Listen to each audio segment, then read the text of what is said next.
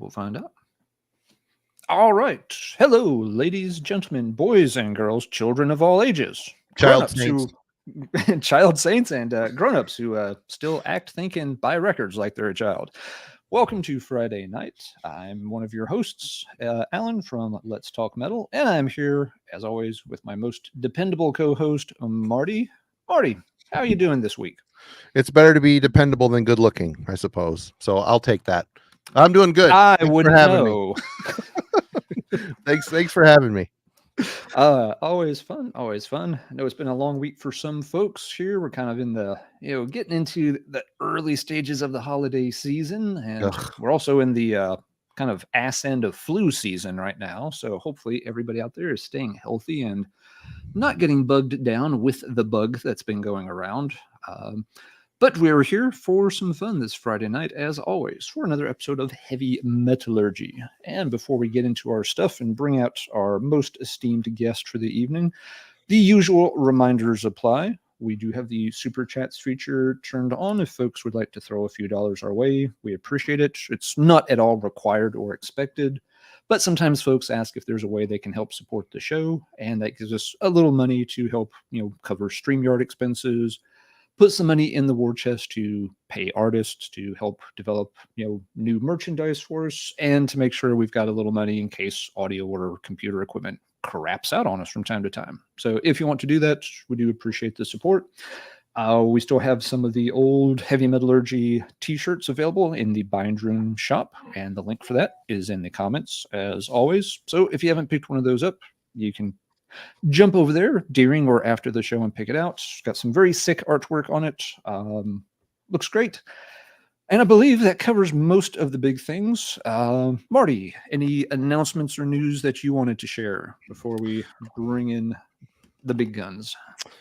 Nope, nothing. You covered all the bases. And yeah, and honestly, very psyched again to have this guy. He is a friend. He's incredibly contagious. He is running one of the most ambitious and best YouTube channels on YouTube. And if you don't believe me, you are completely wrong. Go check out CHROMIUM DIOXIDE Radio. We've got the BBQtioner himself. Hello, Philip. darlings. The Chromie D, Public Enemy #1, is back. About time you got me on. I was just here making little tiny donuts for my daughter's Christmas gift. She wants a little diorama of a donut shop. Look at Cool. this. Those are Cheerios. No, they're not. Look, I even made, like, in Canada, they're Timbits, but you guys, what do you call them? Hole-in-ones or donut holes? Or Donut holes. Donut holes. Yeah, don't worry. Or Munchkins is also a name that gets used. Munchkins, right. That's Duncan, right? That's Duncan, yep. I'll put that aside. I don't want to get distracted with my donuts. Good to be on. Good to have you back on. I want to give you guys a little blast of shit, like I always do when I come on at first. Blast away.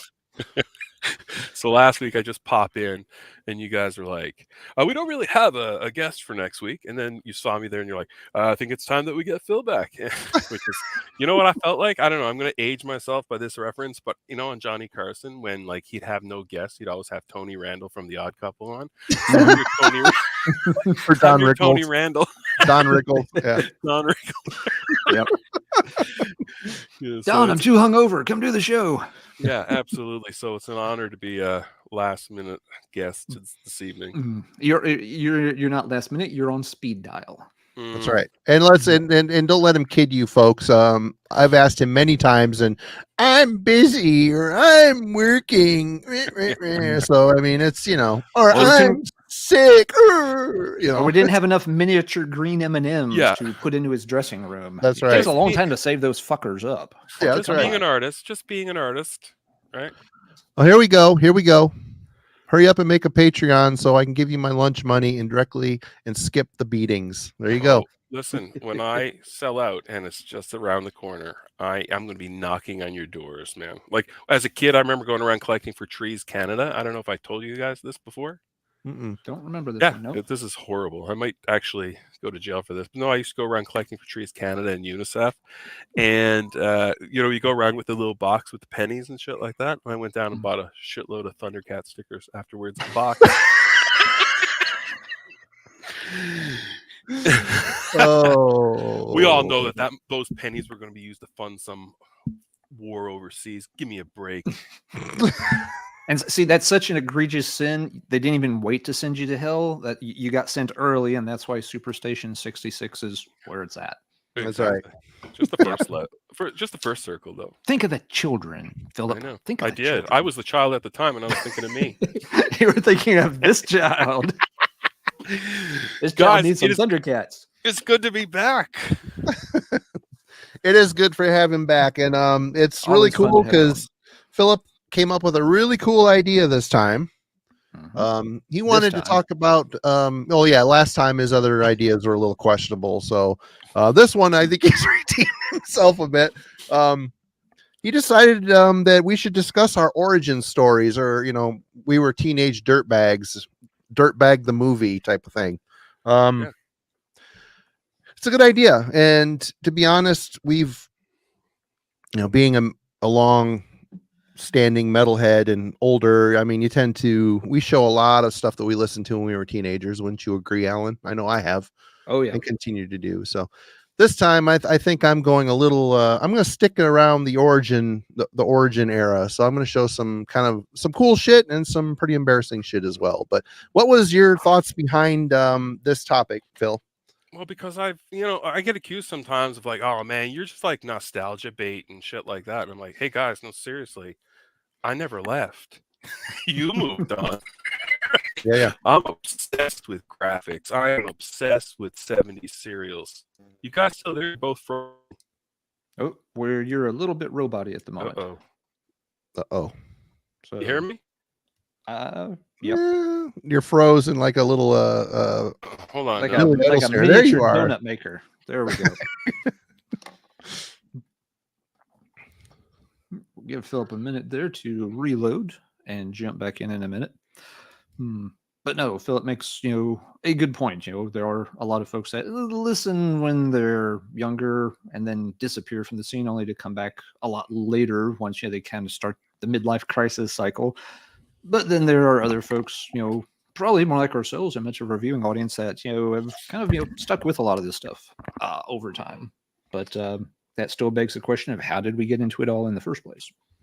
So you were saying before you froze. It's like that last episode I did. Yep. Okay, so you heard me? No, I don't know how much you heard, but this is the sort of thing that I've never left. I've always been very much graphically influenced. I love a good logo design. I love General Mills cereal characters, and you know what I mean? Like, I just love this nostalgia. And I guess it's not really nostalgia for me. It's home. And that's why, I get a lot of people write me and say, I feel really at home in Superstation 66. And that to me is one of the greatest compliments of all.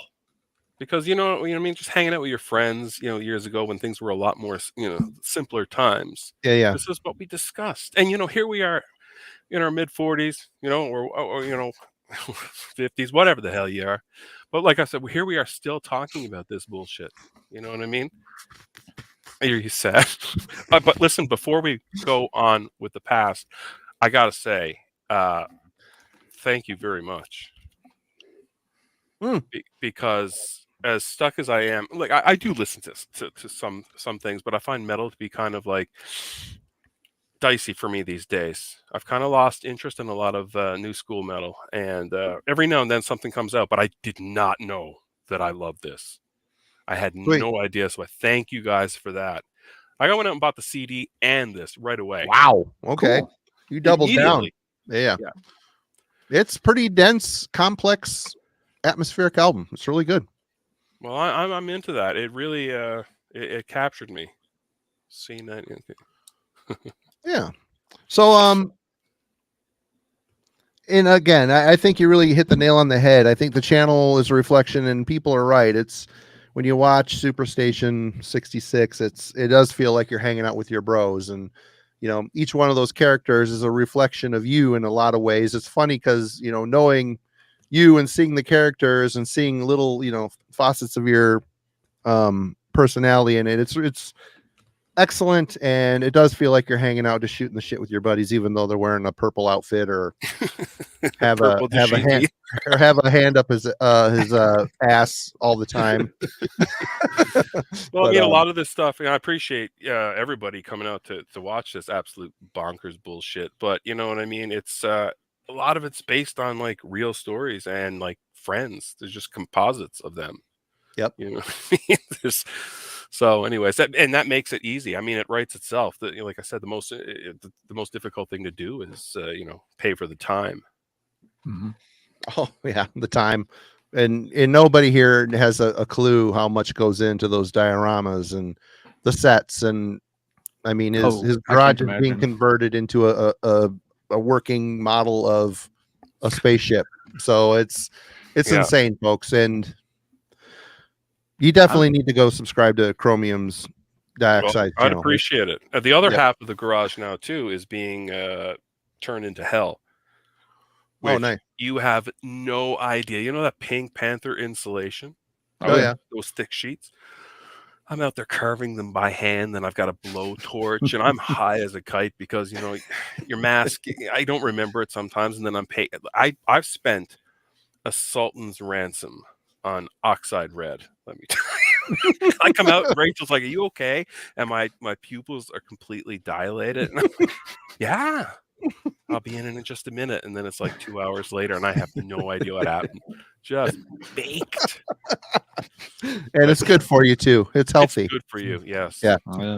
I'm too lazy to even paint a handful of fucking Space Marines to play Warhammer 40K with. So yes, you're on another level by all means. Well, this when you see this set, and I'm not tooting my own horn here, it's going to blow your mind.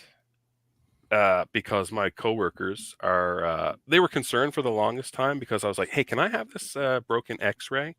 Can I have this, like, there's this giant super mills that we have in the mine, and I'm like, can I have these like pumps and stuff that you guys don't need? And they're all like, oh, Phil's a hoarder. Sad.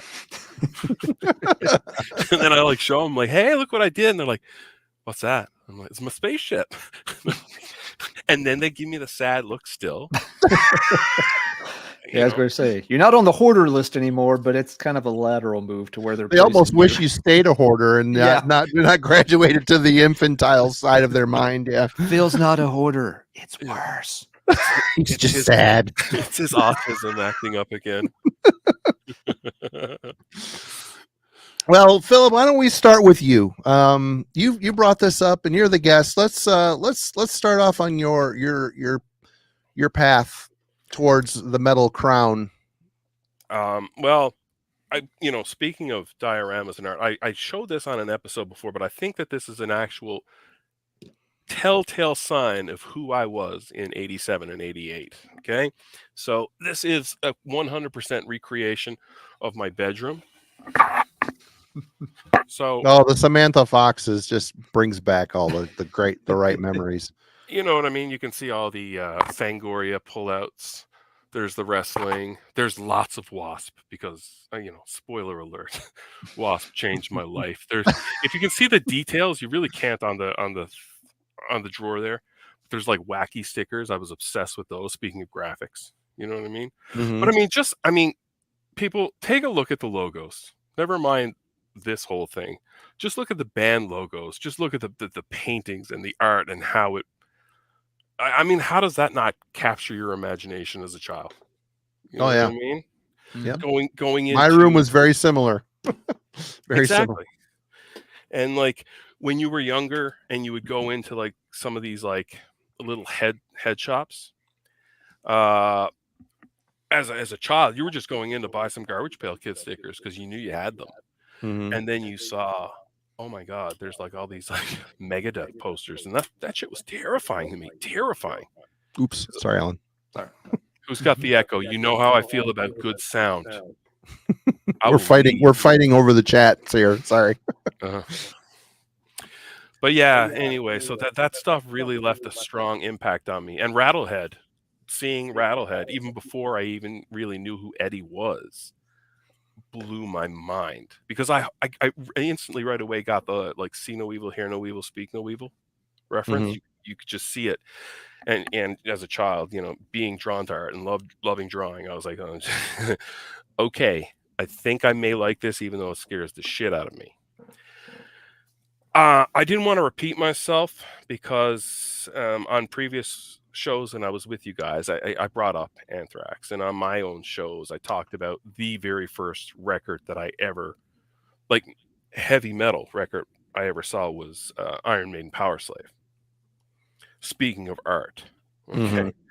Yeah, Wilson, that shit was frightening. Those garbage pail eviscerated children, yeah. Spines, their whole skeletons being ripped out and shit. Yeah, so you can see exactly the link. But yeah, my dad, just to repeat that, my dad bought me, he said, don't just buy one, let's get two, because he's a big record collector, and he bought me Killers and Power Slave. And Power Slave cover blew my mind. But I remember, not to be like an edgelord or anything like that, playing Killers more. I adored Killers. And Alan, I mean, I'm with you. Like, that's why I am such like a new wave British heavy metal guy. I love that speed, and I love that almost punkish vibe that they have. And normally I don't like that sort of thing. I'm a like metal guy, right? But yeah, it was the art that really, short story long, what grabbed me first, right? So yeah, Maiden is the gateway. Sorry, I mean, it's not exciting, it's not original, but it's the truth. Right. How about you, Alan? Let's see.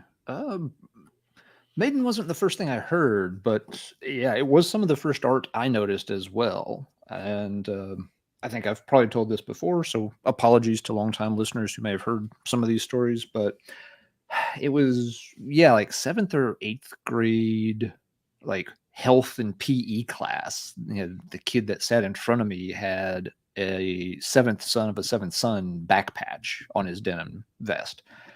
And it was kind of the same reaction Bill had, looking at it, it's kind of creepy because that's the one where it's only like half the body of, Eddie, and it's holding the fetus kind of, trying to wiggle its way out. And it's kind of like, that's kind of fucked up, gross looking, but it was also very engrossing at the same time. It wasn't like, oh, I don't want to see it. It's just like, that's really weird. What's going on here? There's a story behind this. And I don't know what the story is because I don't know who this band is. But it's really interesting, even though it is kind of fucked up looking. So yeah, the visuals were a very big part of it, I think, for a lot of people, that you saw these characters and mascots, like Vic Rattlehead or Eddie. I remember seeing those same kind of Megadeth posters in places like Spencer's Gifts, in the mall would always have them. You'd always try to sneak to the back of Spencer's to flip through the posters because they'd have the girly posters with the swimsuits and stuff mixed in, but they'd also have the band posters. And with Vic, climbing out of, the radioactive ooze and stuff like that. And you just like, that's the picture's telling a story that you could really kind of latch onto and run with. And, it kind of just played in. Kids in the 80s, we watched shitloads of cartoons. Saturday morning cartoons were a thing. And so you were used to all these different little fantasy worlds with their own set of characters and crazy stuff going on. Bring back Thundar the Barbarian, damn it. Bring back Thundar. Absolutely. Sign the fucking petition. More men in furry loincloths.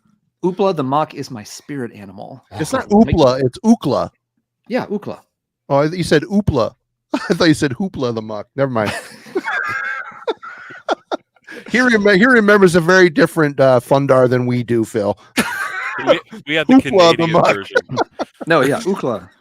Sorry, I didn't mean to interrupt you. I just wanted to say, very good. important. Thundar. Yeah, but so they're, kind of intermediate school. I wasn't listening to anything like that just yet.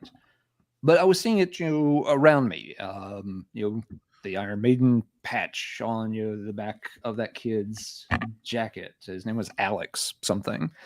Other, album, people were starting to notice a few albums around that time. That was, Guns N' Roses came out around that time, and, they had, even the edited cover was kind of cool looking with the skulls on the cross thing. And then every now and then somebody would have, actually open the J card and it's like, holy shit, look at this thing with, the alien jumping over the fence and, all of that.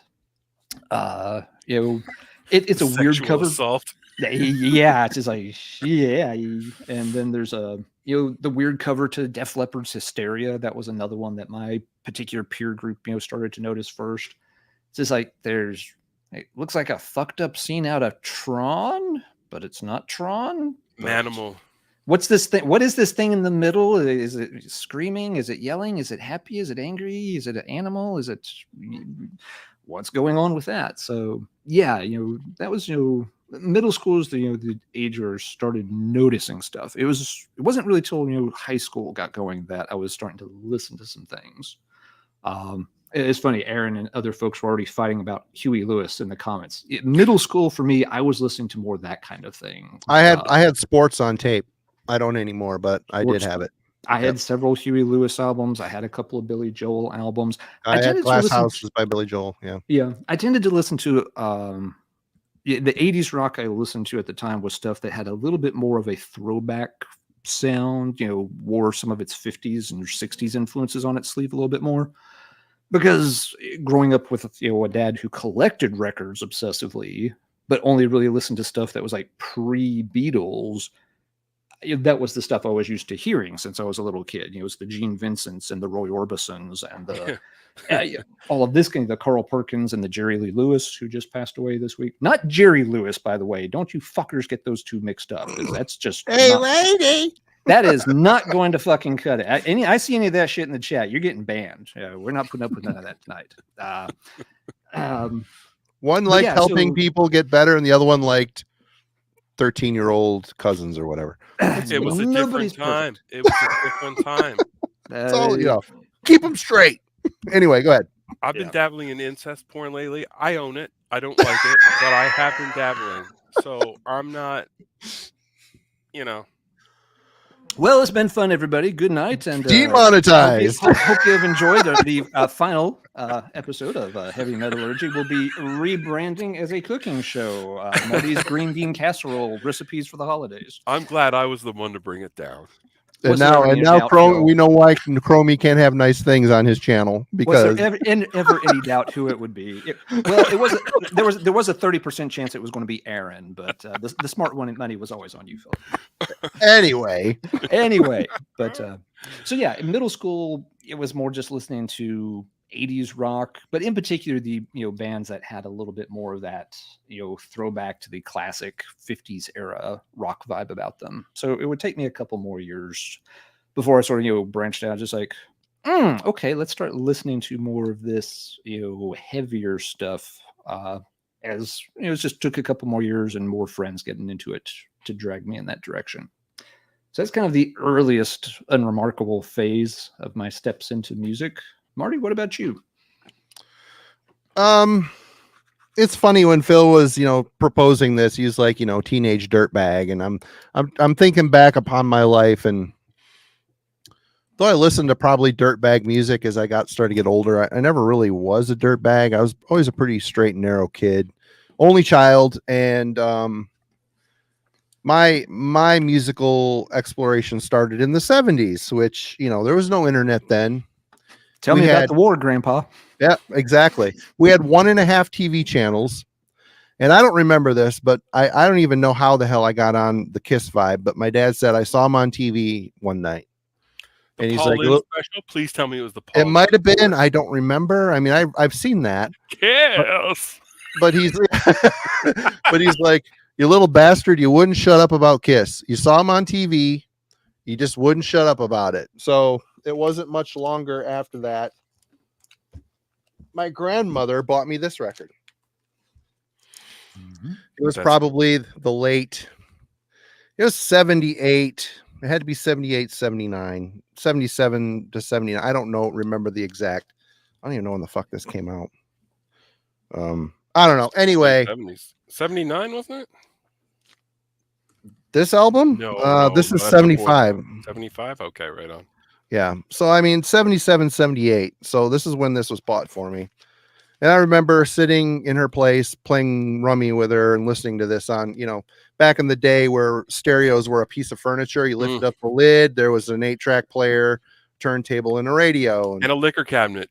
Yeah, there was no liquor cabinet in this one, although she did like her beer. But we listened to this like 3 times over the course of the weekend I stayed with her. And, you know, my parents never discouraged, you know, swearing or, you know, there's some off-color language on this record and, you know, obviously sexually suggestive lyrics, but it was never a problem. It seems like when I grew up knowing friends whose parents would throw away their Kiss records.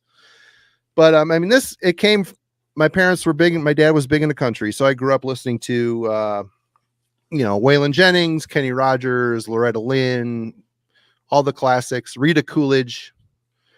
And then when I discovered Kiss, it was kind of like an aha moment, and I was obsessed. And I've got all their records except for Hot in the Shade, Phil. What? I don't own Hot in the Shade. I don't have it on vinyl. And I'm not going to pay the prices for that garbage that they want for it nowadays. We're going to talk about this when company goes, because I'm a little cross right now. I'm a little angry. But there's no denying I only pulled a handful of them, but these records are the original records I've had since I was a kid, and I've pined over every groove. I know every pop and scratch and skip on these records. It is part of in fact, I'll put the CD on drive somewhere, listen to it, and hear the pops and skips in my head. It's so ingrained. So that was Kiss was my first soiree into it. And as we get going here, I've got some pretty embarrassing pulls here to show, but I mean, I'm shameless. I am shameless. Yeah, there's no shame, I guess. But you know, Kiss was the ones that started me off on actually putting music on my radar. They put me, you know, they had the spectacle of it. They're like a superhero group. You know, I was watching the Electric Company. I was watching Sesame Street. I was watching, you know, Rocky and Bullwinkle and Bugs Bunny. I mean, that was the 70s. That was what was happening back then. You know, maybe Rocky and Bullwinkle was maybe 80s. I don't remember. But yeah, that old flip down record player, you put the quarters on it so the needle wouldn't skip. They say that too much down pressure on a needle ruins your records. These still play, man. And I was putting, you know, $1.50 at one point on that toe arm to make sure nothing popped or skipped. But you'll never beat Chromie when it comes to cheese. Don't worry. I don't know, man. I think we're separated at birth from the Velveeta family. We were denied the riches that befall the heirs. But it's funny when I talk to younger kids though, and I like bring up Kiss, and you know, a lot of them are just getting into like heavy metal now, and a lot of them are like the kid who plays the temp on the show. I don't know if you remember that character. Well, he's my nephew, and he's getting into metal now. He's got a whole battle jacket now and everything. His younger friends are now following suit. So that I am doing God's work. What we're doing here tonight is definitely important. But I talked to him about Kiss, and he's like, I don't know, man. I'm like, you know, it's the same thing with Star Wars. The 70s it was a barren landscape, like action figure wise, movie wise, music wise. I mean, it was completely, you never had anything. I mean, yes, okay, you had Planet of the Apes and stuff like that, but not like music. What was music back then? You know what I mean? Like Donnie and Marie. There was a lot of stupid, brain dead schmaltz. Neil Diamond, Mac Davis. Captain and Neil. Right? I still love Neil. In fact, I forgot to grab my one Neil Diamond CD. God damn it. Anyway. Well, yeah, and I'm with you right there as well. But the thing is, when you first saw Kiss, and even I'm envious of you, Marty, because I only knew of Kiss in the Sans makeup years. Mm-hmm. So I never even got to experience like seeing Kiss for the first time. You know what I mean? And I remember being drunk one night and seeing Kiss on Midnight Special performing Black Diamond. And God, they fucking ruled on that performance too. Well, Peter smashing his drums at the end, fucking killer. I was like, my eyes filled up because I was just like, man, the hunger. They were hungry. And it's just amazing. And like Peter singing and like they look perfect. And I love that look for Gene Simmons as well. Yeah. Leather, right? Leather bat wings. Yeah. Not all the tin foil and shit. It was. Yeah. No, it was like really creepy. Lean and mean rollers, and slick design. Yeah. I thought that was so perfect of like when things were young and hungry. And now I'm thinking about it and I'm like, geez, if my show had money, I mean, I can't wait to like be able to do big things like that. Do you know what I mean? And then romanticize about how shitty it was back in the day. But I can't wait to sell out. And then erase all your all your shows because I'm just so beyond that now. I'm going to remaster. Although the first episode, not to keep going back to it, but the first episode I can't watch. I cannot. It's so bad. The audio is so bad, and I had like this dream of like recording it like on VHS tape, Super 8, or High 8, excuse me, and then putting it on, and the sound and look is garbage. But anyways, as artists, we kind of grow. Well, look at George Lucas in Star Wars. He had to smear Vaseline on the lens for the land speeder scenes, so they would get rid of the wheels and shit. You couldn't notice the wheels and stuff. Right. Well, that's it. Poverty, you know what I mean? It's the mother of invention. It is. But yeah, like I'm saying, and another question I have for you guys, because there seems to be a common theme here, and I almost kind of know the answer. You guys comic book guys? Oh, yeah. Was. Yeah. Was. Yeah, I mean, I had to give it up because I couldn't afford them anymore. Yeah. $7 an issue. It's like, geez, man, like, come on. It takes you 5 minutes to read $7 and you never read it again, chances are. Anyway. Yeah. But yes, at the time, definitely. Yep. I used to own a comic shop, actually. I ran one in the early 2000s. Nice. Yeah, cool. I'm a huge comic book guy, right? And I'm a big fan of Silver Age. Like, you know what I mean? Yep. There's some metal guys here tonight, and they're just like, what the fuck are they talking about? You look it up, dickheads. I bet there's some comic fans out there. Oh, yeah, man. Chat, let us know what comic titles we're into. Smash that like button. Comment below. Click the bell. Yeah. Now I'd like to hear from you. Were you a Spider-Man or an X-Man or a Fantastic Four kind of guy? I was an X-Man for sure. X-Man and New Mutants. I was a New Mutant fan. Were you now? Okay then. Yeah. And early on, G.I. Joe comics. I love those because I was a big G.I. Joe collector and Star Wars collector and shit like that. But I love DC as well. In fact, DC was later for me. DC got pretty cool. I didn't like it up front. I was always Marvel up until a certain age. I'm not going to deny that I wasn't Marvel. Are you kidding me? I was totally Marvel. But like 70s and 80s Marvel was the best, right? Like Metal Neanderthal. You know, of course you are a comic book fan. And it might seem like we're off topic here, but we're not. No, it all bleeds into it. It's the graphics of it, you know? Yeah. And again, like, you know, going back to the Metallica logo or the Maiden logo, you know what I mean? Like, Hetfield was a designer, you know what I mean? It's that simple, like the A and the M coming down seems so like obvious, but I don't know. I mean, it's absolutely gorgeous. Right? I always clean and simple and powerful. Yeah. You know? I always loved how the crew also never had the same logo. Yeah. Oh, the Nom comics. That was one of the first ones I bought. Was like Nom issue 2. Nice call. Oh, yeah. Right, nice. And I was into Sergeant Rock as well. Like I was heavily into that stuff, right? Yep. So, someone else just a few folks have mentioned Sergeant Rock. Yep. Oh, I don't have the comments on here. I'm sorry, people. I'm not being stuck up. My attention span's really bad. So anyway, next round. What have you got to show us? Some early stuff from the archives. Well,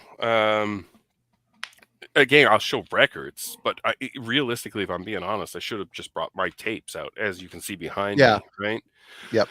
But I find that the records are they're more wow factor. And and it's much more of a visual. But I will say that the tapes were the thing. Tapes were the thing for sure. And how many people here, not to be that YouTube guy, like comment below.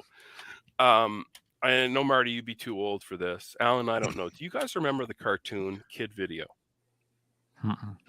Don't know that one. Do your homework, people. Check it out. Kid Video, when I was a child, was a terrible cartoon. Very What's up, Mark? Sorry. Hi, Mark. Anyways, it was about 83, 84. So what they would do would have a cartoon series about these people that got warped into this music world, but in between the show they would show like MTV clips. Maybe I have seen this. Yes, I'm sure, right? You guys would probably remember it. And they used to have this band in there, and they were the cartoon characters, and they do real videos. Anyway, they showed the first time I heard Ghostbusters, they showed clips from it, and then I was like, I told my dad, I was like, I got to go see this movie, right? So that was right away. That was like my gateway to pop culture. But then they showed this like everybody wants to rule the world. That album rules. I'm sorry. Just That album, this album, it was the very first thing I bought. Not just like my first record, it's the very first thing I bought out of my own money. Huh. And my dad said to me, he was like, when he was many years later, when he knew I became like a total metal maniac, he was okay. He vaguely remembers Kid Video. We're going to bring it back. I can't wait for Kid Video, the movie. Anyways, my dad said to me, he's like, I knew that you were going to be a kid who liked hard rock because the song Everybody Wants to Rule the World, there's a part in the song where it breaks down.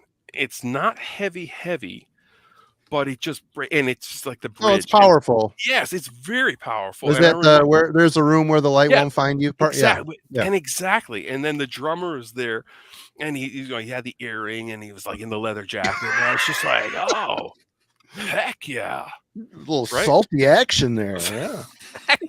That's peppery right there.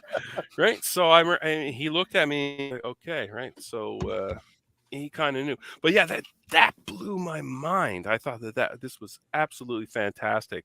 Well, HR Puff and stuff, Banana Splits, man, you have no idea how much that had an influence on me as well as Hilarious House of Frightenstein for my fellow Canadians who I've seen in the chat there.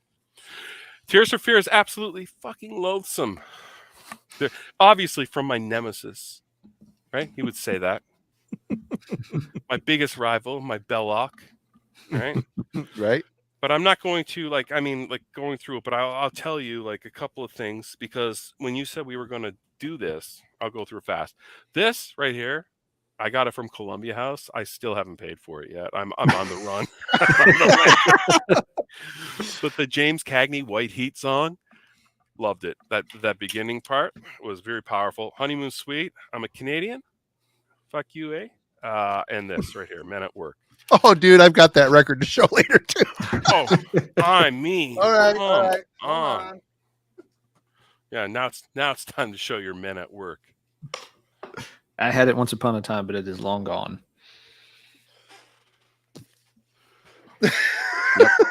I don't have it on the MTVH hits, and this record, I can't believe it still plays. I listen to it so fucking much, so much. It's ridiculous how much I spun this record. I was Wave Baby's nice. I find it. Oh man, listen, I'm telling you now, I'm always nervous to answer the phone. I really think it's Columbia. Whenever there's like, this might sound racist, I don't mean it to be, but whenever I hear an East Indian voice, I'm like, hello. I don't know. My God, they found me. I don't know how, but they found me. It's today the day that I've got to like pack the children up and change our names. We're moving to Vancouver. Yeah. But Daddy now works in a plastic factory, and Mama's a secretary for a semi-successful accounting agency. And your name is Thomas and Wendy. Say it 5 times. We're gonna have to do that, and that might come to be. But it's funny because I was almost a rap guy during my formative years, because all the kids were really into rap, and Fat Boys and the Freddy Krueger crossover in like 87, 88. It's amazing what Nightmare on Elm Street did for my generation of like giving us, because each soundtrack had like a different, like there was like metal one year, and then there was like the Divinyls, and then there was the Fat Boy rap stuff. You know what I mean? Do you like the Divinyls? Yeah. Oh, okay. I wasn't sure what it was for because I have such a crush on her. I could. Oh, I know. I wish we could just stop this topic tonight and just talk about her. But Fat Boys, Temple of Doom, which is one of my favorite films of all time. But I don't know if you guys were the soundtrack collectors, but like this one is just amazing. Samantha Fox, the first time I realized my penis wasn't just for peeing with. No, honest to God, it's got this bonus feature to it. I never realized. No, but I was like, what is happening to me? Like Voltron, things are coming together and it's getting bigger. Why am I grinding on the carpet, on the shag carpet? Right? It's just like, you're like that dog, that bug. Up in the air. Yeah. I didn't know what was going on. And but Samantha Fox, I mean, she was my gateway. And then finally, the Cars. The Cars was, Watching all the smug metal theologian chat there. Oh, he's going off. He was about to flip over tables when we mentioned Tears for Fears. Yeah. Oh, here we go. You have a.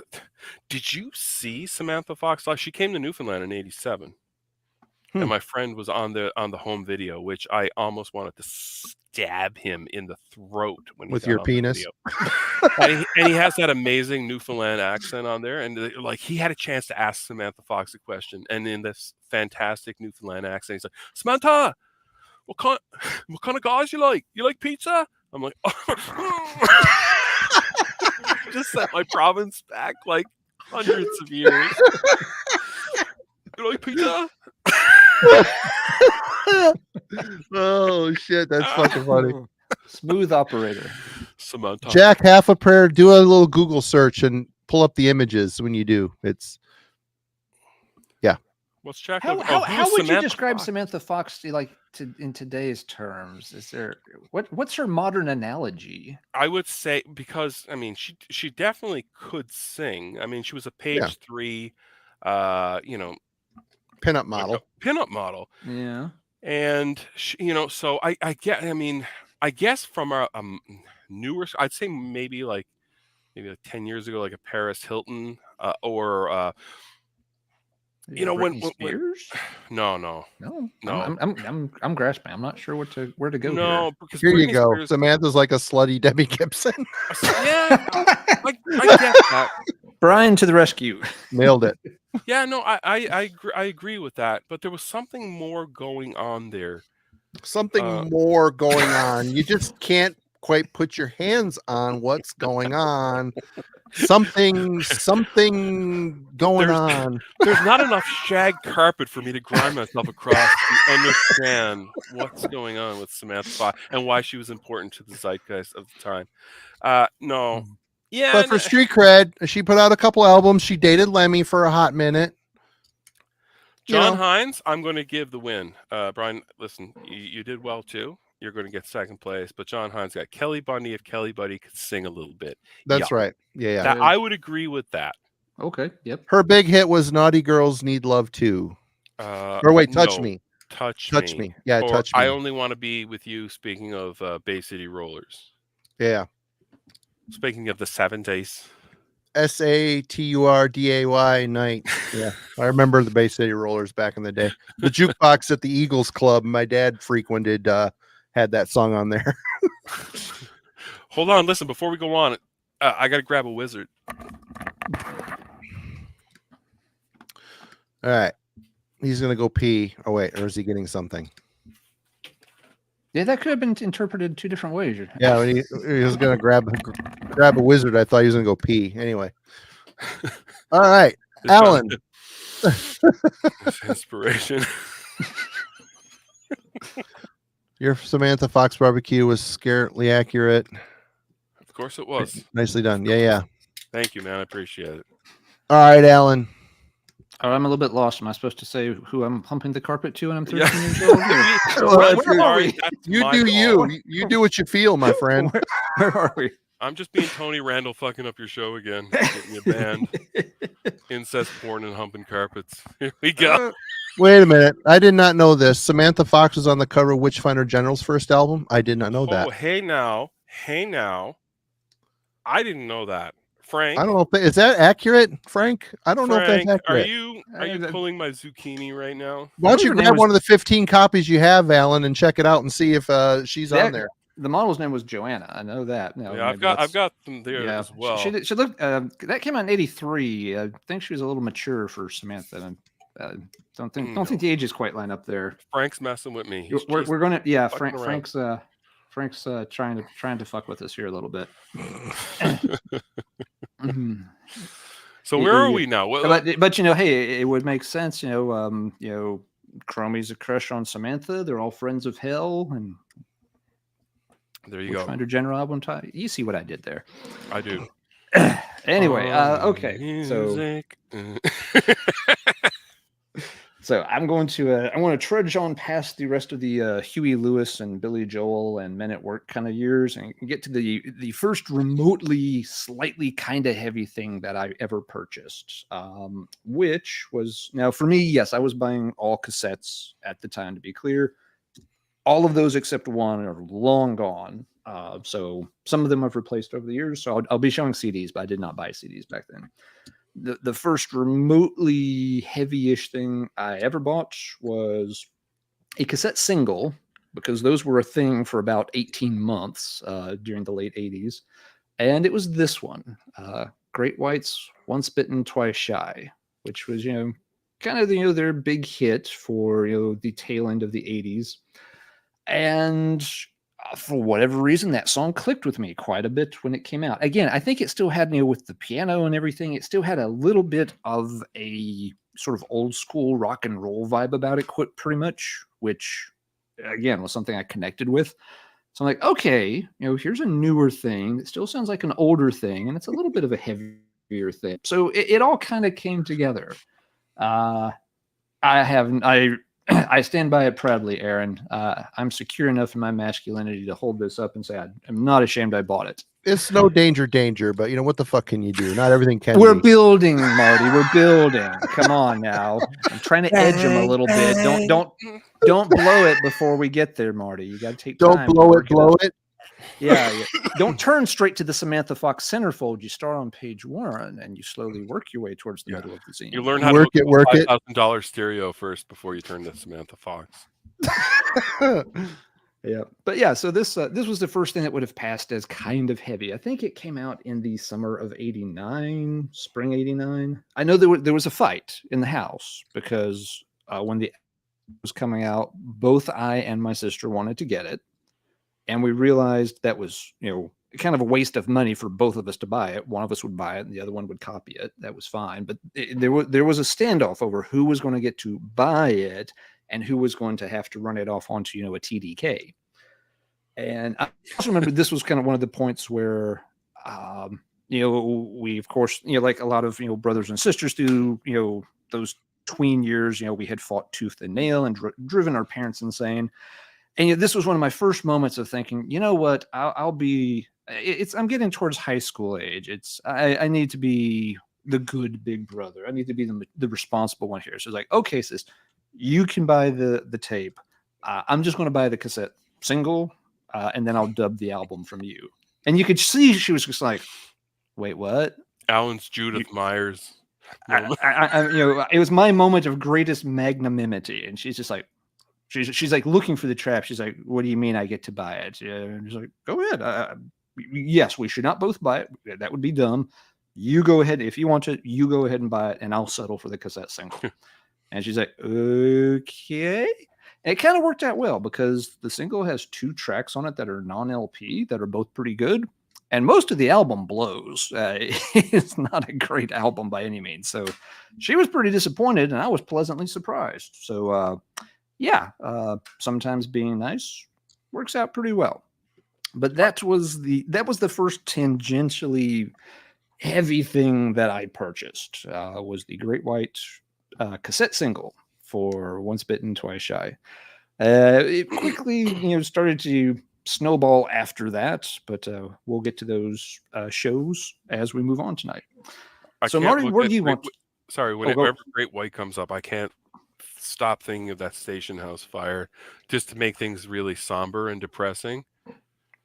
Right, that will suck the life right out of the room. Yes, it will, Philip. That was a mess. Yeah, and that's when I actually owned the comic shop, because I remember opening up and they were like, Ty Longley had passed away, and I'm like, well, passed away. He was incinerated. But I mean, that was a very, very dark story. Oh yeah, that was still in jail. You know what I mean? Like, yeah, that was a bad vibe all the way around. That got, I mean, it was big news. For a long time, it wasn't just this little thing that in rock and roll circles that was covered on national news. 6:30, Dan Rather type news stuff covered that for several nights. Well, I remember being at small shows, especially when I was like with Cauldron and stuff touring, and there was always, we used to like play, like always used to have, those sort of effects. I mean, you think about W.A.S.P. With all that hairspray and all that fire. How did that not happen? Yeah. Mm-hmm. Yep. Phil, we've got a question for you here on screen. No, I didn't run it in Toronto. That's when I moved to Toronto, I was working in animation. I opened up a comic store in Labrador, and it was doing extraordinarily bad. So I started to import an awful lot of drugs just to stay afloat. I was getting drugs in and teaching children on the weekends. This is not a lie. What better way to get them to listen? Combine the two worlds. How can I reach these kids? I was teaching children. I was teaching children about Adobe Elements, Adobe Photoshop, and all these Illustrator. And then this guy would show up, and I was like, "All right, kids, man, you guys have a good one. Thanks a lot for the session." And then we'd be dividing up like not hard drugs. It was like weed, but acid, and sometimes a little bit of coke. But yeah, boy. And the store was called Admiral Bliss Comics, and there's actually stories online about this place. Right? But anyway, it's all out in the open tonight, man. It was the dark times before the Empire. Okay, yeah. I'm still in the 70s, late 70s, 80s. We're starting to get into the 80s here. Obviously, there's no internet. I'm heavily into Kiss. It's all I basically listen to, other than some other little things here and there that creep in, but. Once again, my window to the musical world. I'm an only child. I have no other, a small core group of friends that, none of us are listening to music. We're riding bikes, doing jumps and doing wheelies and, all that type of banana seats all the way. Yeah, but white bike with a red banana seat on it and doing sick jumps and stuff. So my only world into, expanding my musical horizons is the TV. In the early 80s, K-Tel, all over the fucking TV, the rock album, and then, they brilliantly spliced together a bunch of the hits that are on here. Call 1-800 and get yourself the rock album. Of course, the stores had these too, but so K-Tel was a very big early on compilations. Again, compilations before the internet were a big deal. This is K-Tel's The Rock album. This came out. Where's their date? 1980. I was 9. You got Electric Light Orchestra, Don't Bring Me Down. You got Dirty White Boy by Foreigner. 2 Tickets to Paradise by Eddie Money. 2 Rolling Stone by Robin Trower. Don't Fear the Reaper, B.O.C. Dream Police, Cheap Trick. Robert Palmer, Bad Case of Lovin' You. Renegade by Styx, More Than a Feeling, Something's on the Move by Jethro Tull, Journey, The Babies, Kansas Toto. Great little saucy mix, a little heavy mix from the 80s, A bolognese, if you will. Exactly. So let's move on to the next little K-Tel explosion. We've got Full Tilt. K-Tel's Full Tilt.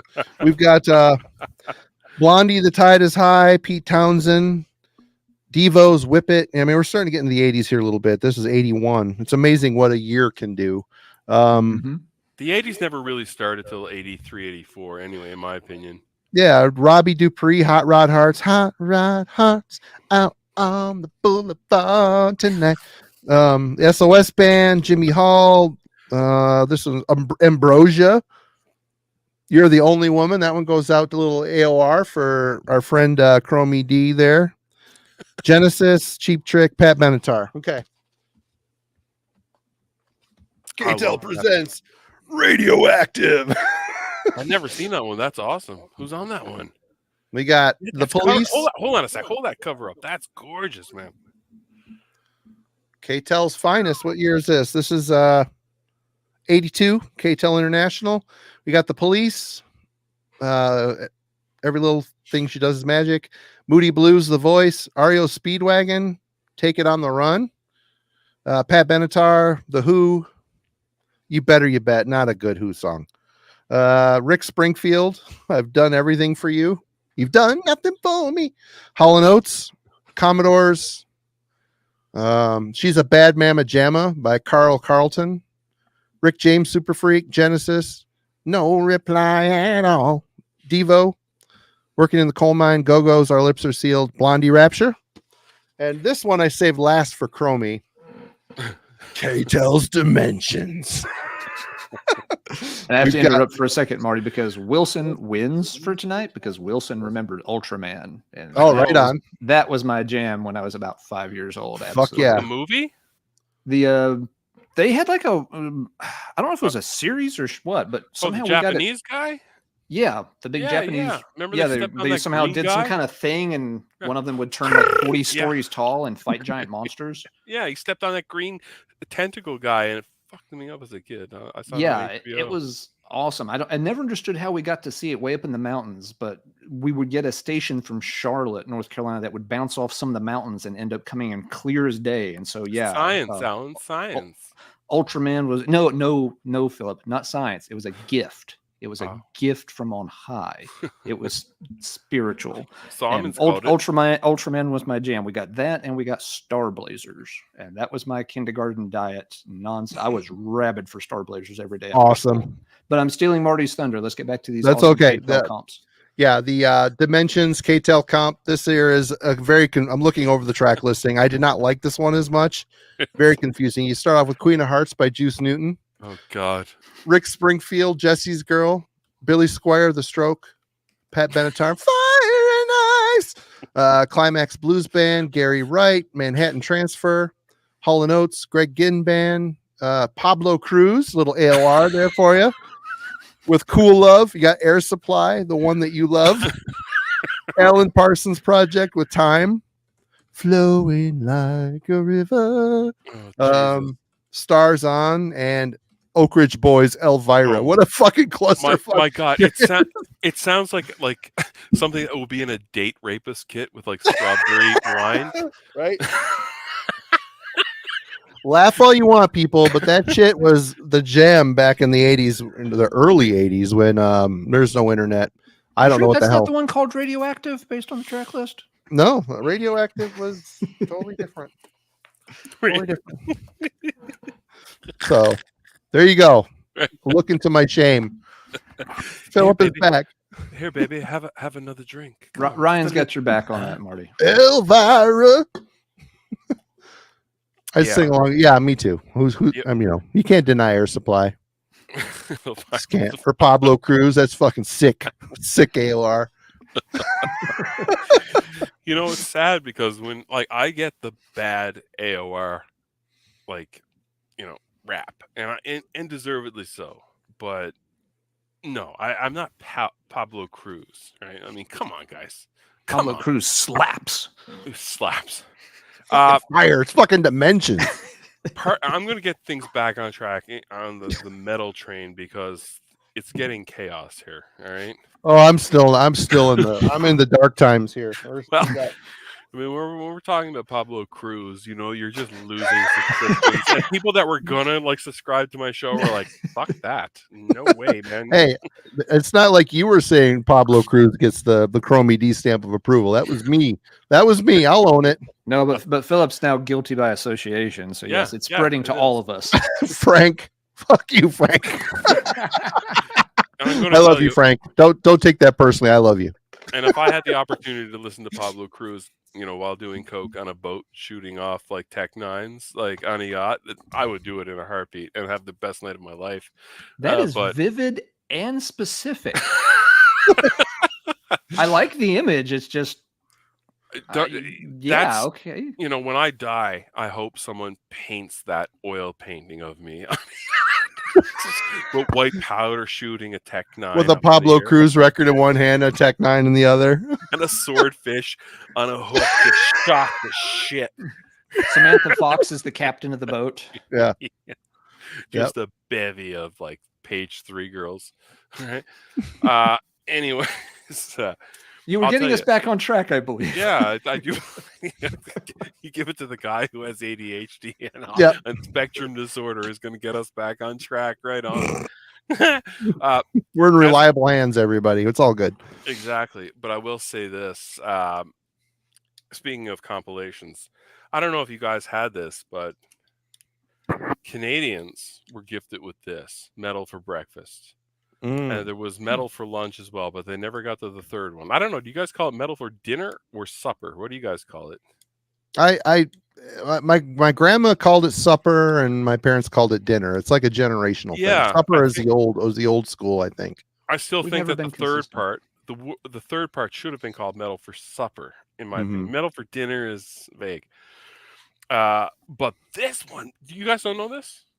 I've seen people show it before on the VC. Yeah. The Canadian label Attic, all right? And so as a kid, in being exposed to this, and I think I found it in my cousin's room. You had Anvil, Forged in Fire. Okay, like holy shit, right? You had Ted Nugent, and I don't give a shit what any of y'all say. I love Ted Nugent. I'm a huge Ted Nugent fan, so fuck off. Killer Dwarfs, with one of the greatest composed songs ever, man. Heavy Metal Breakdown. Do you guys know that one? Oh man, Killer Dwarfs. A lot of times people don't like their later stuff. It goes really commercial, but Heavy Metal Breakdown, just the structure of that song is absolutely perfect. And the Accept Balls to the Walls is on here. This changed my education. But one band on here, which I skipped all the time, I was scared to death of it, was Merciful Fate, Black Funeral. Which is my favorite Merciful Fate song to this day. But when I was younger, I was like, and, you have to understand that I was raised a Catholic. I was an altar boy, right?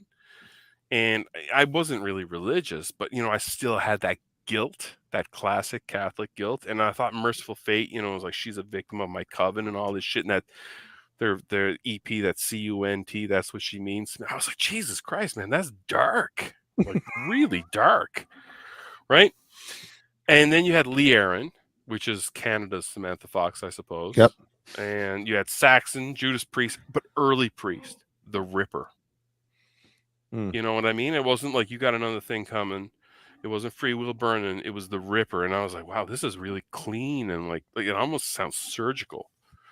Right. And then Quiet Riot and Y&T. And I was like a big Y&T guy because I looked up the video. Right. I remember like on a VHS and I was like, Summertime Girls. No. Although, give it up. You know what? Fuck me, because I love that. I had that on tape. I've got every Y&T record. I'm that guy. Even Contagious.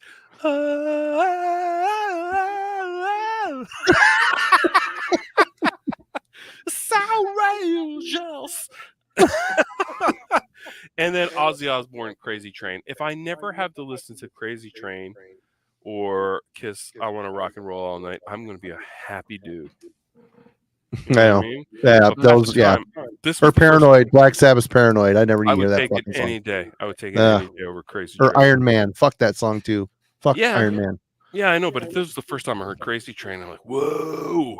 Yeah. And I thought it was Sizzy Sisborn because I remember writing it on my desk because the way the words, it looked like an S, the way it was. And I was writing on my desk, Sizzy Sisborn.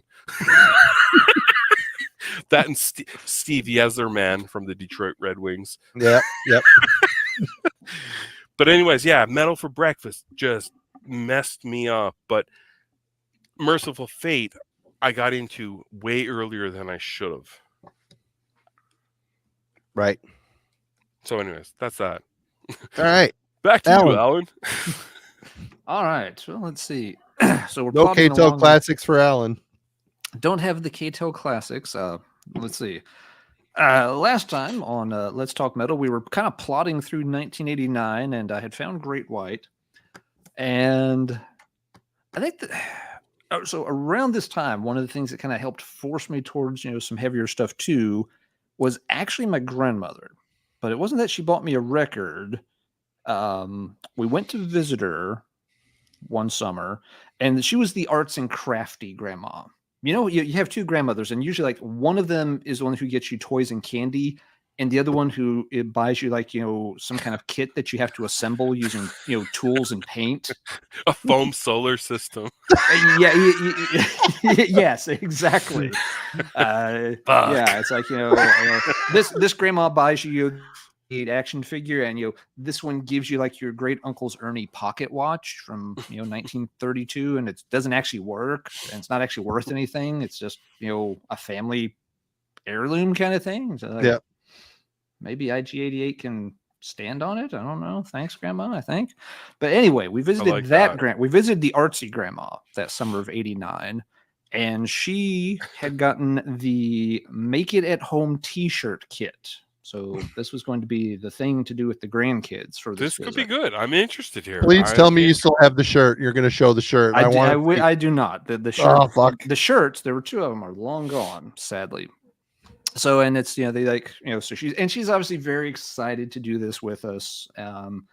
And, you know, to me, my sister's like, sounds maybe a little lame, but, you know, again, I'm old enough at this point to understand. I don't get to see this grandma much. She's obviously very into it. I can roll with this. We're in the middle of Tennessee. There's nothing else to do anyway.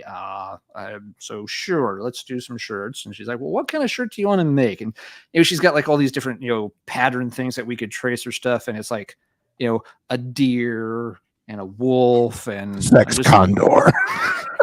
No, we're talking like a blue jay or some shit. And I'm just thinking, any of these are just going to get me beat up every single day if I have to wear it. So I need to come up with a different angle on this whole shirt making thing.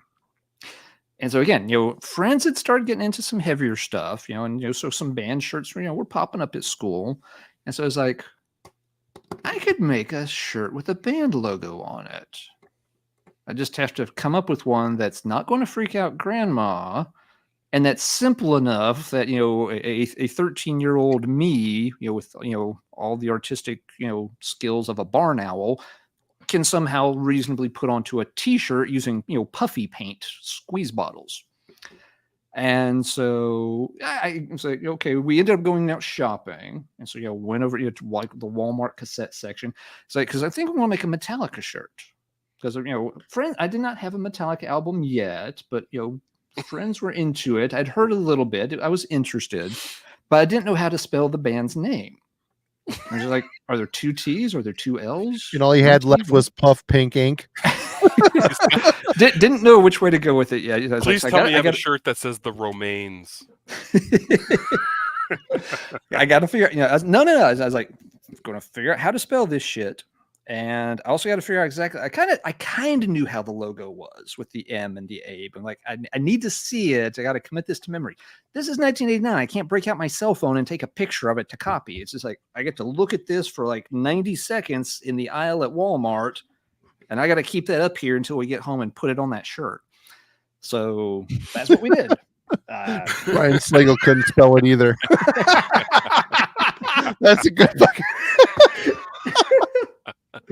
Oh, Aaron gets bonus points for that. He does. That's a good one. You're a lamb, Aaron. You're an absolute lamb. So, yes. So we end up going back. I have no idea what my sister made. I couldn't even begin to tell you. But during the course of the visits, I made myself a Metallica and Justice for All T-shirt. That was the hot jam at the time. Now I knew again. Fucking complex. And then see, that here's the thing though. Again, this is a 13-year-old using puffy paint on his grandma's kitchen table. And yeah, I also understood very clearly, I can't, you know, put the, you know, metal up your ass artwork or something on it. That is so not going to fly with grandma or my parents or anybody. So what I did, you know, I had the Metallica logo and just kind of scrawled "and Justice for All," you know, down like belly button level. And so in the middle of it, it's going for kind of a halter look. It's hot in the 69 south. 69 on the back. It's hot down here. It's humid. You gotta cool off. But yeah, so I did like an American flag design in the middle, and I tried to make it look like a little raggedy, you know, like a little bit kind of worn out, fade, you know, like the edges of the flag are like a little jagged, you know, worn up. So you could look at it and think like, okay, yeah, you know, it's, you know, a little edgy, but that wasn't too obvious either. So I was trying very hard to straddle that line of making it look kind of cool, but not too much that, you know, grandma or my folks were going to freak out. So that was one shirt. And I only ever had one kid call me out for the design at school. When we looked at it, only one. Most folks were okay with it, but there was, you know, the one kid who was looking at really hard, just like, oh, I don't think that's what they meant with that album's, you know, concept at all. And I just looked at him, just like, Chris, you know my parents. You lived 2 houses down from me for the first 8 years of my life. you think they would have let me wear like a real Injustice for All shirt? And he looked at me, he's like, oh yeah, I guess that's cool. That was our last time we ever interacted with one another. Didn't even cross into the fact that you didn't have the album yet. Yes, again, Chris, if we're 14 years old, I'm using puffy paint. I know you're in art class, and I know you have issues because your brother was busted for drug distribution when you were 11. Not my issues. Don't put your fucking issues on me. Mama, how do you spell fuckwitch? Mommy, when's Tommy coming home? Not till Christmas of 2017. Anyway, the other T-shirt design ended up being a Motley Crue Dr. Feelgood design. Oh my And God, Alan! Please, I wish you had photos. I wish you had these shirts to show. I know. Damn it! That would be the best reveal ever on this show ever. It would be the best reveal. They were just. I wore them just as like yard work shirts for ages. They eventually just fell apart. But what do you put on the Motley Crue cover? There's no way in hell I could actually do anything like the design on the cover of Dr. Feelgood with this weirdo looking Alistair Fiend. Yeah, that wasn't happening with puffy paint on Grandma's kitchen table.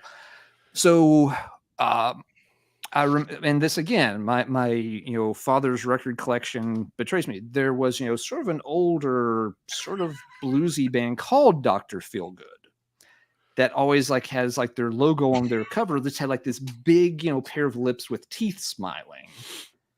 And so I was like, well, the album's called Dr. Feelgood, and that's the image I have in my head when I hear the words Dr. Feelgood. So I put this big pair of female lips, with teeth. But again, to try to make it not look like I'm some kind of special kid from the religious family wearing this giant smile on my face, I painted one of the teeth with the gold puffy paint and a couple of them a little blackened. So it's kind of this. They're smiling, but they're kind of nasty. I'm thinking in my head, it's like what a drug pusher smile probably looks like. This is the dude who's going to offer you crack behind the basketball stadium. No, they're just sad men that sell comics up in Labrador. They look kind of like that guy up in the corner there. Just a tooch. Anyway, so that's what we put on the second shirt. So technically, at that point, by the end of, or sometime in the middle of summer of '89, I'm rocking this, and I'm sporting the Metallica and the Motley Crue homemade puffy paint T-shirts. And that's where we're to be continued. Next time on Heavy Metallurgy, how the fuck could Alan get any lower than this? Well, we'll find out. Alan's story here right now just seems like it should be a recreation on the first 48. He's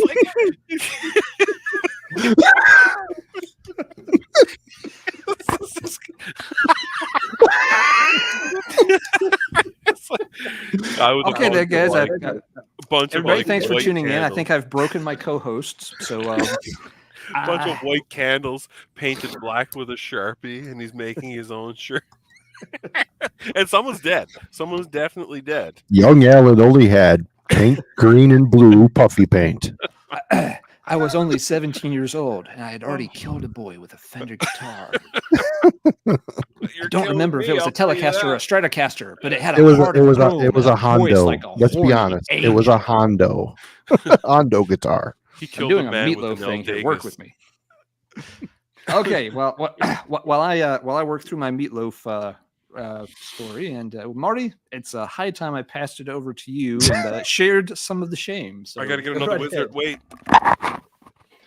I so wish people out there in the YouTuberverse that we had visual evidence of these shirts still to this day.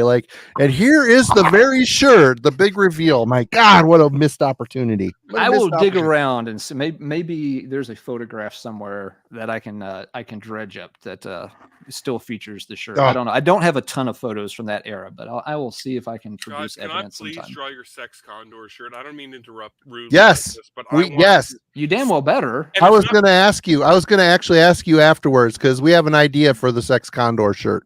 Oh, it's going to be, and I might just draw it with my left hand. It's got to be one color. I'm not doing a bunch of colors because I'm printing these as we need them. I'm not doing a bunch in advance. So.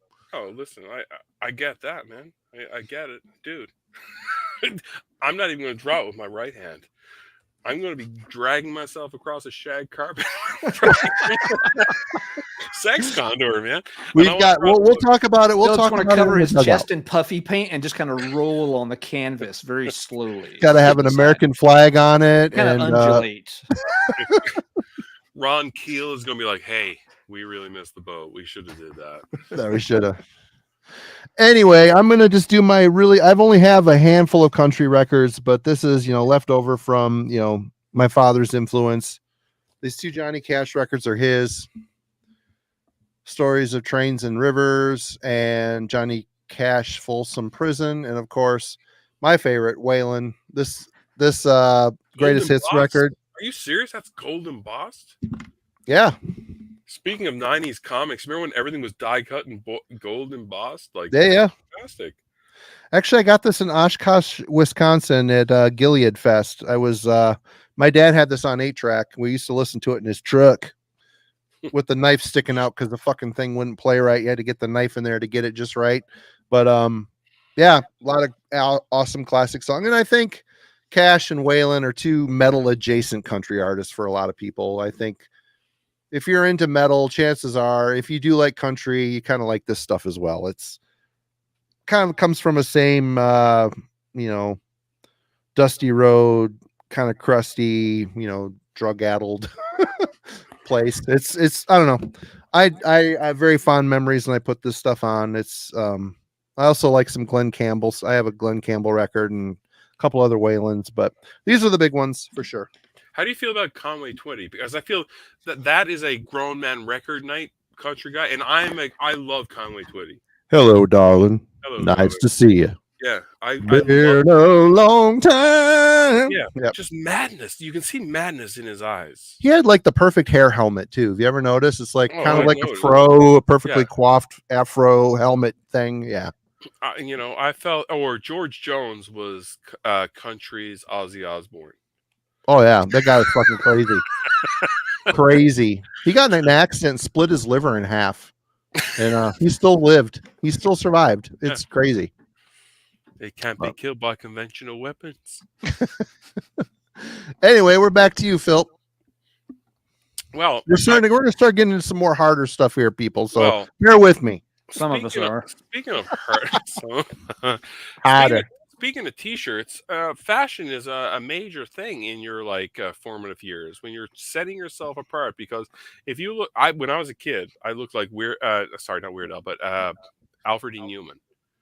I had the gap between my teeth, and I had that hair. I looked identical. I still do. Yeah, that means you're an amorous lover, apparently, according to the horoscope I read last week.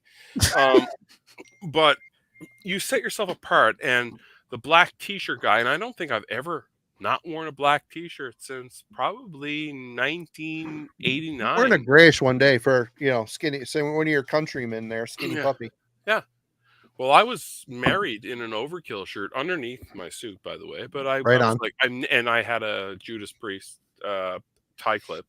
Mm-hmm. But yeah, I've always, and I own quite an impressive collection of metal shirts. If you want to follow me on Instagrams, you'll see a lot of my old T-shirts that I have that I'm too fat to fit into, and my wife has, and my kids have. But I brought a couple of them out tonight. The progressive, So speaking of metal shirts, Alan, because like I said, it's part of metal, right? Yeah, it's part of the culture. It's part of the culture. And I showed my my first Maiden shirt from Power Slave that my mother bought, but this is a very cool one. No, I was not at that tour, by the way, right? And I don't subscribe to that. Like, if you weren't at the show, you can't have that tour shirt. I don't either. Fuck that. You. I live in northern Michigan. Tours don't come around that often. I'm in Labrador, all right? I'm in Labrador. You think I'm going to... Which is even worse than where I live. Are you serious? I mean, nobody even knows what Wabush, Labrador is. But that's a very cool piece of art. And I will say, I love the smell of it, too. It smells so gross. Right? But one thing I will love about my mother, and I still do to this day, is that, look at this. You could sell this as almost partially new. Because my mother hand washed them and hung dry them. Oh, bless her heart. And that's why I am who I am, because she supported it. She never gave a shit. Right? No. So here's another one. I showed this on your show. Wilson Tam is asking, what shirt size is that? That is 6X. I used to be thin. Oh my God, I used to be so handsome. What did you say? 6X? 6X, yeah. Rachel, come here. Oh, my wife is here. Hold on, she's wearing one of my shirts. Get in here, woman. I don't give a shit if you look like shit. She doesn't have her face on. I guarantee you it's an improvement over your husband. Yeah. Look, she's wearing one of my Helix shirts. Hey. Nice. I don't remember your phone charger as woman. Oh, actually, there's one up by the bed. We got a new bed today. We have an Andy bed. And thanks for tonight's sponsors, by the way. Andy, really appreciate what you guys are doing for us. It almost killed me, by the way. Anyways, enough of that. I showed this before. Yeah, 6X. I'm confused too. Wait, 6X is like the biggest shirt I can buy. It's like a curtain. 6X. This is one of those metric system things, isn't it? It's some Canadian black magic bullshit. Speaking of black magic, if you ever have an Andy mattress, do not open it up in your porch, because as soon as I cut it, I was like, "This is not a king size bed," and then all of a sudden it went, and then it blew me against the wall. I felt like Marty McFly, Marty Back to the Future. I was like, "Help me!"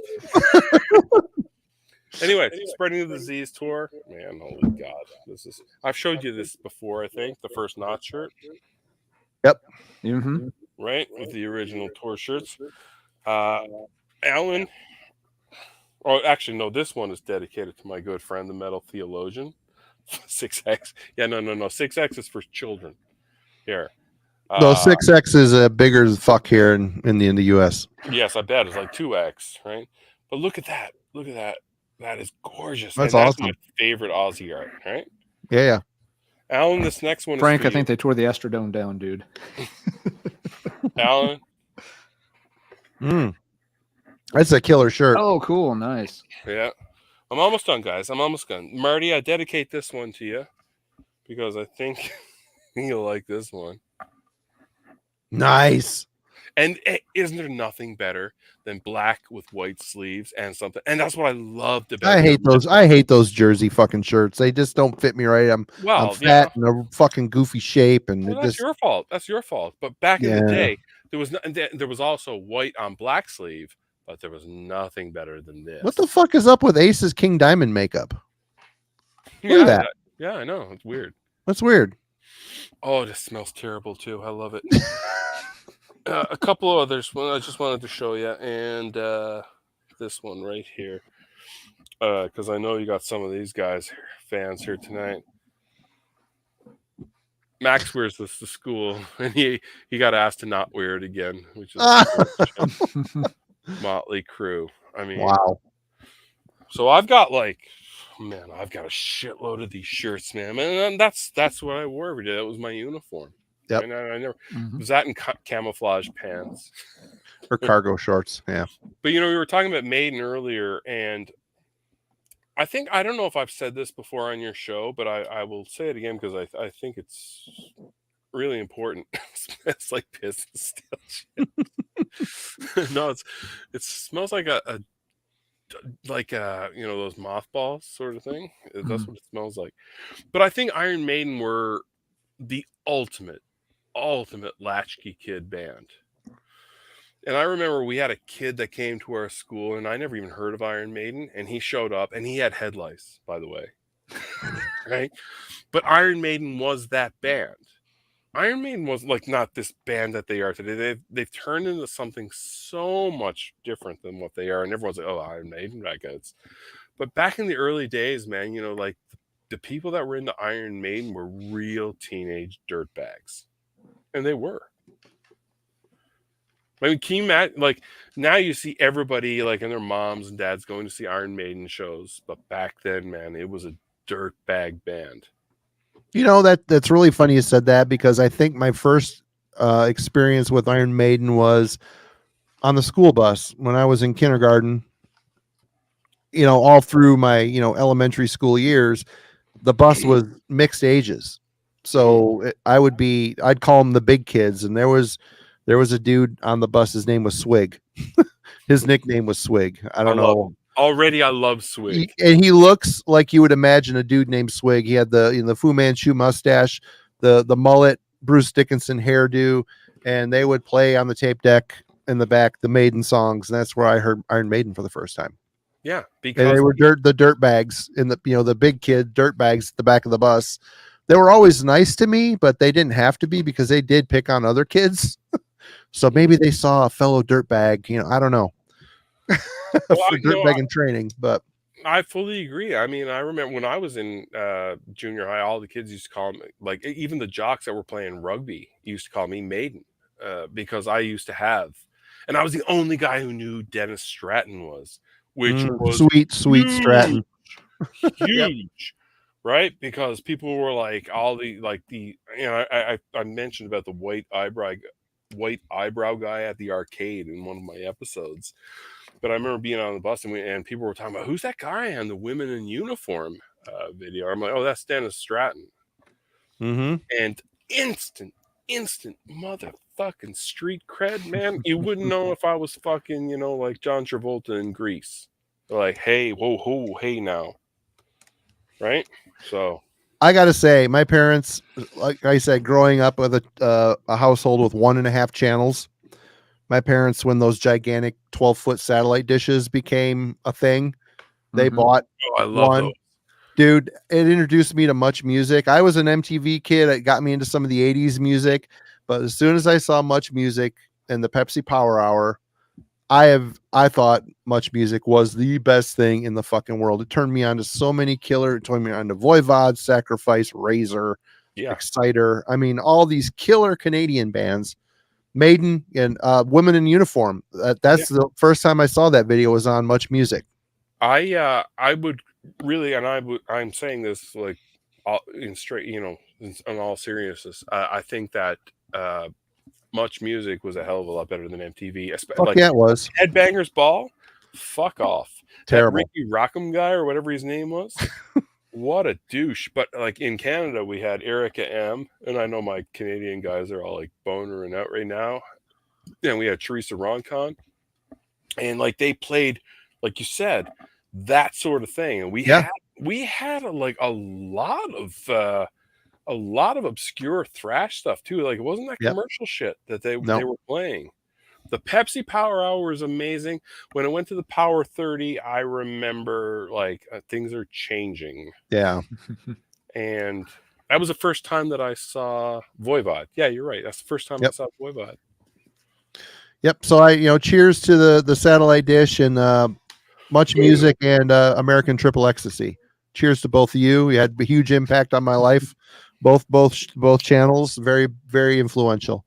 Andy Man just brought up Eudoxus, and that was on there as well. Metal Fix. The drums are amazing. You ever see Eudoxus Metal Fix? No. Alan, for some reason, I feel that you should do an entire course on Eudoxus. I'll have to look into that one. Yeah. Anyway. All right. Alan is up next. I got to go wee-wee. I'll be right back. I got a bucket here. I've been pissing in it all night. I would have a horrendous mess if I did that. I'll be back. All right. So some hog on them.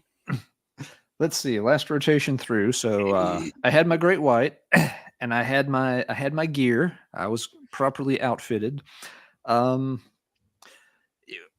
But being out in the sticks, we didn't have this fancy Much Music thing and all of that. So we had Headbangers Ball and nothing else. Ricky Rackman might have been a douche, but he was our douche. Well, we I get adored that. him. I get it. Because that's what we had. But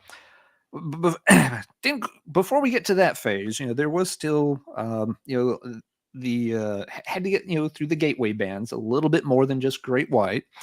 So yeah, middle 89, getting into fall 89. Another song had popped up on MTV. It was getting these semi-regular airplay. You might see it like once an afternoon.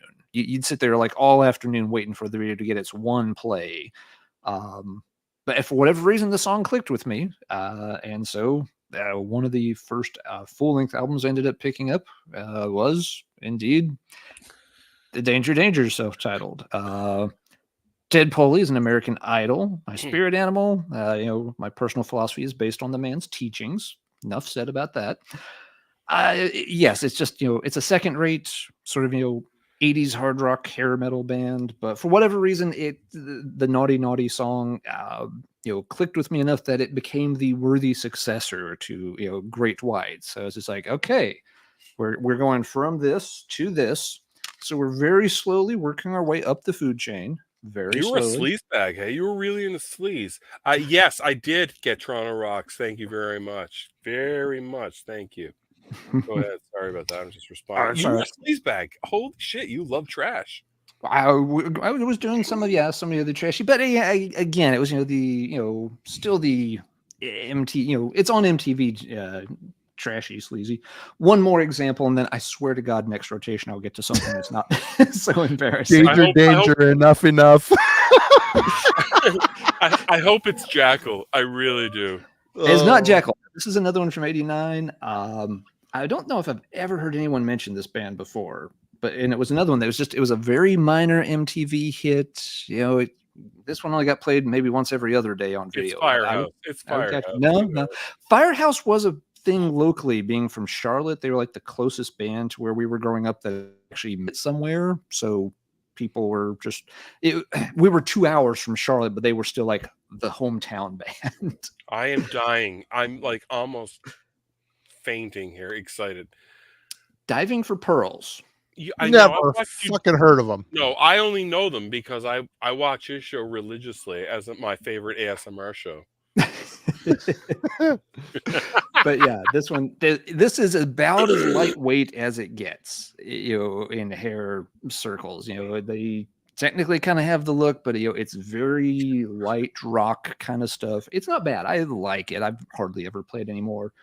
But they had one very minor hit with the lead track, "Gimme Your Good Lovin'," and if that was all you ever heard by the band, every other song sounds just like it. They have 10 songs that are essentially the same song, but yeah, this was another one that, seeing that video, it's like, okay, that song's not bad either. So we'll put that on the shelf next to these two, and we have a trend going now. The two kind of fun notes on this. This does have, now everyone can laugh and have their fun, and they should. This does have 1 or 2 points of true metal street cred to it. See, this is where I make you feel bad because everyone's, laughing it up in the chat right now. But what street is this, by the way? This is an interesting street. The guitarist, who's one of these guys here, I don't fucking know which one. The guitarist is Joel Vasquez, who had previously played, and this is a Florida band. He was in Child Saint. Not Child Saint. Yeah, this is a Florida band. He had previously played with another Florida band called Rocks. Not the most original band, a name. Not the most promising looking cover shot. This looks like, it was, some kind of, Duran Duran wannabes or some shit. But it's actually not a bad little single. It's got a little bit of heft to it. And this was the band, Joel Vasquez. If the hardcore Judas Priest fans out there, Joel and Rob Halford are old drinking buddies. Do you mean lovers? Drinking buddies? No, actually, they are not love. No, back in the early 80s when Rob was in his heavy party days, in between albums, he basically set up camp in Florida, would go out every night just getting stone drunk, and Rocks was the house band at one of the bars he would frequent. And a lot of nights after, Rob was a bit, pissed, they'd get Rob up on stage and have him sing, part of the set with them. They do some tracks.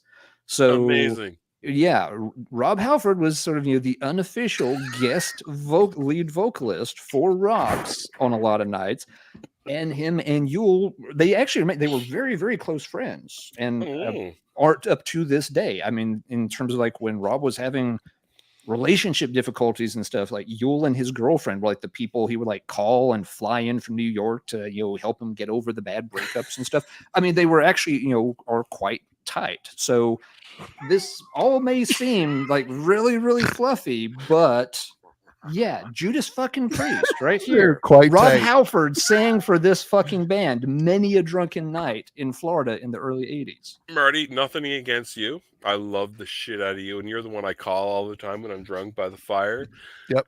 But there's just something about Alan being Alan that makes me so proud to be on this show. Dude, me too. Trust me. It's just like, I don't want to do it with anybody else but him. Yeah, It's wonderful. Do you ever feel like you're not good enough to be on? Every Friday. Friday. And that's going to, I appreciate that so much, Phil. And that's going to make this next part so goddamn hard because you said it too soon. There was one other footnote I needed to share about. I can't wait to hear about Rob Halford's tryst with the guy from Rocks. No, yes, exactly. DJ. Alan is also quite tight. The name Diving for Pearls, it's if anyone's wondering, a weird moniker. It actually is it's an 80s slang term for gays going down on each other. Yeah. Giving a man giving another man. I have never heard this before. I had never heard it either Diving before. For Pearls? And why in the world you would name your like hair metal late 80s band after that? That makes no sense whatsoever. But it was a term. Well, maybe they're gay. Maybe they're gay. They were. Maybe they're gay. I'd be willing to bet that there might have been some like fucking backstage action right there. And listen, whatever you're into, man, I'm totally down. Can you imagine if Rob Halford came up to you and be like, Phil, I'm a big fan of the show. Also, would like to make love to you. I'm like, yes. I'm not really into it, but yes, indeed. I would love just for the story. I will be the catcher, even. And I mean that with respect. Yep. Yes. But sadly, the other to bring it all back down. Okay, Phil said all these wonderful things. I'm blushing. No, I didn't. But now to just bring it crashing right back down to earth and take all my metal street cred points I just earned and flush them right down the commode. Well, the Great White and Danger kind of got you going down that avenue. Fuck you, Marty. I showed an original Queensryche tour from Rage for Order, and you're pulling up this shit. And I'm not even pissing in the sink there. I'm just pissing my pants right now. Just go ahead and like scoot along rock bottom like Philip on a shag carpet at 14 years old. We all had possibly this moment in the 80s where there's the girl you like at school, and you figure, how do you get her attention? And of course, what do? You pull your John Cusack say anything moment, right? I've been there. I've done that. But you got to have the right song to try to make it work, right? What was Alan's choice of a song when it was his turn to try that? The gay love anthem on the Diving for Pearls. Give me Your Good Lovin' by Diving for Pearls. Hot for Love by Priest. Hold on, I gotta piss. Hold on. Diving for Pearls was the tune we tried to serenade Miss Crystal with that Valentine's Day. It was a valiant effort. It was a valiant effort, and it went absolutely nowhere. as they often happens. Well, just to put a slightly more somber note on it, a little to my knowledge, high school crush, nothing serious, but she was pretty, she was kind of nice, kind of smart. So little to my knowledge, though, right around that time, she also stopped coming to high school. And my course for is like, it couldn't have been that fucking embarrassing, was it? She had to be homeschooled for a while, having for about say the next 9 months. Oh, yeah. Yes, and yes, somebody else had picked a much better song to woo her with, apparently, a little bit before I had. They played the Danger. See, that's what the Naughty song. Everything fell into place for them. Apparently, they did indeed get Naughty. And, Naughty. Yep. I was left standing there with the Diving for Pearls CD. And, we still talking about this record? The story got better. Yes, my attempts to woo the young lady did not quite work because she had previously been wooed by somebody who left her in the homeschooling situation for the next 9 months. Oh, They play, Hey. I said they played her the danger stuff. Naughty. That's why. Yep. One thing I learned that I was a day late and a Whitesnake album short. Slide it in. That's what you should have put on there. Yeah. Alan, on the back of Sex Condor, can we have that printed on the back? I was a day late. Well, she can't get any more pregnanter. Oh my God. Oh my God. We will make magic happen with that Sex Condor shirt. Oh, design. Sex Condor is one of my favorites. We've got ideas. We'll talk in the dugout afterwards. We've got a design being commissioned now, but we need another design to be commissioned by you, my friend. Oh, and listen, I'm going to like blow out your sales. Sex Condor is going to be your greatest. I'm not even like going to even be false humble. You're going to make a fortune off Sex Condor. Fuck yeah, we'll do it. Hell yeah. All right. Now I have hit nadir here. Just to be clear, next time around the screen, I will get something that is reasonably heavy. I swear to God, please don't unsubscribe. Well, Alan has got us going down this road, and these guys, I love this band. I know Phil is with me on this, Alan as well. Don't take me down with you. I'm taking you down. This band. The first 4 albums, or the EP and the first 3 full lengths, are classic. There you go. Speaking of teen pregnancies, how many teen pregnancies happen because of Ratt? I don't know, but you know what? There was always something about glam metal. I had a very small, I mean, granted, I grew up on Kiss. So the more glammy side of music is in me for sure, for as far as, the DNA. But when it came to the bands like Poison and shit like that, it just never really sat right with me. But these guys, there was something about this band. They had balls. I really love, this one's my favorite. Oh, me too. And they were before their time. Absolute, they're dressed like, crap. But man, like the backup vocals and the choruses is mystical. The guitar work by Warren DeMartini is magical. He totally takes shits on George Lynch. The song work is just great. And Stephen Perry, I almost said Tyler. Oh my God. Piercy. Oh, Piercy. Steve Perry. I'm sorry. I've had probably 6 of these long drinks right now. I'm getting a little heady. Never apologize for being the drunkest guy on the show, because if I'm here, it's going to be me. But there is just an atmosphere to this record. But the songwriting, I love Steven's vocals. And this is the last one I really love. I really like this one, Dancing Undercover. I still listen to these. In fact, I just got this record last week. Can you turn it around? Do you have the original, the Atlantic? Okay, you do. Okay, if you look at that, okay, and you compare it to Armored Saints original EP, it's the same photographer, and you can tell it's got that like really diffused glow look. Oh yeah. And Steve Piercy's wearing that like a winter parka. Yeah. I really think that does this have an insert in it? Because this one does not. Did it come with an insert? It probably did, but I don't have it. Mine is. Yeah, mine doesn't. I've actually had 4 Ratt birthday cakes. Really? 4. And if anybody has a line on this record that isn't a ridiculous price, the vinyl, please hit me up, because I would like to buy it from you. I love Ratt. I have all their records, and they are probably one of my earliest favorite bands. They were too early. They were ahead of their time. And they were LA, but they did not have.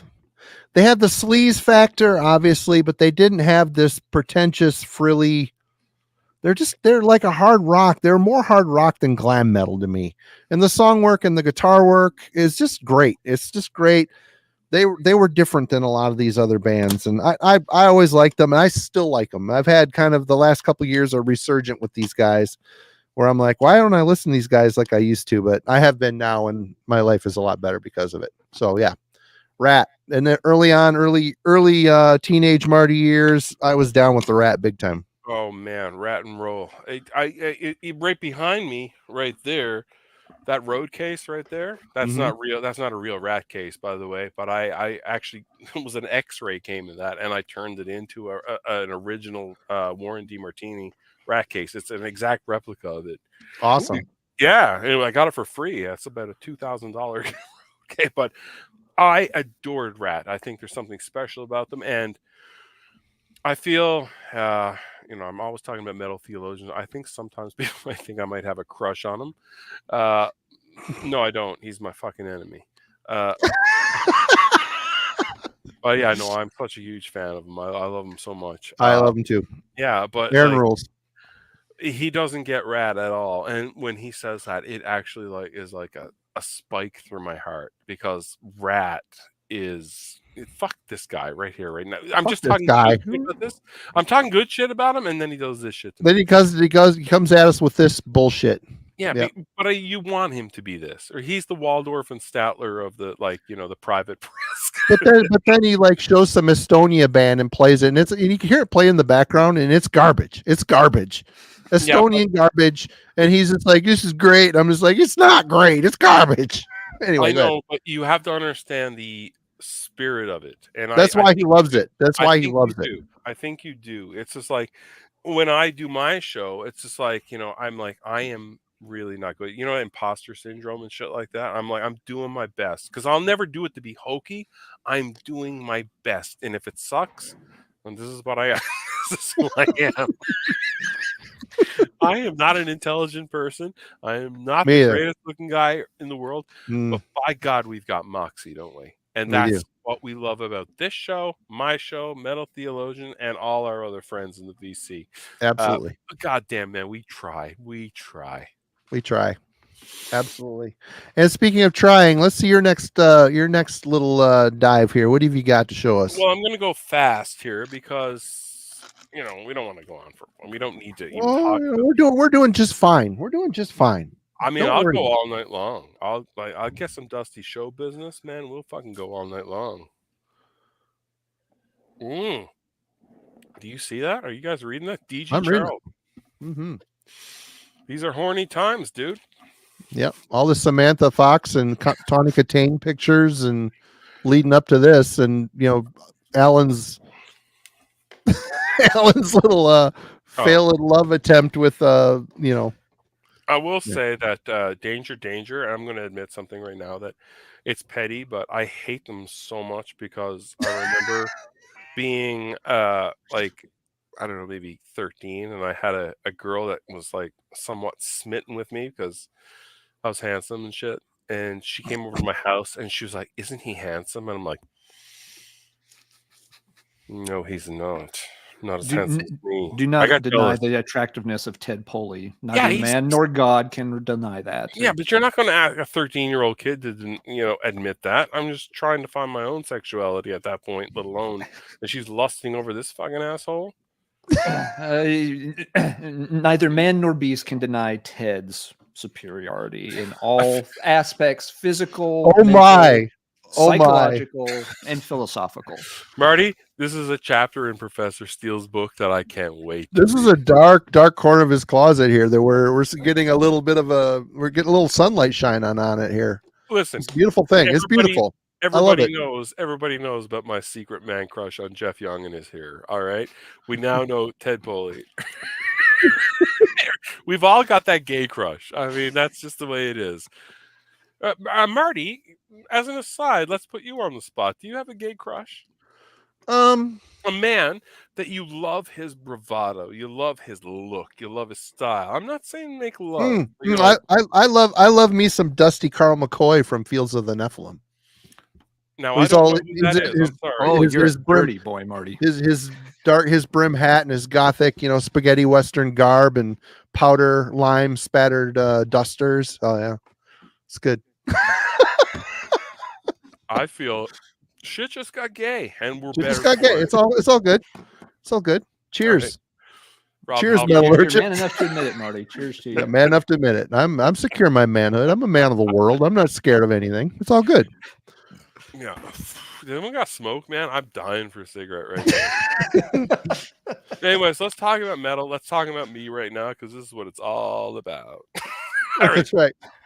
Y&T is a band that's forgotten. Well, see, Aaron's with me. Fields the Nephilim, I get. See, he's got a little gay crush on him too. It's all good. If you don't get Jeff Young's Evian watered imported, like you remember, I interviewed Jeff Young and I gave him such a ball busting about how he had when he was on the Monsters of Rock tour, how he had Evian water sent over there so he could wash his hair.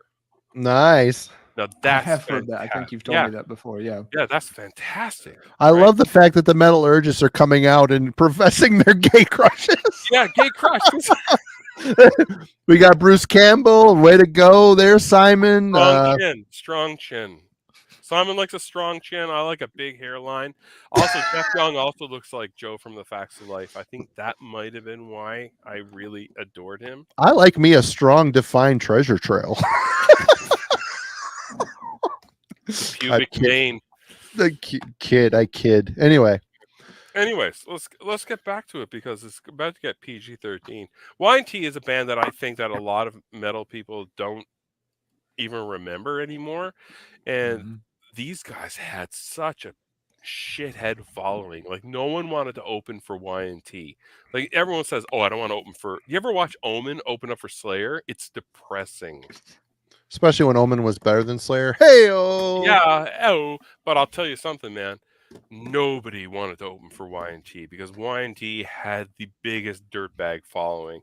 And I picked this record because I really do. It's not the lowest common denominator of their discography, but it's probably their biggest. Right? You got Mean Streak, and the video for that is just absolutely amazing.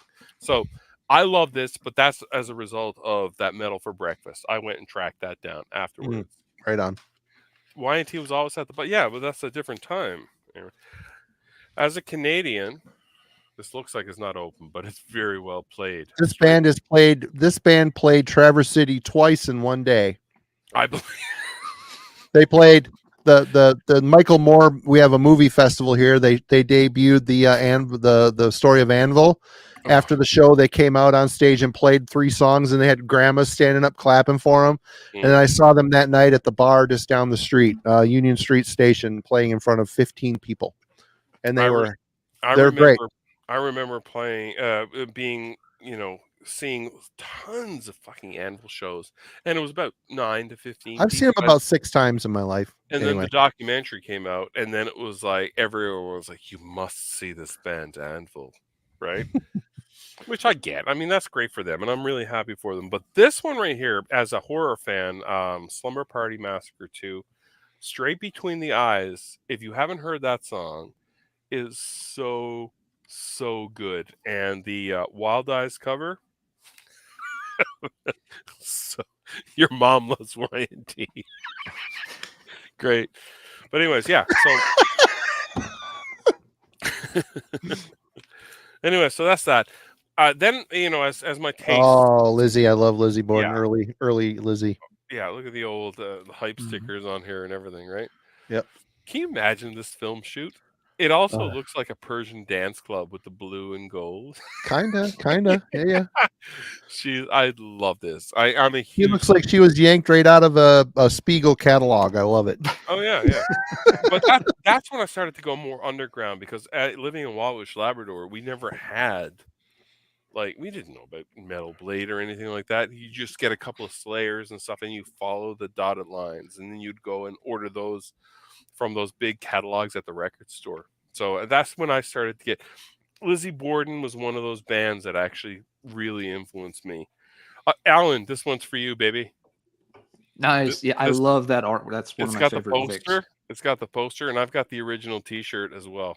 Oh, very nice. That was the Megadeth poster I always wanted and never got. So, well, here you go. I will track it down someday. But yes, I remember seeing that so many times at the mall and never pulled the trigger on it. I'm not going to. I won't keep you guys, but I will say that there's 2 albums here that I think are really important to me. This one right here was when I started to become my own independent guy, when I started to look for my own music, and it changed everything. And I think that this is a dirtbag album, and that's this. There is nothing more dirtbag than Megadeth. So far, so good, so what? I hate Hard to that argue. record. Yeah.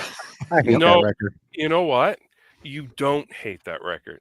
You Yeah, only I do. think you do. Nah. No, I refuse to believe it. I'm with you on the debut. It's amazing. I love it. But I'm not with you on that record. I'm sorry. Oh my God. I can't go where you go on this one. There's a couple good songs, but I think it's mostly, it sounds garbage and it is garbage. Anyway, go ahead. No, What you're going to say? No. Carry on, Philip. I think that this album has actually been cursed by the anarchy in the UK. That was the dumbest fucking choice. Hurts. American band doing a British song. It's stupid. No. And the lyrics are changed. It's horrible. It's just Anthrax did it too with God Save the Queen. Why? You're not a British band. Don't fucking do that song. But when Anthrax did it, it was hilarious. Man. Right? It's just something hilarious about it. But no, and this was a period too. If you watch, you guys brought up John Cusack earlier. If you look at any of the promotional photos from So Far, So Good, So What, you will notice Dave is wearing those long jackets and he's wearing like TSOL shirts. This is the era when like he listened to Gar Samuelson and he's like, oh, we can't be a punk band. We have a metal band. We have to be somewhat of a punk band. And it's I get it. It's completely contrived, but no, it's no, I don't think so. I think Set the World Afire is fantastic. In My Darkest Hour, that's a great song. That's one of the gems on the album. It's not all garbage. It's just I hate the cover. No, how do you hate the cover? The cover is fantastic. It's like a melted Muppet. It's not good. No, Vic is a melted Muppet. They left him in the fucking car window at the. This was my first Megadeth shirt. This is a different perspective. This was originally supposed to be the cover.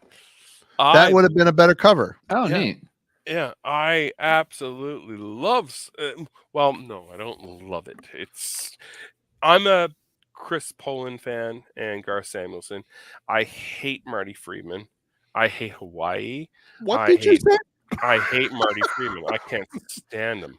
Rust in Peace is a thumbs down for you. Well, no. Because Marty Friedman fucking rips ass on that whole album. He does, but I've already stated my opinion on that album. It's boring to me. Like I like Five Magics and shit like that. It's a good record, but it's not. I love the Shithead trilogy as this is a Shithead trilogy. Chuck Beeler and stuff like that. Mm-hmm. I really do like this album. Hook and Mouth, Liar, man, that is seething. That is like, this is Dave at his most drug-fueled, alcohol-fueled. He's lost complete control, but at the same time, he is writing some of the most interesting music ever. Hold up that album, hold up the cover again. Riddle me this. Why the fuck is there a picture of the planet Earth behind his shoulder? I just noticed that. It's so stupid. Where is he at? Is he in space? He's on the moon. Yeah, he's on the moon. This shit's gotten so bad. He's gotten which fucking melted Muppet Land. I mean, they banished him to the moon. I actually found this and I tell you something. What I found really interesting: the vasectomy jeans interior picture. AC/DC wore those too. Oh my, no, but nobody wore tight jeans like this. My God, how did they even move? Oh, there's some old pictures of Bon Scott where his nuts are on one side and his that's because he's wearing shorts. My God, cut it off up around here. No, So Far was like one of the earliest versions of Megadeth that actually like made me like, oh Jesus, this is a very important band. And I heard Megadeth before I heard Metallica. Right on. Because I was like a 87, 88 kid. So I can guarantee you. Of course you did. We all have it. I have wear- them now. It's because I'm too fucking fat and I admit defeat. I don't want to buy it the next size jean. Damn it. I'm just going to squeeze what I got into them. I'm muffin top over them. Muffin top, the bitches. That's right. Yeah. Fucking the muffin twins. No, I do think it was an important album. And I like at that time, 88, Metallica were just still gliding on Master of Puppets. And Yeah. you know what I mean? And then when excuse me, Alan, I'm sorry, but And Justice for All, I hated it. I hated that record. I've never fully gotten into Justice. Yeah, I never have. I forced myself to like it because I love the other Metallica stuff so much that it was the new Metallica, and I was, I could buy 3 tapes a month, and I listened to it until I ended up liking it because but it's not the same. It's them trying to be prog, and I don't know. Yeah. No, and that's hey, there's an important lesson there. Don't make the puffy paint T-shirt before you hear the full album. Because I stuck wearing that damn thing for years, and it's my least favorite of those early Metallica albums. Yeah, and I feel like shit, like I'm punching down on Metallica. I'm not punching up, excuse me, Metallica. But I adored them. Like I have it right there. That was the next progression. I really really loved Kill 'Em All, and I loved the first 3. I thought they were great. But they were nowhere in the same class as Megadeth. No way, in my opinion. And speaking of that, did you guys get into fights over that? Did you guys like draw a line? Nobody wants to fight me. I'm big. I'm a big guy. Well, I always got lucky there. A couple people stepped up to my friends until I got behind my friends, and they're like, "Okay." There were so few people into that stuff, and it was so hard to get in our area that you were just happy if anybody listened to any of it. Well, I'm going to tell you something right now, and this is no like, oh, listen to me, I'm hot shit and shit like that, but I was a fighter. I love my happy-go-lucky side is matched by my dark side. I can guarantee you that. And I was always very much into Megadeth, and so there was this local band. They call themselves Champions of Justice. Now, if that's not the worst title you've ever heard in your life. And they would cover songs from And Justice for All. And me and my dudes would hang out outside of Zellers. And you guys probably don't know what Zellers is, but it's a low-budget Kmart, basically. And we would wait for them. And we would get into, honest to God, like Anchorman battles. And I didn't win this fight, but I remember this Metallica, this Champions of Justice bassist. He grabbed my head and he smacked it against the Zellers wall mirror. Sorry, I'm drinking now. Against their window display, and it cracked the whole. We rumbled, man. We fought over Metallica and Megadeth, and I am so goddamn proud of it, man. And to this day, fuck Metallica. Oh, I like them. I like Justice now too, but it was tougher for me to get into that one. It was just a lot of riffs, and it just seemed forced. Anyway, Alan, hi. Hey, let's let's show something with let's start rebuilding the dam here, brick by brick, with some actual heavy stuff. And some stuff that I think will fit Philip's dirtbag definition pretty well. Because when I think, high school dirtbag, what were the kids from shop class listening to in the back of the band bus? Exactly. Waiting to sneak off behind the stadium, and smoke a quick joint before having to play at halftime. We played this. Oh yeah. We played AC/DC, and this is the AC. We played Back in Black. We played, when the Razor's Edge came out, we played that. But this was everybody's drug of choice for AC/DC. I mean, the title is scumbag. The cover is scumbag. And it's an absolute classic. You got to love the titles. This was another one that still appealed to me a lot, though, because these early Bond albums, they still have a lot of that 50s throwback vibe to them. The track like Rocker, that's just flat out Chuck Berry sped up a little bit. This was stuff I could really get into. I could groove with this shit, no problem. And just to drive that point home, this AC/DC is one of the few bands that I listened to that my dad didn't mind. And not a ton. I mean, he was never going to go out and, like, buy the albums or wear the T-shirt or anything. But if I was putting on, like, this album, he didn't mind it. He's just like, okay, yeah, that one's okay. A lot of my shit, he never gave me crap about anything I listened to his great credit, which a lot of my friends had issues with that with their parents. Mine too. Mom and dad never said a thing about any of the shit I listened to or bought or brought home. But at the same time, they did, like, keep it down. Don't be blasting it through the house. But like, if Dad and I were having to do a road trip somewhere, if there was no radio reception up in the mountains, I could pop in an AC/DC tape, and he'd be like, "Okay, that's we can drive. That's okay." So that one, it really crossed the generation gap there. Along the same lines, I'll just do a couple here. After we'd played AC/DC for a while, and you need another tape to rotate there in the back of the band bus on a Saturday morning, driving in the mountains of West Virginia to go play at some band competition. I was hoping you would say Bang Bus. Not quite, not that kind of bus. We had we had a little bit of Black Sabbath. We didn't have a lot to access, but we had this and Soldier Souls to Rock and Roll.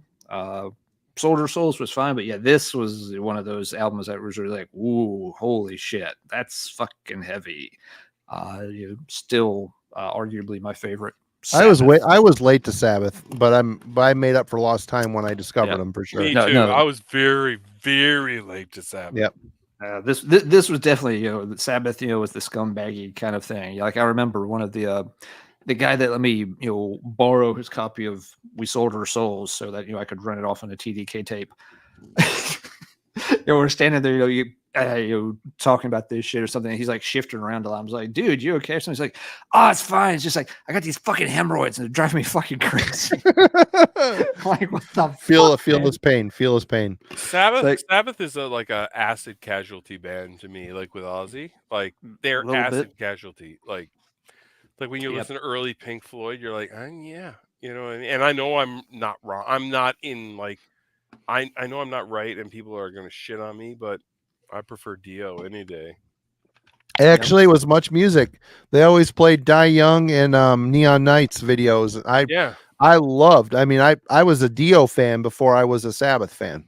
Well, I was a Sizzy Sisborn fan before I was, I love those early Ozzy albums. And I was like, oh, he was in a band before this? And that's embarrassing, but it's true. Like, in those days, you didn't know. Like, no, you didn't. Black Sabbath was embarrassing in the 80s. Yes. You got Dave the Beast Spitz. People did, they were off. The current stuff was not on anybody's radar, but so we listened to the old stuff, and Metallica, Megadeth, the debate rages down through the eons, and yes, we listened to lots of those too.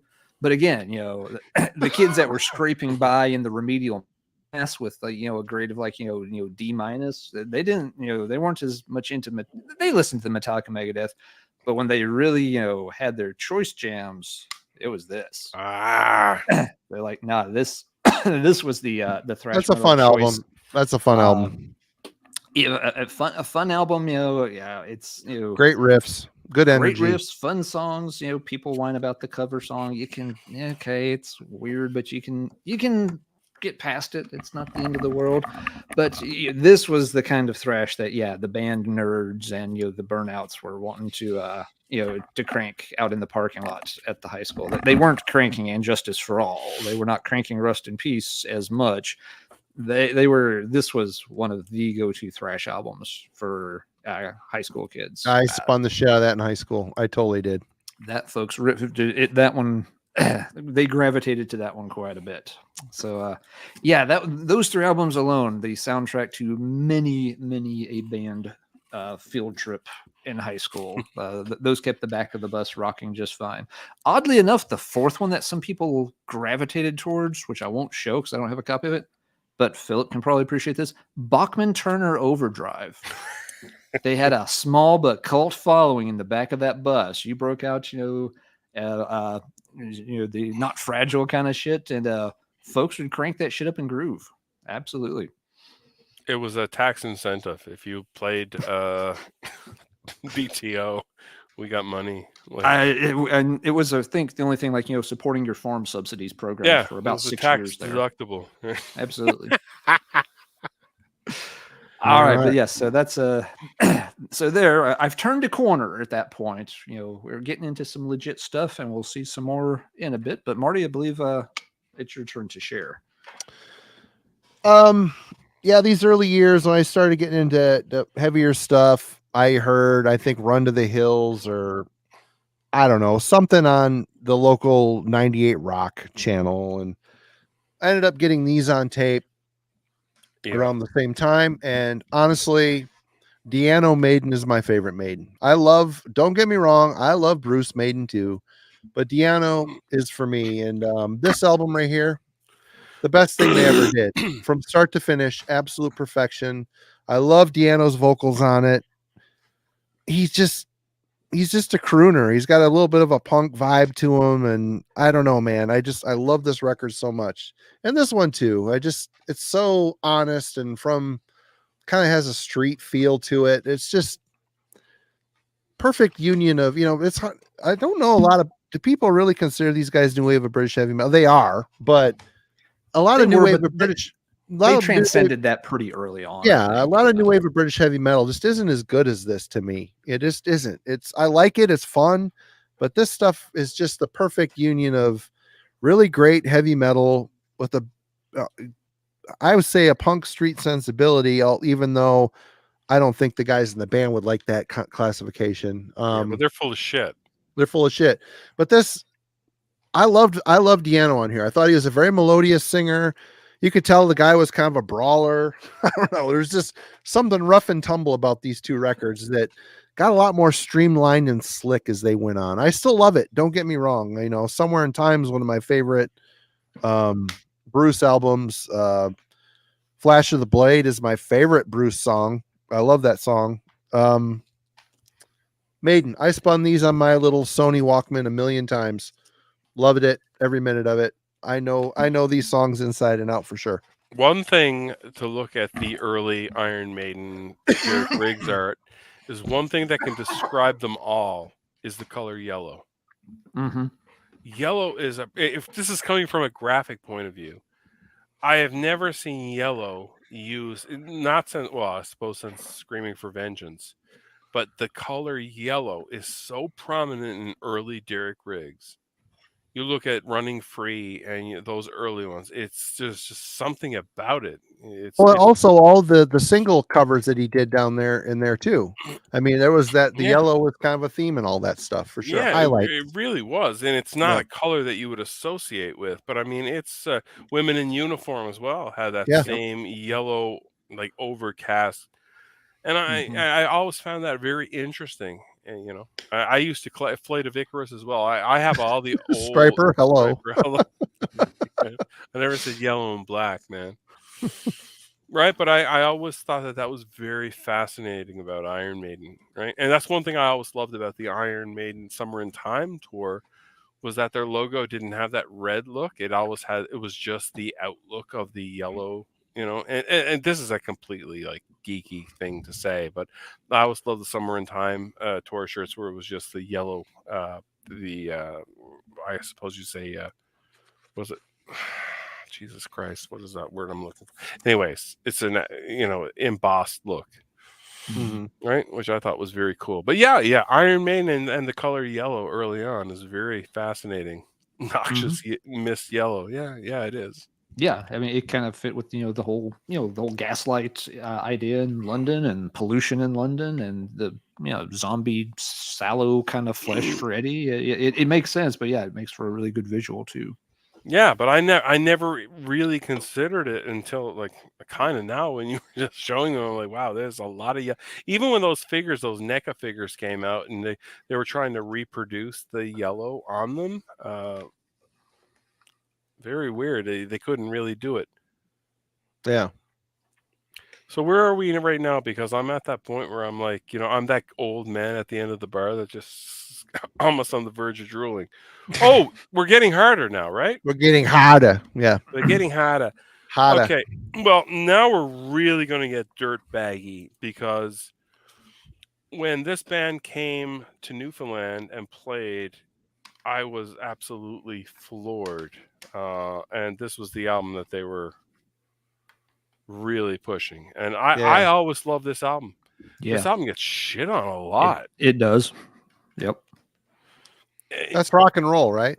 Yeah, and All For You is a Is song. was that Wurzel's first record? Yeah, they're all on there, the whole gang, right? Wurzel's there, Lemmy, Phil Campbell, right? Yep. I still think one of the greatest tragedies is that Eddie Clark didn't continue with this band. Like they had such a good I thing, know. you know? It's like, He was the trio was magic. Yep. but yeah, this I always loved this art as well. But when when that band came to Newfoundland and they played at the arena, it changed everything for me. And that they were on, hold on a sec, guys. Bear with me here because I'm trying to like deal with my faculties. And this is something that I think is important for me as a heavy metal fan. You froze, Phil. You're oh, here you're back. You're back. We'll just chill out for a sec. We break them up. Just a little bit. Yep. Sorry. Oh, sorry. It happens. I had it. Oh, you're back. You're back. All good. Oh, sorry, guys. I wish I had it here. I thought I had it here, but it was Alice Cooper's "Raise Your Fist and Yell."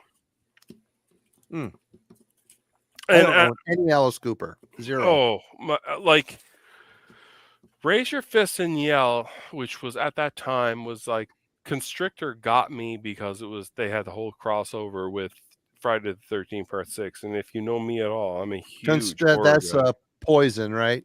No, that's the one after it. No, there was I call them the trilogy. Definitely, it's like the shithead of Chromie auto-tuned. Yeah, it's their shithead trilogy of like Constrictor, and Raise Your Fist and Yell and Trash.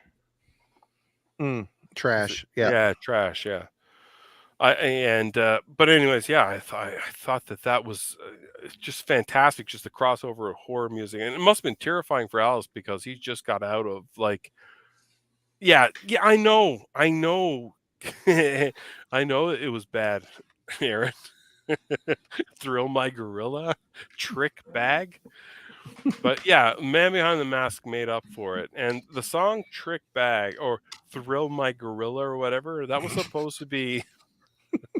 On there was a song Back to School on that too, which was supposed to be on Rodney Dangerfield's that self-titled movie, but it never made it. But anyways, yeah, when Part 7 came out, Alice was tied heavily to John Carpenter and Prince of Darkness, and that was a great I love that movie. I love that movie. Yeah, but then there's another trilogy on that album, which is Roses on White Lace, which is a heavy song, and Gale, and so I think that I really think that what do you call it? Raise Your Fist and Yell with Kane Roberts and Peter Steele, just incredible album.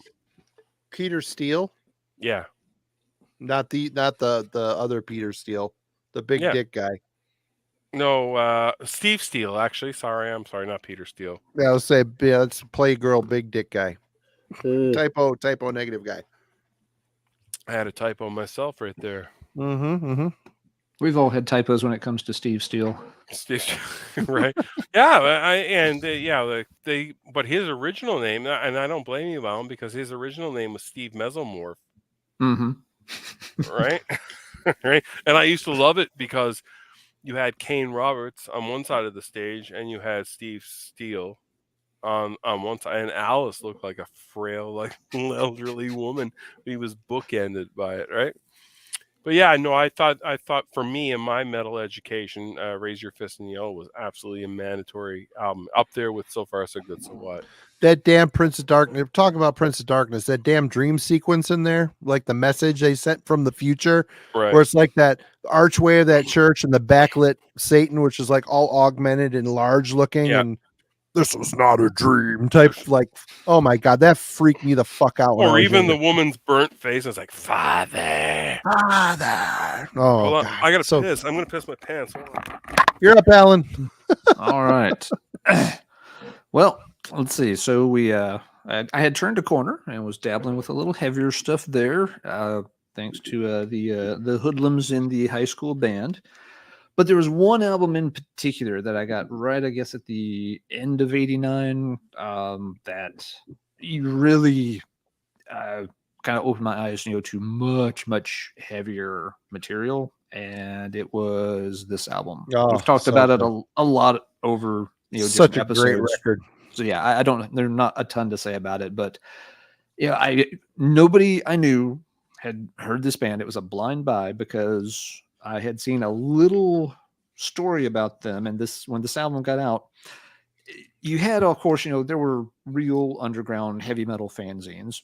You didn't get those out in the sticks in the southern part of the country. The only thing you could find was like at the grocery store they might have like the metal edge type magazines, which were really just thinly veiled attempts to get teenage girls swooning over rock musician guys, because they always had Sebastian Bach, on the cover with his shirt open, and literally, I mean, like the centers, fold out, things. The sister magazine to Metal Maniacs, by the way. Metal Edge. Yep, same publisher, but Yep. the content couldn't have been much more different. No. But yeah, and so every now and then my sister would get a copy of it, at the grocery store, and I would kind of flip through it. But by this point, we weren't listening to a whole lot of the same stuff. She, was, like Def Leppard was a big one for her. In Excess, stuff like that. And yeah, I'm trending more towards Metallica by this point and stuff. I will never understand why, but one particular issue of that zine included an Overkill article, which couldn't have been more out of place. And like, there's just this little, how those things were. They'd have like, pictures of the band plastered all over the cover with, just a quick, little tagline. And so just across, like near the bottom of the cover, it was just this little tagline of like, Overkill. Does Bobby Blitz really hate you? And again, just made no sense on this thing. The rest of the cover is like, bang tango and enough's enough. And, I've got my leopard skin shirt open just enough so you can see part of one of my nipples. Please buy me 14-year-old girl. And I'm just like reading this, like, what the fuck is that about? Who's Bobby Blitz? Who does he hate? Why does he hate anybody? What? So it was like, I must read this to see what the heck this is about.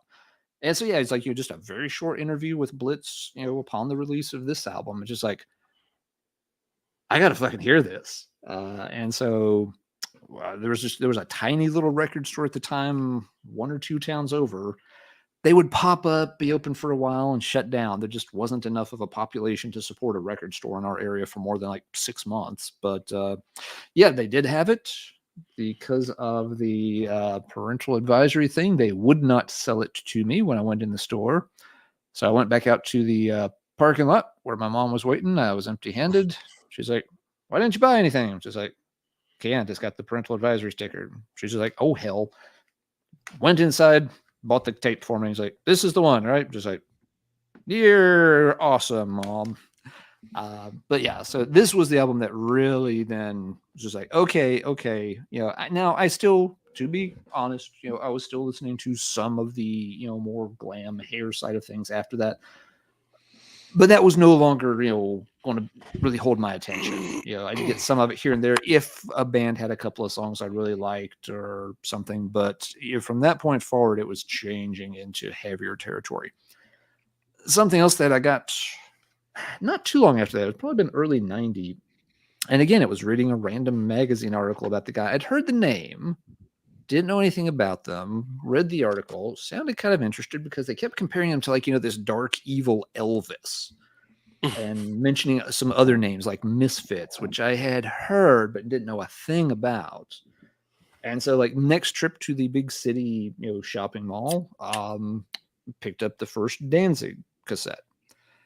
which again, this was kind of the dark, spooky, menacing guy. This was not one that by this point everybody was listening to Metallica. In terms of Philip's dirtbag angle, Metallica wasn't a dirtbag band at this point. You had the fucking Varsity Cheerleaders were watching the one video and talking about it. That was they were on their way on up. This one was still one that cheers to you talking to the Varsity Cheerleaders. Hell, they wouldn't even smell my farts walking down the hallway. My high school, just as a quick aside, my high school was kind of weird that way. Then that was one of the kind of positives, I guess, about growing up small rural community. You had known most of these kids since you were like 5 or 6 years old. You had completely grown up together. So I mean, even though you had your separate cliques, it's not like I was dating any of them. But yeah, I could certainly say hi to them, and they'd say hi back, and we just we'd keep walking opposite ways down the hall. But yeah, there was not a lot of bad shit. You didn't have jocks going around stuffing kids in their lockers, or we had those guys at my school. Yeah, I most places I'm sure did. But again, it was just like, why would I fucking do that? I mean, I go to church with that guy. I've been going to Sunday school with that kid since we were 6 years old. It was you knew people a little too well to do a whole lot of mean shit to one another. So anyway, aside, but yeah, I mean, you want to talk some fucking scummy looking dirtbag guys? This picture, this guy back here. I mean, that's the guy that my parents were scared to death. My little sister, was going to end up like in the back of a van with or something because she was listening to the Def Leppards. These guys look fucking. I love the feathered hair. That's sweet. Fucking sweet. They just looked. As a father, you guys don't have girls, right? As a father, if I just hold them up again, of all of them, if someone was going to pick up my daughter Piper, I think that honestly, the one that I would want the most is the guy with the mutton chops, because I feel that he'd be the most honest. Like where he's coming from. He's never going to lie to you. Yeah. Oh yeah. No. This guy is like. Like, Philip, going to take your daughter out tonight. Yeah. Going to show her my world. Yeah, she's going. Hey, Philip. She's going to show you her world too, right? Do you want to bang heads with me? It's funny, Alan? You just brought back a memory for me. That's here. I am going to get really dark again. Get ready for this, people. Light a candle, because this is going to get really, really. I got the free candle going. No, bring me up on big screen, please. Rotate them around, Marty. Let me get you. Let me get you. Spotlight cue number 2. Hold on now. I just get the mood right. Philip, you've kind of got like a beam of light coming across your face a little bit. It's very red light, like your Madonna tape. I was thinking it was very like Indiana Jones. Mystery. I'm going for more of a Raiders of the Lost Ark vibe when he's getting this put together and getting finding out where he's supposed to dig. Fuck off! I'm about to get dark. That's why I turned out this light. Okay. You missed a few. Anyway, I can't deal with all this shit right now. I'm trying to set the atmosphere. So when you were talking about overkill, which I got this, and I'm a huge overkill fan as well. Me too. To a certain extent. Anyway, go ahead. To a certain extent, but I hear black. I bought it. Do you know I actually have the original vinyl of that? I ordered away from Europe for that because. Wow. Oh, it was an absolute disappointment. Don't get me wrong. Yeah. But I'm glad I have it because it gives me thanks, Tom. Street cred. Man, he's a fucking awesome guy, by the way. That guy rules, man. Tom rules. Tom, you're interfering with my dark story, by the way. Sorry. Thanks, Tom. So anyways. Distracted us with all that money. Woo! This girl named Joanne King. She knew I was a big fan of early Overkill, and she had the album you were just talking about, Alan. And you're not even going to believe this shit, but this is very true. She came up to me. Her father worked at a mechanic shop on the bottom of a hill in St. John's on Canals Hill, and some drunk driver came down the hill, smashed into the gas station and the mechanic shop where he worked. It exploded. He was incinerated. Joanne showed up, and she was a punk. She was like one of those toothpaste punks. Like, she had the big old mohawks and shit like that. And she came to me and handed me that CD, Alan. And it was a really you can tell she tore it out of her early sticker book. You can tell she was an early metalhead back then. It was a State of Euphoria, the hologram you know, of their faces. You remember that one that came with State of Euphoria? Mm-hmm. And she said, I want you to have this. She hung herself about 30 minutes later. Oh, Okay, now the lights back on. all right. Well, And my earlier stories of misbegotten teenage pregnancy are pretty lighthearted compared to this. she showed up the next day when her dad had just exploded. Like, that's some 90210 shit right there. It's like, Dylan, I can't make it. My dad blew up. Right? You know, it's I like, think the Canadian version was different than what we saw here in the States. yeah, no. And to me, I still have that to this day. And I kind of forgot about it until you brought that record up. And that is some dark shit. Yeah. Right. And I still have that hologram right there, man. And it's still in I kept it. It's in my student agenda. Yeah, Jesus is right, man. But yeah, so that album had a very, very dark vibe for me.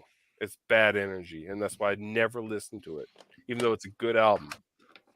Yeah, that would definitely yeah. But for me, and there are some albums, yeah, we all have that. We never play because of the emotional impact they have on us for different reasons, and that would do it. Well, when the album came out, I Hear Black. It's funny, and I was just like, huh, I hear black when I hear Overkill. Right? And yeah, it's tragic, but like at the same time, it gives it that much power. Does anybody know this Pig Destroyer song that Charles mentioned? Girl in the Slayer jacket? No, I'm not don't a Pig know Destroyer guy, so nah, me either. I'm guessing that there's a connection there, but sorry, Charles, don't know that one. Is it my turn now? We got a little. I think so. Yeah. So yeah, Overkill. Getting who cares? Danzig. Give us something funny, man. Give us something funny. Yeah. But by early 1990, Alan's starting to touch the darkness a little bit. Now well, Marty. This here is. I can't believe no one's shown this yet, so I'm going to do it. I'll man up and do it. Yeah. 1983, man, right here. This album to the 80s is the same thing as Appetite for Destruction for the 90s. They're both kind of perfect rock records. For me, this album is Billy's Got a Gun. That song is so damn awesome. And again, the guy I mentioned earlier in the stream, Swig, turns out his real name was Gordon. So I guess Swig was a little bit cooler. But yep, he was playing this one on the back of the bus a lot. So I heard this a lot. It really appealed to me. I ended up getting the tape. And this album still sticks with me, man. Photograph was the big hit. There's a couple hits on here, and the text is so small, and I'm seeing double images at this point. Isn't Rock Till You Drop? Yeah, Rock Till You Drop was another big one on here. Foolin', that was another hot rocker for this one. Rock of Ages. I mean, this album was full of hits. It's a perfect 80s rock record. Absolutely perfect. I don't know what more to say to it, but I mean, this was a big part of my childhood as well. I didn't get the first one On Through the Night or High and Dry until recently-ish. And High and Dry might be a little bit better, but I mean, Hysteria was a big album too. That's when they started to get a little more poppy, but this is a great rock record. Being a few years younger than you, Marty, Hysteria was the first one that my peer group noticed. Yep. Pyromania is most people like it better, but it was a little too early for me and my just being a few years too young to pay. Billy's Got a Gun. What a great fucking song. Wow. No, everything on there is perfect.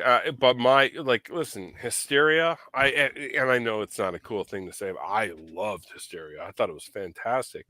But my favorite to this day, and I have it there somewhere. I'm so I don't have it. Everything's all over the place. But High and Dry, nothing beats High and Dry. It's a great record. It really is a great record. Oh man. On Through the Night sounds like a totally different band. It's a good record, but it sounds like a what's that new wave of British heavy metal, Def Leppard. My wife Rachel adores On Through the Night. Like, she listens to it religiously. Right on. She's really into that. She's really into early Scorpions. That's her thing. But yeah, holy shit. Aaron, how can you wait a minute here? I'm getting comments confused. Aaron loves he likes High and Dry, but he doesn't like Pyromania because Pyromania. I mean, High and Dry and Pyromania are very similar albums. They're a band kind of on the same wave. They're kind of embracing this style, and I don't know. I think some people have got, and I can't speak for Aaron. I think some people have got a little burned out on Pyromania over time. The hits from that one have got the FM radio, running it into the ground for a long time. So, yeah, some folks maybe just have had enough of that. Whereas, High and Dry has always been just underground enough that you haven't heard it 1,000 times. I can't tell you how many times I've heard Photograph on the radio and stuff like that. It's a good song. I still like that song. They are good. They are good songs, but I can see where, for some folks, like they've got the Crazy Train effect. It's not that it's a bad song, it's just that you don't really need to hear it again. It was funny. I think it was last year. I went through it. I actually kept track for a while because I have about a 45-minute commute in each direction. And it's usually, last year was just, hopping back and forth between, the heavier, rock metal stations on Sirius. And I actually kept tabs, like how many days in a row I would hear a Def Leppard song. It got to like, 12 days. Like, I would hear at least one Def Leppard song. And most of the time it was 1 in the morning and 1 in the afternoon coming home too. Then it's just like, God damn, you've got the entire history of music to play and you want to keep playing Photograph every, 36 hours. Pick another song. Right. Seder 42 vinyl. That's a good comment. When I'm listening to High and Dry, it's the best. When I'm listening to Pyromania, it's the best. That's right on. I remember it must have been 2003, 2004, and if someone wants to look it up, they can. It was in Toronto at the at the Air Canada Center, or whatever the fuck it's called now. We went to see Def Leppard because we had backstage passes, and we weren't expecting anything. We knew it was going to be like, do you want to get rocked? That sort of shit. I'm going to tell you right now, man. We were out of it. We were feeling no pain, and it was whites and night satin. Let me tell you that. All right, we were out of it, and I went out, and the first thing I heard when they came out was Switch, and I was like, "Excuse me, is Def Leppard opening up with Switch 625?" You know that one, right? You know what I'm talking about? No. What? You know that instrumental that's on the end? Oh, of Pyromania? Of High and Dry. Oh. No. I've got High and Dry on tape. I have not listened to it as much as Pyromania. Well, my memory is fucking out of it here, but they played that instrumental when they came out. Then they played Me and My Wine. I was like, whoa. Another video I saw on Much Music. Yeah. Never seen that video anywhere else but there. Then they proceed, and there's nothing but like MILF moms in the audience. And I was like, no. Actually, is Switch 625 on Pyromania? I think it may be. But like, is that weird swoopies thing at the end of Billy's Got a Gun? Yeah. No. No, it's not. It's not listed. Hit. Yeah. No. That's the one you're talking. No.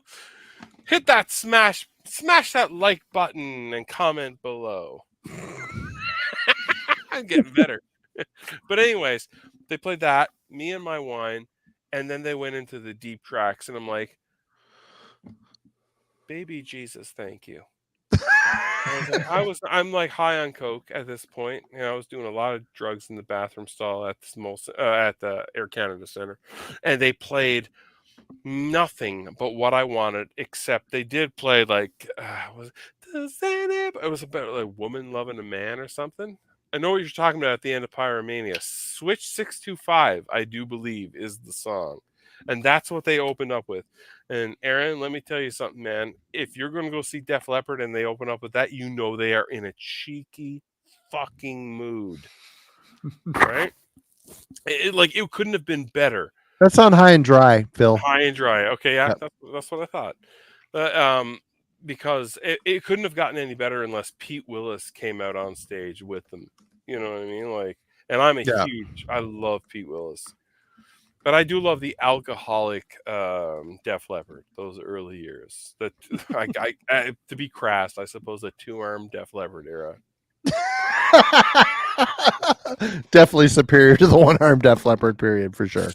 But I have no problem with Hysteria. I'm not going to let anyone talk shit about Hysteria because, man, there are some good songs on there, man.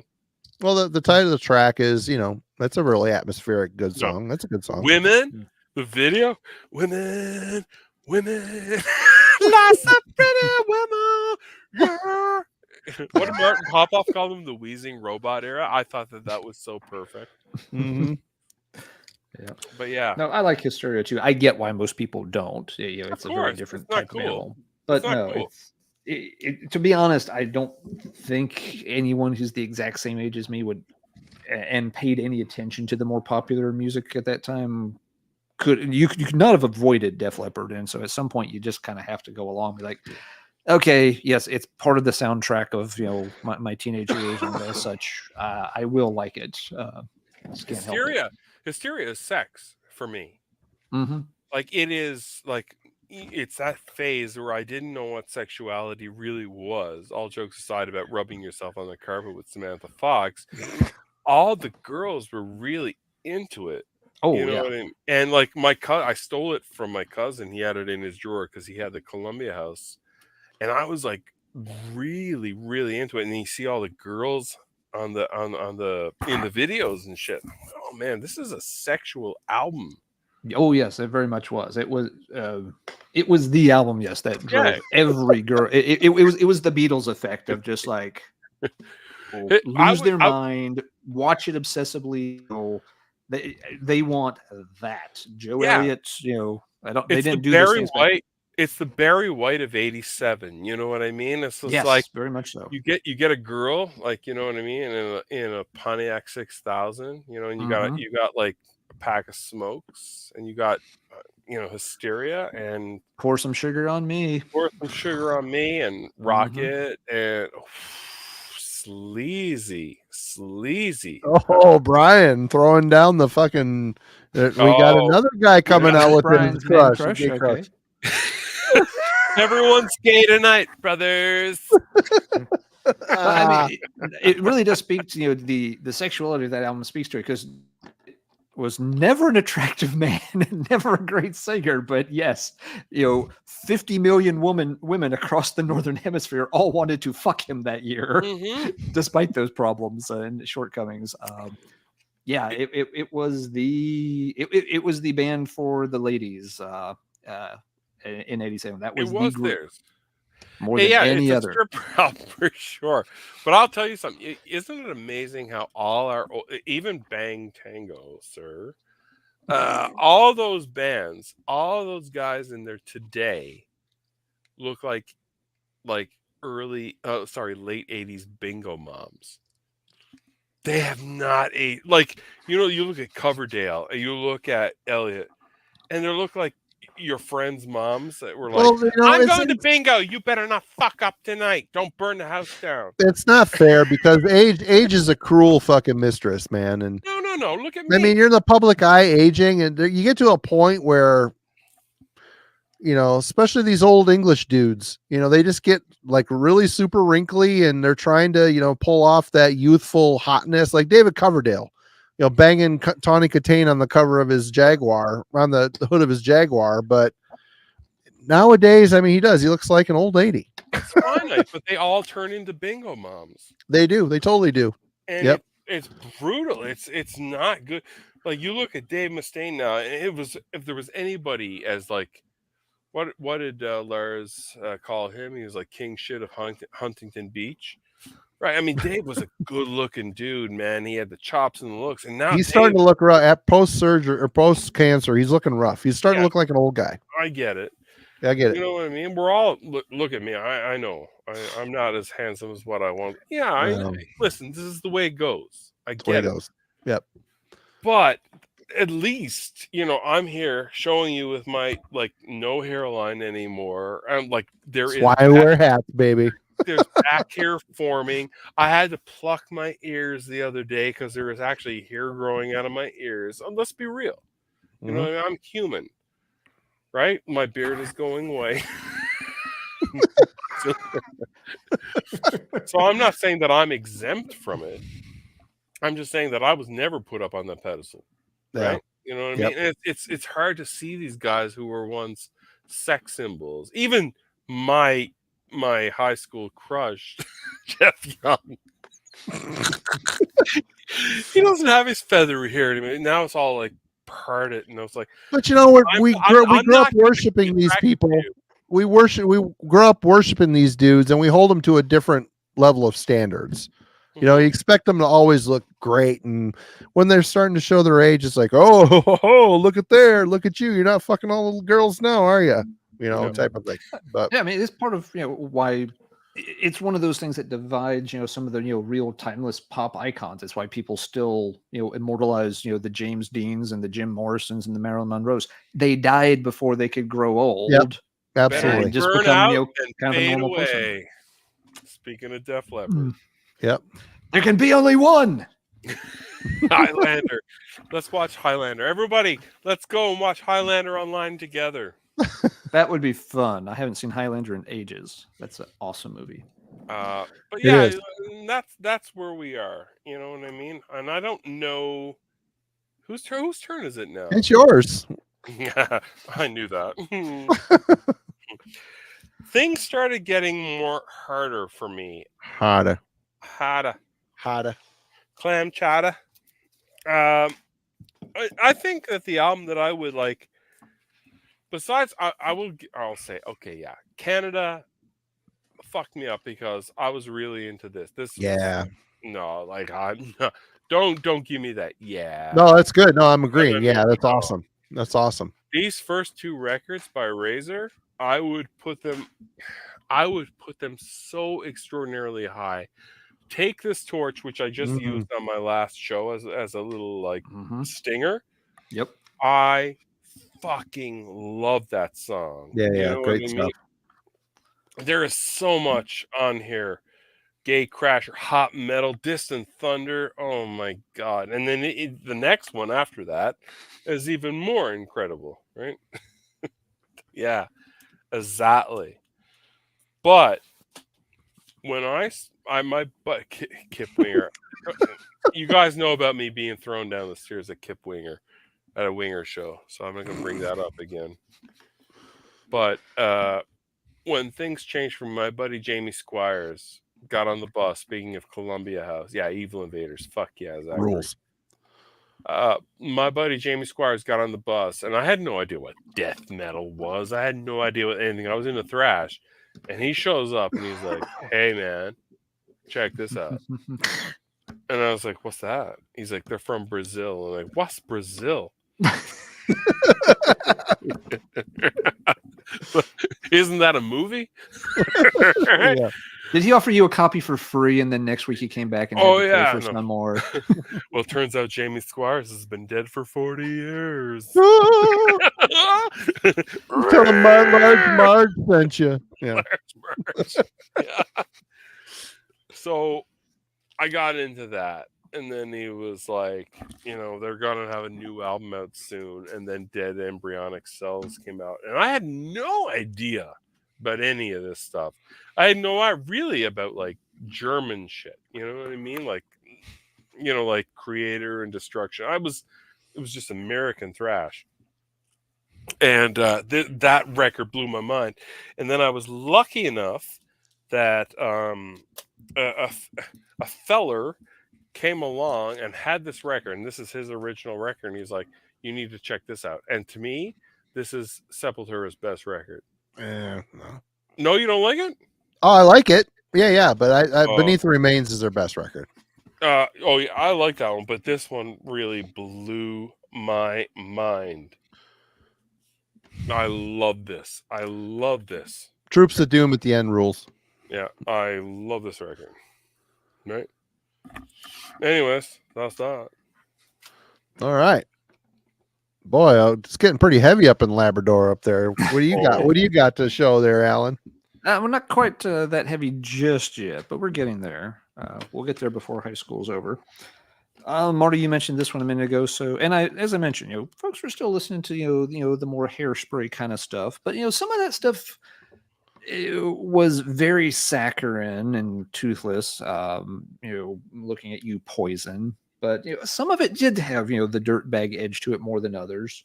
And Marty, you mentioned this one, and this was a perfect example of it. An arcade album. Yes, very much an Very arcade much album. an arcade album, exactly. Yep, a roller skate rink album. We had one of like the record stores. You could get a skating rink to open up for maybe 1 or 2 months before it would shut down, because you just don't open those in a town with a population of 2,000 and expect to do much business. But this was another one of the bands that the parents were concerned about. Not mine, but just the zeitgeist at the time was this band was a problem. They should have been trouble. They were dangerous. They are dangerous, and they are trouble. That whole album is mean spirited, and it's nasty. It ends on a positive note. Yes, Rocket Queen has such a weird vibe compared to the rest of the album, but it's really weird. Cool. Yeah, it's the perfect placement for that track right at the very end. But this one, and when Guns N' Roses, when this came out again, I wasn't ready to listen to it. Some kids checked it out, but we all kind of had to come back to this, a year or two later after we had a few more pubes. True.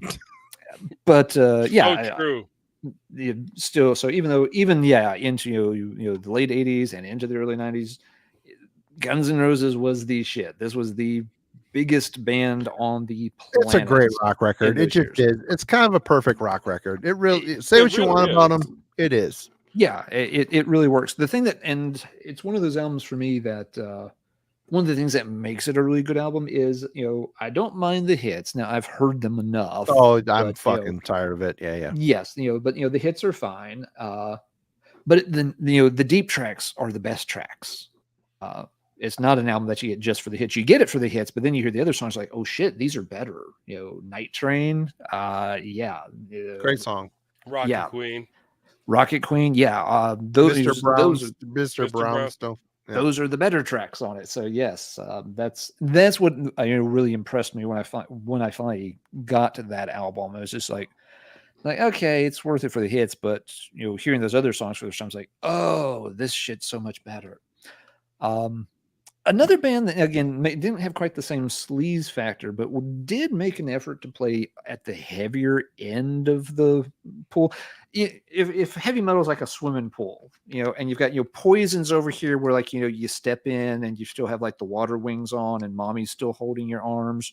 And over here, you've got Sepulturas, where you're diving off the diving board that's like 20 feet in the fucking air and you hope you don't crack your skull open.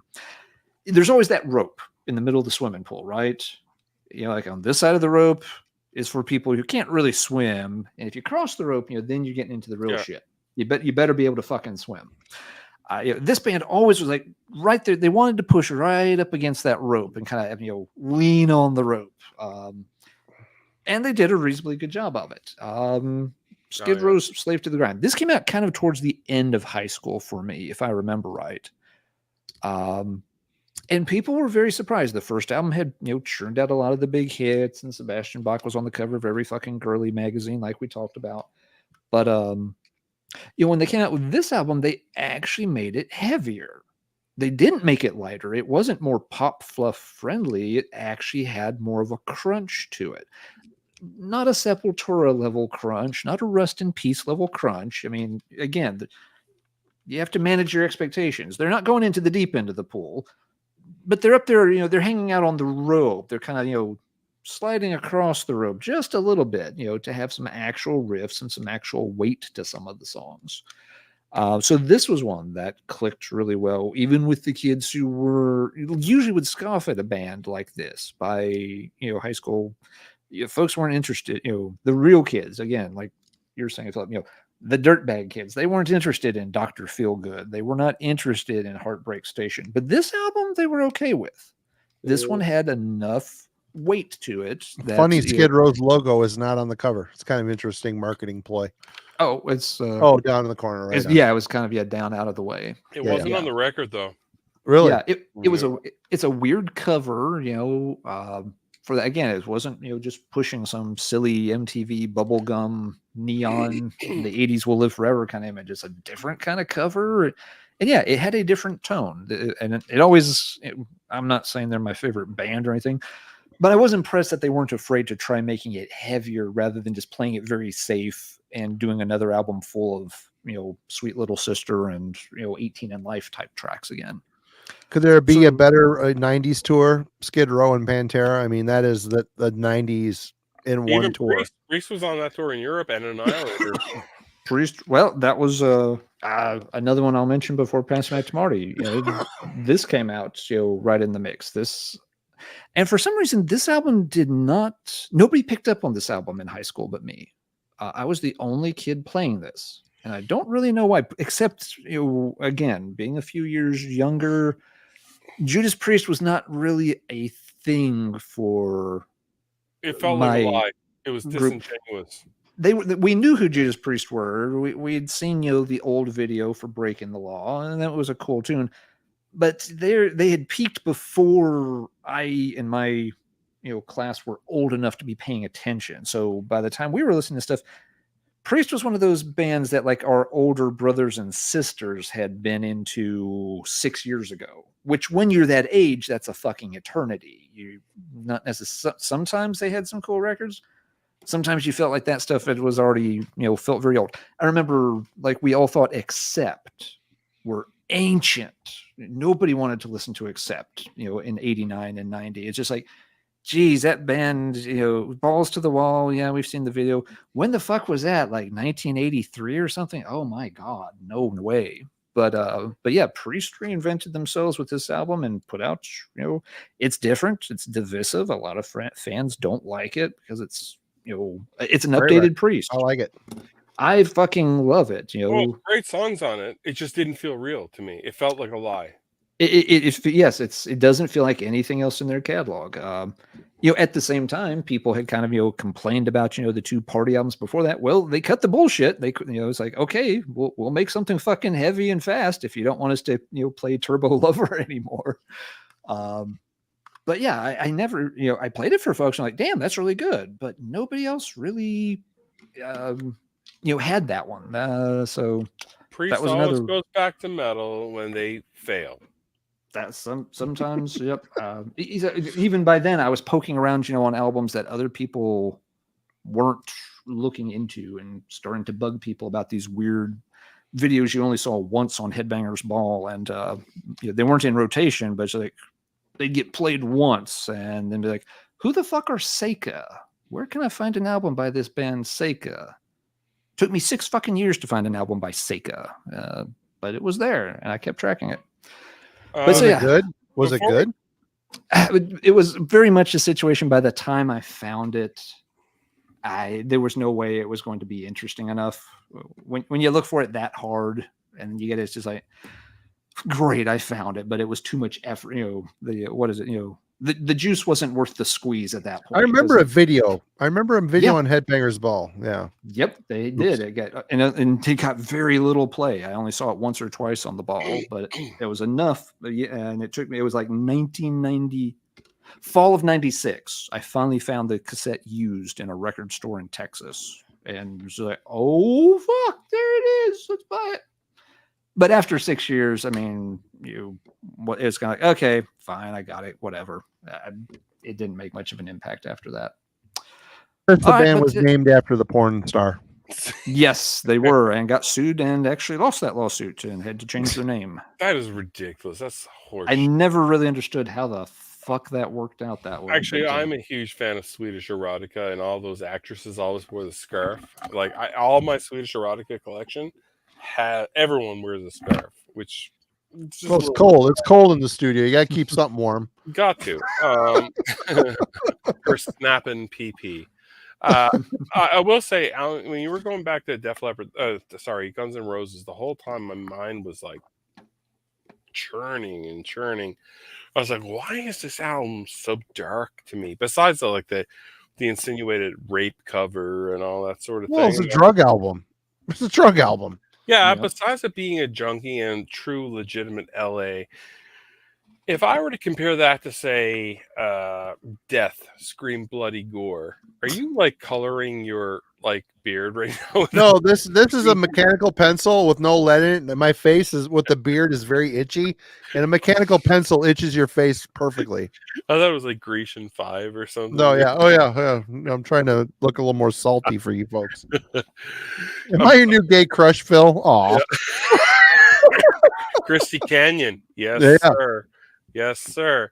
But anyways, Lord Tracy was smart. They mixed it up just enough that she couldn't file a fucking suit. Don't bring up Lord Tracy. God almighty. Hey, you wanted the dirtbag material. It is a dirtbag. The Pantera ears. Pantera ears. But I will say this, though. And if you look at, like, Appetite for Destruction and the song titles and the subject matter, and you compare it to, say, something as dark that has legitimate, and everyone's like, yeah, scream, bloody gore.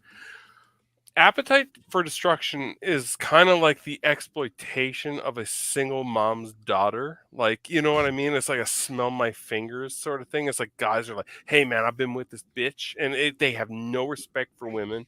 It's so fucking dark. And you can talk about eviscerating people and cutting heads off, but it's not real like Appetite for Destruction. Appetite Destruction is like a biblical version of lust. And greed. No, but it is Hedonism. It's total hedonism. Yeah. Yep. And you know, when you like, you can say like, then you look at Painkiller, and it's just like, oh fuck, that's so fucking dated at that point. And it's embarrassing compared to like Appetite for Destruction. And then you compare Appetite to like Nirvana, which I hate Nirvana. I like Nirvana. No, I hate him. But what I'm saying is there are people that actually they touched reality and they understood what was going on and telling a story. And yeah, and it is, Wade, you're right. It's misogynistic as hell. But like, you know, I think that Appetite for Destruction is more misogynistic than Cannibal Corpse's first album or second album. I really do. Because at the end of the day, it's more street level and realistic.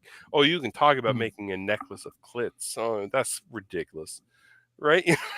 I'm making a belt of nipples. Yeah, okay, that's Cadgeen. Yeah, right. That, you know, you're 1 in a million, baby. Right? Right? But like, if you look about it, you know, from a young teenage boy's perspective, it's really exploitive and it's really dark. Yeah. And I say this as a father of a young girl. Like, you know, maybe that's influencing me. I don't know. Yeah, makes you look at things differently. The things you thought you didn't think about when you were a fucking teenager. Now you got a child, you know, that's going to grow into a woman and go out into the world with all surrounded by dirt bags. You're going to be on fucking head on a swivel. I don't mind her nipples being used as a belt, but I mean, come on. Don't be finger banged. All right. I just want to say, Wade, thank you for the compliment. We appreciate it. And, you know, this is a highlight of my week as well. Friday nights are always great, hanging out with all you folks, and Alan and Phil this week. Thank you so much again for joining us. You're welcome. Thank you. And you guys are blessed having me here tonight. Fuck yeah, we are. Absolutely. And next up for me, late, and again, no one has shown this. What is up with you guys? And I got to thank, you know, a young MTV. If this is the nipple belt, I'm going to be, oh, yes. Young MTV showed me the Bark at the Moon video. You know, I heard Ozzy at some point, probably the swig guy in the back of the bus, but I saw the video and thought the video was killer. And I liked this album. Old Jakey Lee got me going back in time a little bit, you know. And at this point, I still don't think I've heard Sabbath stuff, but I hadn't owned any. It was much later with Sabbath. It was weird. But you know, these are great records. Speak of the Devil, of course, I ended up getting that, and then that was, I think, my first soiree into the Sabbath catalog was the Speak of the Devil live record. And then Ultimate Sin I liked a lot too. Really commercial. You don't have Ultimate Sin? I don't own it. I used to have it on tape, but I gave it away 1,000 years ago. And I'm looking forward to getting it on vinyl. I just hasn't turned up at a record show yet. That's where I get these at record shows. Yeah, thank God for the Bombs, killer song. Killer of Giants. Killer of Giants. Secret Loser from the Wraith soundtrack. Yeah. Oh shit! Check it out. Hold on. Whoa. As the kids all say today. Yo. Check it out. What, I got Check the it. wrong box. I got the wrong box. He said as he removed her. Bob Daisley, you know, this sucks. He got recorded out of the fucking records after sharing. Robert Trujillo. He's like, oh, I didn't know what was going on. Bullshit. You were looking at a fucking fat paycheck, is what you were looking at. Yep. And you know, I would have done the same too, but fuck him, because Yep. I wasn't put in that situation. But yeah, hey, thanks, Frosty. Appreciate it. Alan, you're up next. No, wait, it's Phil again. I just went. It's Phil. I apologize. No. What are we doing now? We're still talking about records. I'm talking about getting dark now. Now my street cred is showing. Hey, you guys with your bang tango. You know your sweep credit. Your sweep credit is showing with that sweet broom and dustpan behind you there. You fucking Tangiers fans. All right, I'll tell you something. When I got really serious, and it's the reason why I'm not showing any death metal tonight, because I'm not allowed contractually. I can't. Is that how you say it? Sepultura is kind of death metal, proto death. Yeah, but Moondog Casanova said I cannot show any of my death metal records here tonight. Well, he's a deceiver, isn't he? He's a deceiver. Says you. This whole realm is nothing but deception. True. Oh, we've known that since he started fucking with Texas Mike in his debut episode. There was never any doubt what was going on with that. Check into Chromium Dioxide Radio. Don't forget to like and smash that button and comment about all the Huey Lewis records that you like below. Remember, folks, it's hip to be square. It's hip to be square. As a Canadian, there is an album that really influenced me. And that's this band. That is the best Exciter record. I love that record. It is so fucking awesome. Yeah, that is the third best Exciter record. Wrong. That is the first best. Sometimes, Alan, I am not going to fight you on this. And for the artist who did this, you are amazing. And also, you need to understand foreshortening, because her forearm goes on for 17 years. That's okay, because I'm only looking at the boob, not the forearm. So whatever. And the ass crack. Can you imagine? What was he thinking? He drew, you know what he did? He drew the dude first, and then he drew her, and he was like, well, it's the point of no return. He's like, no. He's like, Marty won't realize it because there's tits. No, there's boobs. And oh my God, this album is so much fun, and it's so heavy, and it is a fun album. When I'm saying it's third, it's more like a testament to the first. It's a speed metal record. That to me is a speed metal record. Oh, don't go down that path, man. I'm down it. I'll die on that hill. I'll die on that hill. Well, listen, here you are. You can die on it, and I will be the guy who was like, no, because you're right. Exciter is only speed metal. Yeah. If you say, oh, Exciter's a thrash record, well, baby, you don't understand thrash. You don't understand speed. In the words of Moondog Casanova, baby. Right? But yeah, that is a speed, right? But like, when I started getting heavy, these two records, and this is not going to blow anyone's minds, but these are OG presses. Yeah. Nice. They never ever beat them. Oh, am I? Hey, you know, Show No Mercy is my favorite Slayer, and they never sounded like that again. They never sound like that again. It would be a perfect record if not for "Are You Afraid of the Night?" That doesn't even bother me. Oh, it's great. Great riff, man. Yeah, but it's hilarious. It's like R.L. Stine. And, you know, Chemical Warfare on that EP. What a great fucking song. Oh, holy my God. shit. Like, another band that I refused to listen to when I was younger. Why? I was like, all right, dude, I'm Catholic. I was an altar boy. Oh, yeah. I was not into this shit. Like, you know what I mean? I was like, this is very, and it is dark. Look, I mean, a Laurentian pencil crayon cover aside. It's no Night on Brocken, but it'll do. But I mean, if you know, that's the way I like to imagine Satan. With a cape, a red swishy cape. Color pencil cape. It's not scary if it's color pencil. You know what I mean? But like, it's Is that sword the same length as a chick's fucking forearm on the front side? You can't. I love to like the design wise. They're like, we're gonna make a pentagram of swords, and then they realize they're like, nah, that ain't gonna work because the handle is gonna run into that, and they're like, make it drop. Because that's where I am as an illustrator. I'm like, what are we gonna do? It's so evil that it dropped. Right? I will say I also love Rain and Blood. I'm not gonna lie. I love that record, but for its fast statement, get in, get out statement. But Show No Mercy had the fucking riffs, man. It was their new wave of British heavy metal record. Oh, and I love it. I love it. It's gorgeous too. Hell Awaits is good. I'm not gonna slam it, but it's the album before it and the album after it are so much better than it. I don't know. All I'm gonna say is that if you have At Dawn They Sleep.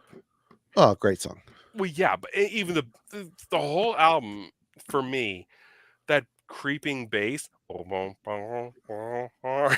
he's crawling. That is like such a like scene out of Salem's Lot or something. The bass, the way it crawls towards you, it's really creepy.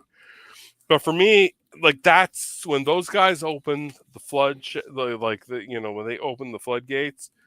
That opened up these guys, and I always say I don't get black metal. I like first wave black metal. Yeah, first wave. Yeah, that's the stuff I get, man. That photo of King Diamond on that album cover is so fucking awesome. It's so awesome. What the fuck is he doing? It rules. And then the fatal portrait where his hand, it looks like a gigantic augmented fucking demon hoof. It's so great. And can we not, and I'm sure many, many humans have brought this up before, but like this motorcycle. It's like a Barbie cycle. It's what it looks like. Can you imagine? It's like, here you are, I'm at 45 years old, and I'm like, I love my family. I adore them. I will die for them. Then Mantis shows up on that bike, and he's like, get on. Can you imagine? You're like, I don't want to leave them, and then you're like, wrap your arms around his waist. John Mantis feathered hair in your face, and his judo ki or whatever he's wearing on the Live in 85 video, or no, the other video he's wearing like that fucking judo gi. It's like, what the fuck? And you're waving to everyone you ever loved and maybe value you ever had, and you're holding on. Peace out. I love you guys.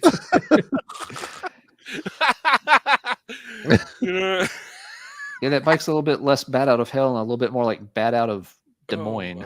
Yeah. Yep. And he's here in your face, and you're like, to quote Arrested Development, I've made a big mistake. What is it? I made a huge mistake. I made a huge mistake. You were stoned at the time and thought it was Fabio picking you up, and finally you come down and realize somewhere in the middle of Kansas you're riding bitch behind Mantis. and then Mantis invites you down to like the fourth circle of hell, and he records his solo album with a keyboard. Oh, Satan! Oh, Scratch, you fooled me again. You're just kind of sitting there with your hands folded in the studio while he's doing like his 30-second take, and someone's like, who's the fucking guy over there? And he's like, oh, he's with me. Oh. Yeah. You're gripping like those furry pecs. Well done there. You're like an androgynous guy with like on Mad Max, what is it, the Road Warrior? That blonde guy. Oh no, that's Thunderdome. That is not Road Warrior. That is Thunderdome. No, in Road Warrior, no, the asexual dude that's with humongous. Yeah. You are, but you're bald, which is even more humiliating. You don't even have the huge locks. Oh, for fuck's sakes! All right, Alan, you're up. All right. So yeah, kind of getting towards late high school. Yes, things got a little heavier. We have ruined that album forever. That image, which is so cool. Don't let me ruin it for you people. No, you can't ruin the song Sacrifice. It's too good. Healing is having a lot of fun there in the chat tonight. He's had some good ones. So let's see. This was kind of heavy in a weird way, and I think definitely fits along with perfect album for high school kids to want to check out. Because it got a rep right away for having all the bad language and being over the top in all kinds of ways. Body Count was making the rounds kind of late in the high school tenure. Ice-T was not, for being again kind of a rural southern area, folks didn't mind rap music. People would definitely would listen to the more popular stuff. Some of folks mentioned it earlier at the start of the show, but like the rest of you, some of the first tapes I got as a kid were like the Fat Boys and things like that. But this album, and it was funny because none of us were originally buying it when it came out, because of the Cop Killer song. It's just like whatever. We were buying it because it was like non-stop dirty words strung together, just right. Fuck this, fuck that, fuck you. You just the song titles alone, any self-respecting high school kid is going to want to hear Evil Dick, Body Count Anthem, Mama's Gonna Die Tonight, and it's just a non-stop barrage of swearing, which is perfect if you're wanting that in high school. But then of course I got tagged for the Cop Killer controversy. The album had already been out for several months. A lot of us were like, well, yeah, that's okay. That's the thing that's going to set you off about this album. That's where the album's getting in trouble, is that song. You've got songs on here like KKK Bitch. Body Count. but the Cop Killer song is the one that went one step too far. We're all kind of like, okay, sure. I mean, we saw the writing on the wall. It wasn't going to stay around very long. But it was always funny that they could have basically that they zeroed in on one particular part of the album to be aghast about, as opposed to just the whole thing. It's a dark song though, man.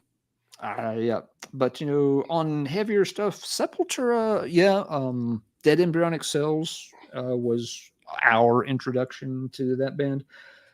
But one that I checked out as a blind buy, just because I knew nothing about the band, but I would see the tapes every time, we made it to a record store. I'm just like, that name has to be good. And so when on one trip, one of the tapes was on sale, it was a few bucks cheaper. Just like, well, hell yes, I will give $6.99 for that, and we'll test it out. I introduced my high school to Napalm Death with Death by Manipulation.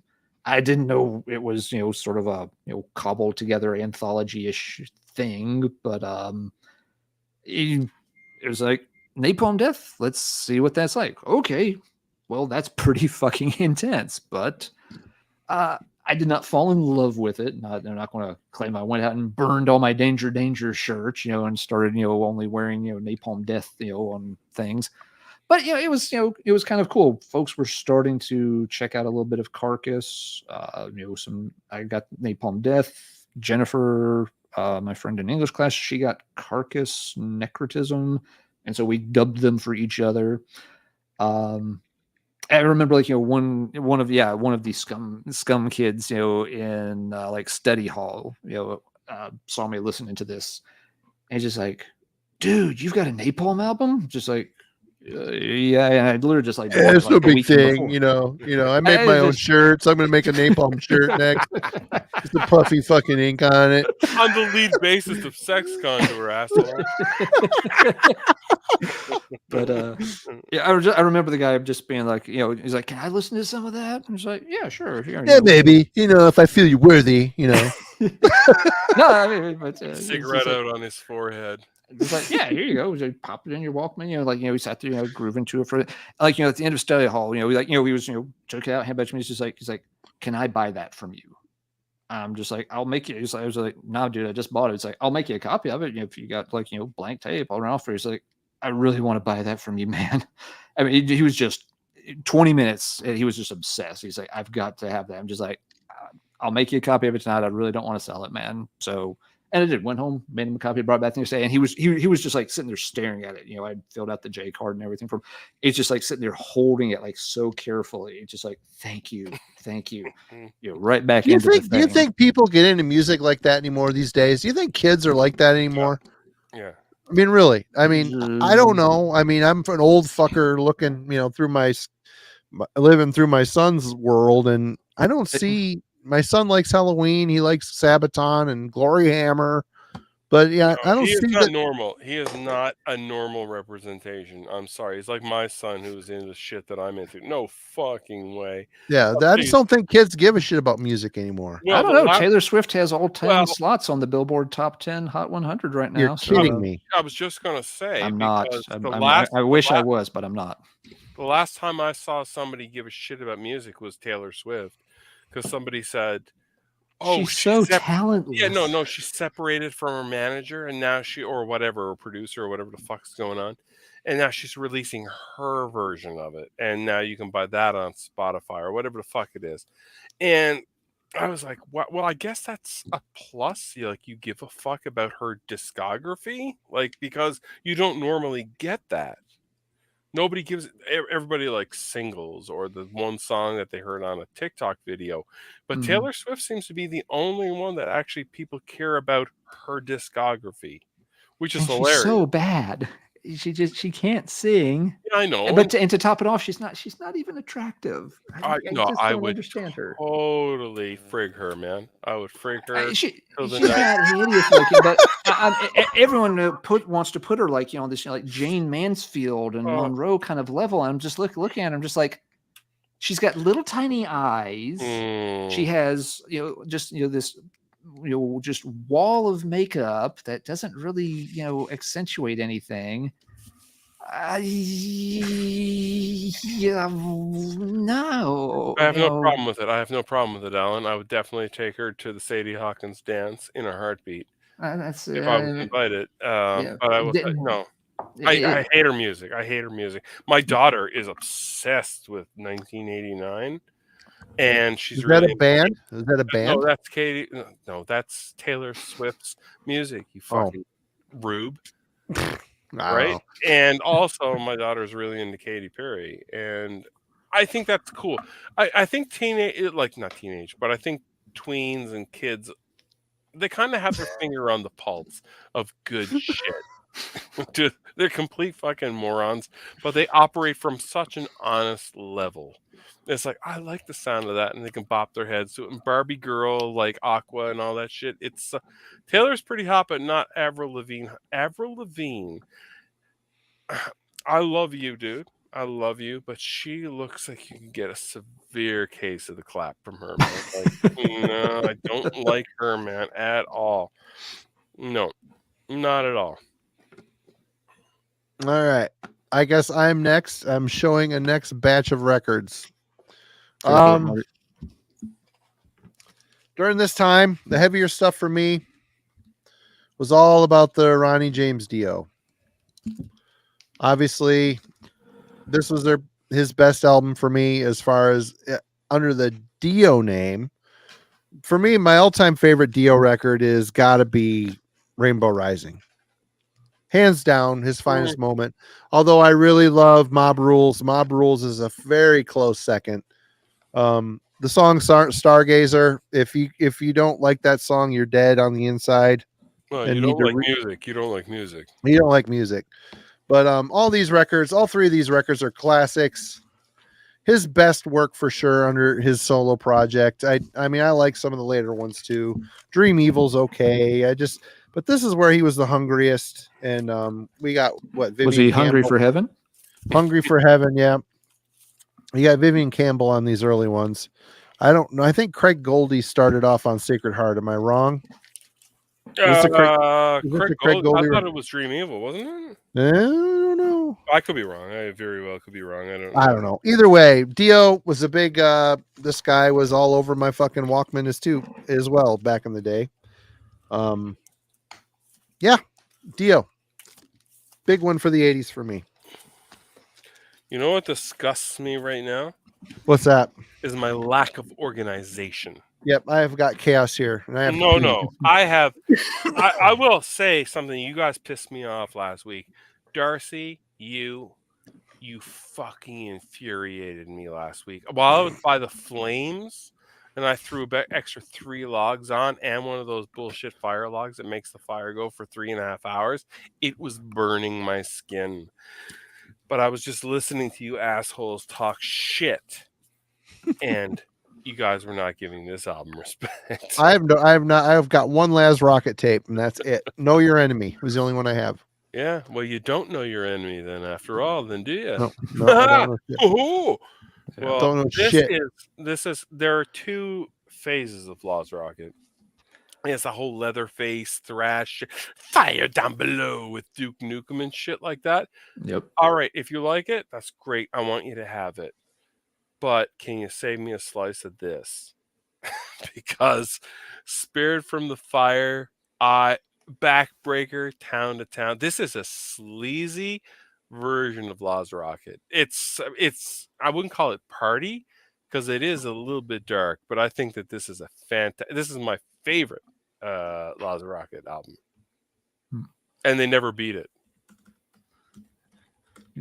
I need to go back and play it again sometime. It has been so long since I heard that album. The thing that always confused me about it a little bit too, it really seems like it should have come out before City's Gonna Burn. Mm-hmm. It's like City's Gonna Burn is kind of like, a pretty, standard second tier, early US metal album. And like you said, this one kind of feels like it goes in a lighter direction, but then after that they go into a thrashy direction, and it's like the discography is out of order, which just bothers my sense of chronology, I guess. I feel that, and I agree with you, because for the longest time I thought this was their first record. Yeah. Mm-hmm. Same here. I forever thought it came out earlier. This was a band that, through my horror connections, that's how I found them. And it's very interesting because the band actually has a lineup of actually decent human beings.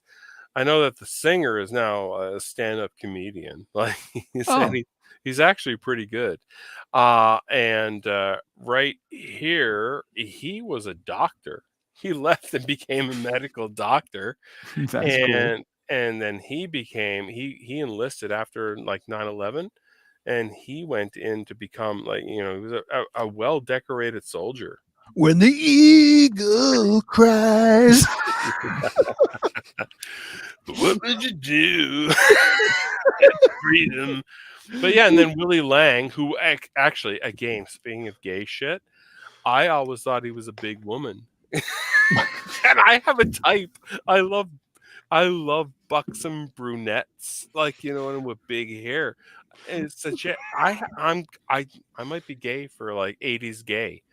I'm not gay in the 90s at all, and I'm not gay in the 2000s or now. I love my wife. I love the vision. But I tell you something, man, in the 80s I might have been gay. John Mantis on a Honda fucking motorcycle. Get on the back, bitch. And mate, get on the back, mate. But I'll tell you something, man. Speaking of that era of shit that really made my dick hard, I tell you, this band too. Yeah. Did you ever see their video that they made? It is so good. And Eric AK with his little fucking perv stash. I've never seen the video. Please, everyone. I'm not going to tell everyone to turn this show off to go see it, but can you please put a little asterisk next to it? There's two versions of the song. There's one where they're live, in a teen center, and it is so hilarious. But Eric AK is hitting the notes. He's doing his best. But then there's the video that they made for Hammerhead. And that is where my aesthetic is as a heavy metal fan. That faster and the speed light, and it's that high speed. Everyone is young and energetic. This is, to me, what heavy metal should be. Is this? And I like No Place for Disgrace. I like it too, but that's probably their best record right there. Yeah, no, yeah, for sure. Iron Tears and all. It's so Oh yeah, good, man. Hammerhead, baby. That's the video, Yeah. and it's so hilarious because I have never seen a dirty perv stash like Eric AK has on it. I really wish sometimes that like Flotsam and Jetsam made it. Like it really hurts me that they didn't. People, like Jurgen and a bunch of folks in the VC are still showing the new Flotsam and Jetsam and saying how good they are. I stopped caring after No Place for Disgrace. I had When the Storm Comes Down. I thought the album was really boring. I don't know. After that, I heard Quattro. That wasn't all that great. I don't know, listened to a man. little bit of Quattro, and I wasn't into it either, man. But I'm like one of those guys who is just like, if it's not an 88, I don't give a fuck about it. Yeah. And that's me being wrong. I totally admit to that. Quattro was one of those things I bought like out of a cutout bin for like literally like $1.99, and it was one of the first albums I realized I am probably going to have to sell this or trade it away. I gave it a long time to try to sink in and get better, but yeah, it was one of those. Is like, I actually don't have to keep every album I buy. And this one's probably going to go back because I can probably eke out $1 or $2 of store credit and trade it in. That's crazy how you're able to do that. Ryan, by the way, saw Flotsam and Jetsam open for King Diamond. Oh my God. Fantastic. Yeah, what a show. But like, how do you do that? For me, it's just like, I don't care. It doesn't matter how bad it is or whatever. It's in the collection. It's home for a reason. We had a cat follow us home on Halloween, and he now lives with us. Really? Oh, no. He just followed us home, and he walked in the house, and I was like, is this it? This is like that Talking Head song. This must be the place. All right, dude. Come on. Welcome. And that's the way we are. But in my home, these records, they found themselves to me. They found their way to me. And they're going to stay here. Yeah. And whether I understand them or not, that's on me. And that's how I look at it. I know your history. I mean, I used to do a zine too, and I used to get, and then writing for Metal Maniacs, I used to get insane amounts of music sent to me every week. I couldn't keep them all. I would have a box of stuff I didn't like. Anytime friends would come over, I'd be like, leave with at least 5 promos. Take them. You can't leave until you take them. And did you keep all that shit too? Mm-hmm. Wow, all of it. Wowie. Okay. And also because it was from Jim from Nunslaughter, who I was talking to you before we started the show. Yeah. I adore Jim. And the whole Chromium Dioxide series is dedicated to him. Nobody, I did do the new show. I dedicated to Julius Caesar because I really admire him. But the whole show and continuing on is dedicated to Jim from Nunslaughter because I adored his passion. He used to show up to Razor gigs in Canada, and he's an American. He's a Yankee Blue Jeans.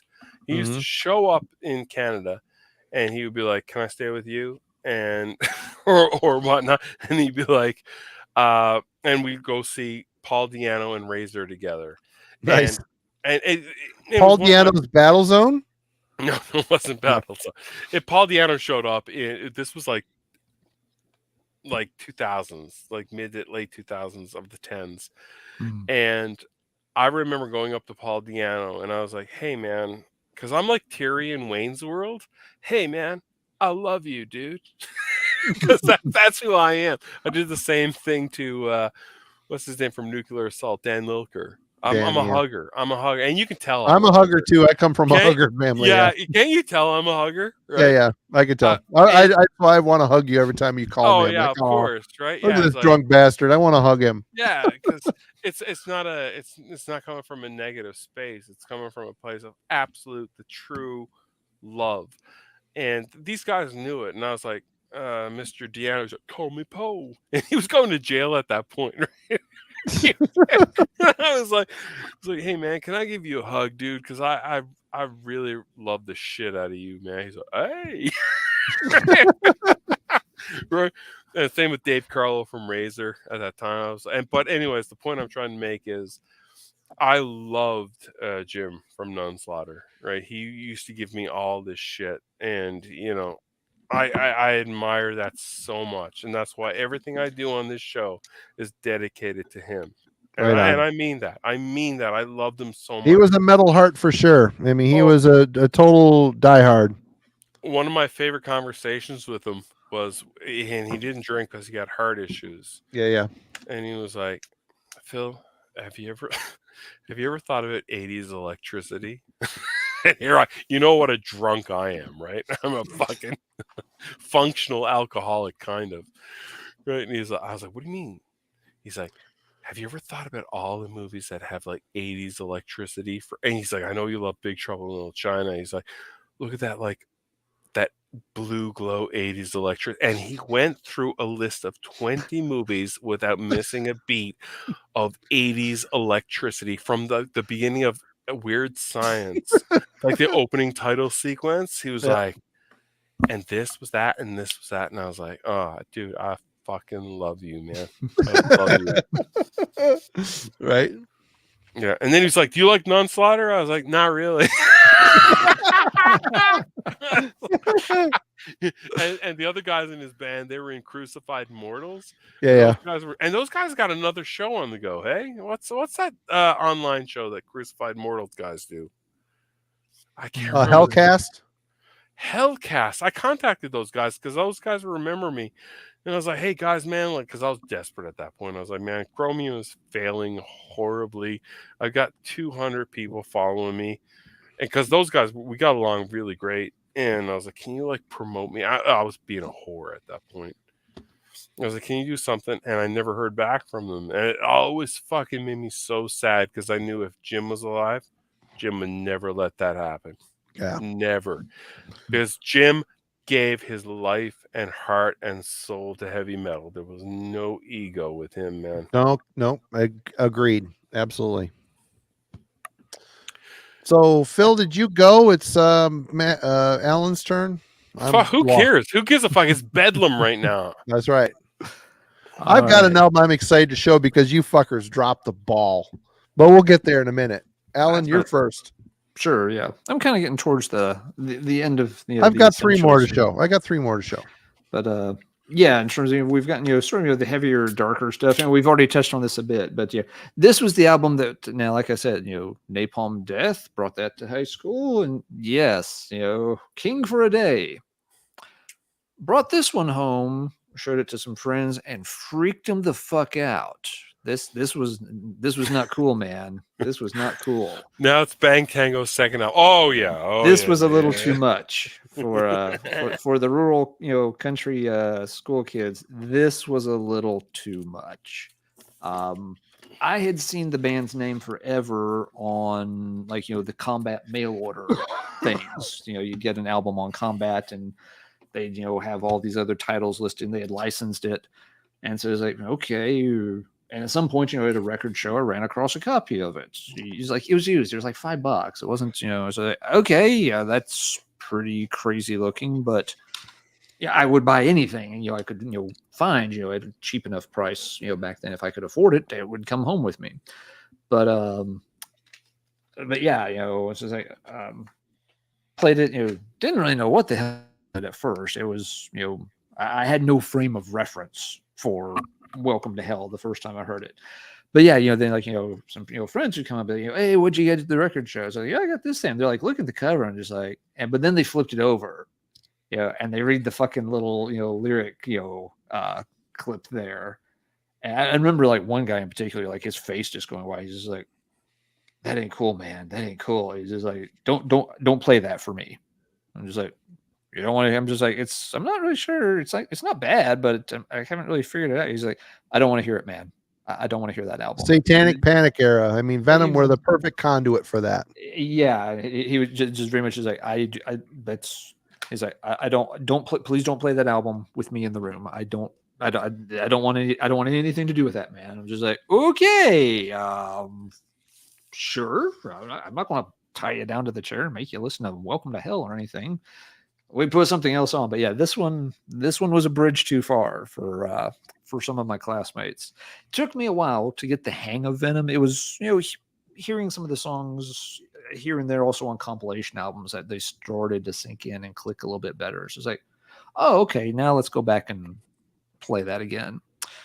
But then, yeah, towards the very end of high school, this came out and led me down a very different path. I saw this. Always the comps, Alan. Comps are important, man. It is. Whether it's Dimensions or Lars's New Wave of Bridgehead Metal.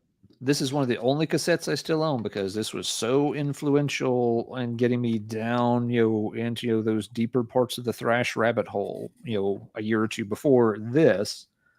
Yeah, and this was weird because I had just heard about it reading an interview with Lars it wasn't a metal zine. It was actually a cover story in one of my dad's record magazines that really didn't touch much on newer or modern stuff, but they had a Metallica story, and so he's like, "Hey, you might want to read this one." I was like, "Okay," and they had like one of those little sidebar things. It was one of those big, oversized newsprint magazines. Goldmine, yeah, yep. Oh, I've got one of those catalogs. Yeah, I do. Yeah, and they had one of those sidebars, about this project. Yeah, and they talked. It was just a little blurb about it, but they had this picture, the sounds image in the center, and just in reading it, I was just instantly kind of enchanted. I was like, so you're telling me there's like this entire scene, this whole universe of important heavy metal bands that came before Metallica that nobody's ever really heard of. Oh, Daddy, sign me up. Yeah. And again, it was a few months before we got out to, a shopping mall, and one of them had this. It was a longer cassette. It was a little more expensive. It was probably like $12.99 instead of $9.99, which made a big fucking difference at the time. That's another couple of days you ain't eating lunch. But yeah, I bought it and started playing it in the Walkman, on the drive home, sitting in the back seat, and just right away, I'm just like, holy shit, this is universes beyond. I didn't know how big, it was all going to be and how deep the rabbit hole would go. But just even before we got home, then I'm just like, all right, this is something I'm going to be looking into. And so sat there all weekend, going through the liner notes in the booklet, band by band. I was like, so this song came from this single on this label and this year. And just thinking to myself, how the fuck am I ever going to find any of this shit? This is, I don't know, but yeah, it's definitely started a quest, which is still going. So I guess it worked well. Everybody shits on Lars, but it's like the latest episode of Metal Theologian. He's like, he feels that they're on our side, and they are. Yeah. Like we all, like, if we were in the same situation, guys, like, you know what I mean? Been there, done that. You know what I mean? We're guys, we promote it, we champion all this sort of stuff, but now we're going to be on sale at Kmart and Walmart and stuff, and we're going to make it accessible to people. And there's only so long where you can wear vasectomy jeans and high top, white sneakers. That's going to appease our generation and them. And they're like, you know what? We're not those guys anymore. And, as much as I hate to say that, it's true. Dude, I'm with you 100% on that. And the fact that people slam on, is Lars the best drummer in the world? He's not. But you know what? He's Metallica's drummer, and that guy is in 100%. And he created that in 89, 90. Alan, am I correct in saying that? Yep. He created that compilation not out of a monetary gain. He did it out of absolute love and a thank you. Oh yeah. Yeah. So I mean, you can shit on Lars all you want. That is probably one of the greatest contributions to heavy metal anyone could have ever done. Yeah. I don't give a shit what you say, because he was like, I'm not going to do this compilation unless I can have Iron Maiden on there. Like, you know what I mean? He actually had to and so, the fact that we got Crucifixion and all these other bands on there, and Hollow Ground and all that. I mean, it's a big fucking gift to us that he gave back. And whatever he did forward, he didn't have to look back. That was the coda. Thank you. Mm-hmm. Yeah, And, credit where it's due. I mean, I will rip on Lars and joke about him quite a bit sometimes, but I'll also give him credit where it's due. And yes, he did a lot to champion those bands and get them at least some modicum of visibility. You absolutely. Yeah, Wade, he's a huge fan of new wave of British heavy metal. I guess his record collection is absolutely sick. Yeah, him and basically he met Brian Slagel because he was wandering around at a concert wearing a Saxon t-shirt, and Brian and some of his friends, they had never seen anybody with a Saxon t-shirt. They were getting Saxon LPs on import, and they're just like, who the fuck is the kid with the Saxon shirt? We got to go talk to him. And it turned out it was Lars, pretty much fresh off the boat, and had seen Saxon before at some point, and had this tour shirt, and that kind of kicked things off. So Lars put this together. It was meant to be like a 10th anniversary thing, which is why it was 79 Revisited was supposed to come out in 89. It drug for a long time getting out. Like Phil said, there were some issues getting rights to some of the stuff. It's a weird version of the Iron Maiden track on here. It's not from it's not the LP version. It's from a demo or one of the comps. Actually, no, it's at the time it was an unreleased version from a BBC recording, which may be how they finally worked around the wranglings to get Iron Maiden on the comp.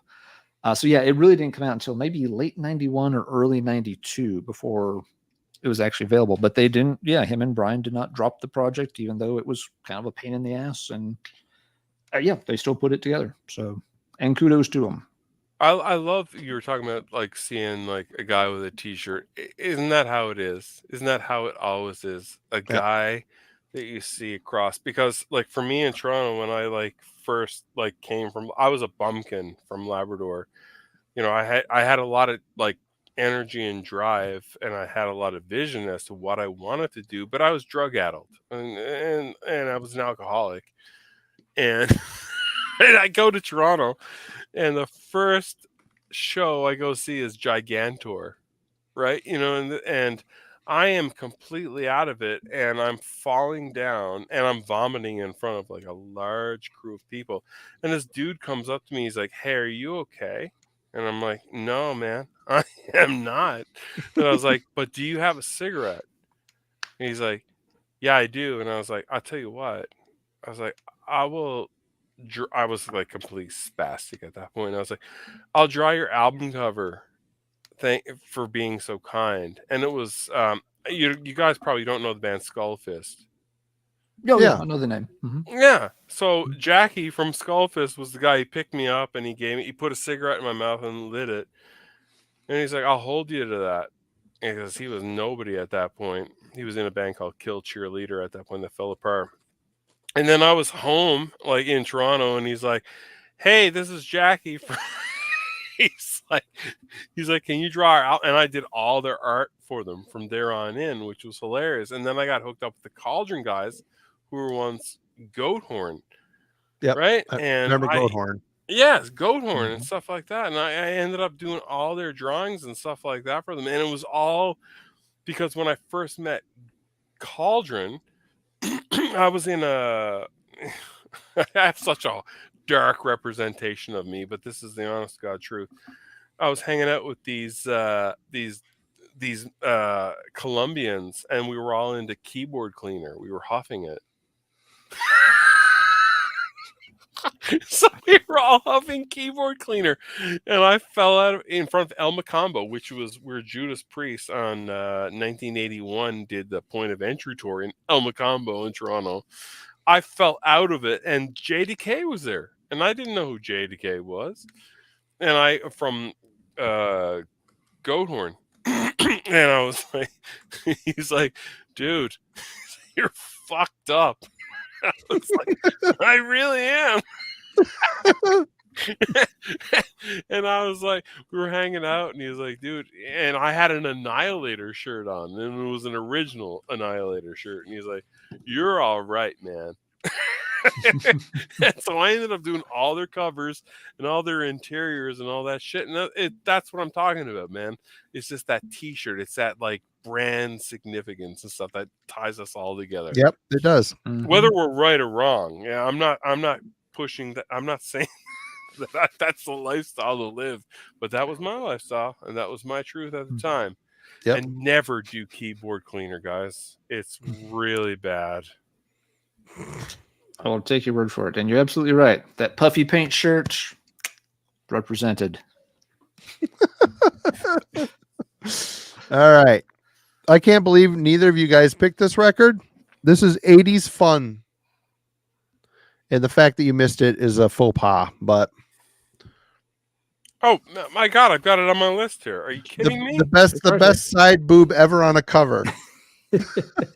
Oh my God. The video. This album is, even though there's a Michael Jackson riff on here, I can let it slide. This album is so much fun. Bad Boys Running Wild. Yeah, that's a tough one. Pop it. Yep, Rock You Like a Hurricane. I'm Leaving You. Coming Home. The video for that is so good. Yeah. There is not a bad song on here. Same Thrill, Big City Nights. As soon as the good times roll. I can't read that. Crossfire and Still Loving You. What a great way to close an album. Still Loving You. Yep. What a great this album is another awesome 80s classic. And to me, their last really, really awesome record. I mean, kind of their last essential one. Guys, sure. Can I ask you an honest question? Sure. Uli or Mateus? I like Uli. I like the Uli material a little bit better. Really? But I like Mateus as well. I like it's very hard to say. I've thought about that recently because they're all good records. They're very different styles on those albums, and they got a little less weird. They got a little more commercial when Mateus entered the band. They did. They changed their sound, but it worked very well for them. And Marty, Walmart did not approve of the side boob, so that's why Walmart should be burned. Other than the bring your meth head to shopping days that I tend to see every time I go there. But man, what a great record. Fun record. It's just a fun fucking record. Yeah. I mean, you could tell by the band photos on the inside. It's a fun record. It is. It's I love Uli, but I feel that like edition. I feel being around him would be really obnoxious. I love his like videos and his music, just watching him, but I'm like, I don't want to hang out with this dude he was the quirky Scorpions, which I love because he's a great guitar player, but they definitely got a lot more commercial and good. I mean, they changed and got a little more publicly acceptable, I should say. Dude, listen, there's sometimes commercial is not a bad word. And it's not a bad word. If you have Joan Severance and you have miniature camera and miniature model effects, and you sing a song called "The Rhythm of Love," you ain't going wrong with me, man. You're not gonna do wrong at all. Yeah, no, I love, but I don't like the fact when I'm watching him, he's closing his eyes and shit. He's got the feels, which is good, but it makes me uncomfortable. It's like when I was a kid playing piano at the Royal Conservatory, and you see these assholes and they're feeling the music. Fuck you. Also, I'm not comfortable with what is that what is that blue gem that he has on his fucking, it's very Egyptian. What is that he's got a stone on his guitar. I can't remember what it is, but it just rubbed me the wrong way as well. There's a word for it. I can't remember because I grew up with Arabs, and they always like warned me of that. That's why it really bothered me. No, not the Ankh. But if you watch Uli Jon Ratt, and also wasn't he around when like Jimi Hendrix supposedly died? I don't know. Oh no, apparently he was. Him and his girlfriend, him and Uli Jon Ratt's girlfriend. They were apparently around. Zachary, In Trance is my favorite Scorpions record. I love that record. Love it. Great record. I do too. I remember, but it was ruined for me when some girl came up to me and she's like, "I like to make love to my boyfriend" to that album, and she was gross. She was so fat. And I was like, "Oh." You know, if she was hot and you could picture her like dancing and shit, I'm like, yeah. But she was fucking. Oh, she looked like a goddamn Andy mattress blowing up as you're.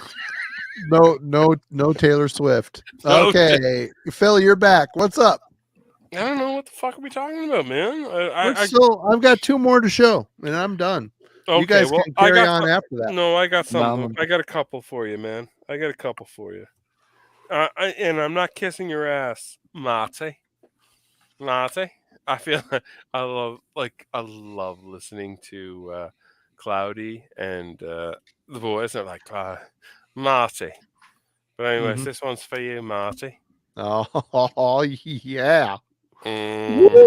Yes. Murderer. Oh yes. This was. I'm not a huge Halloween fan.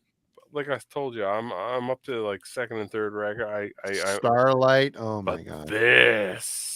This is so good. Oh, it's so good. And this was speaking of compilations. I never even heard of these guys till the death metal compilation. Another one I'm looking for, people out there. If you want to sell to me for a reasonable, non-awful price, that'd be swell. Thanks. That would be cool in the gang.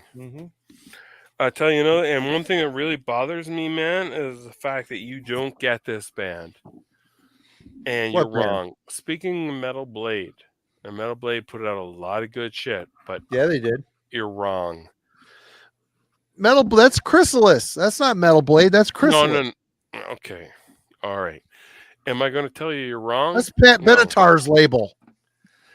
The Chrysalis, as a huge Billy Idol fan, I object to this tone that you had when you said Chrysalis. You're right. But I will always consider Metal Blade to be I'll always consider Armored Saint to be a Metal Blade band. Well, eventually, sure.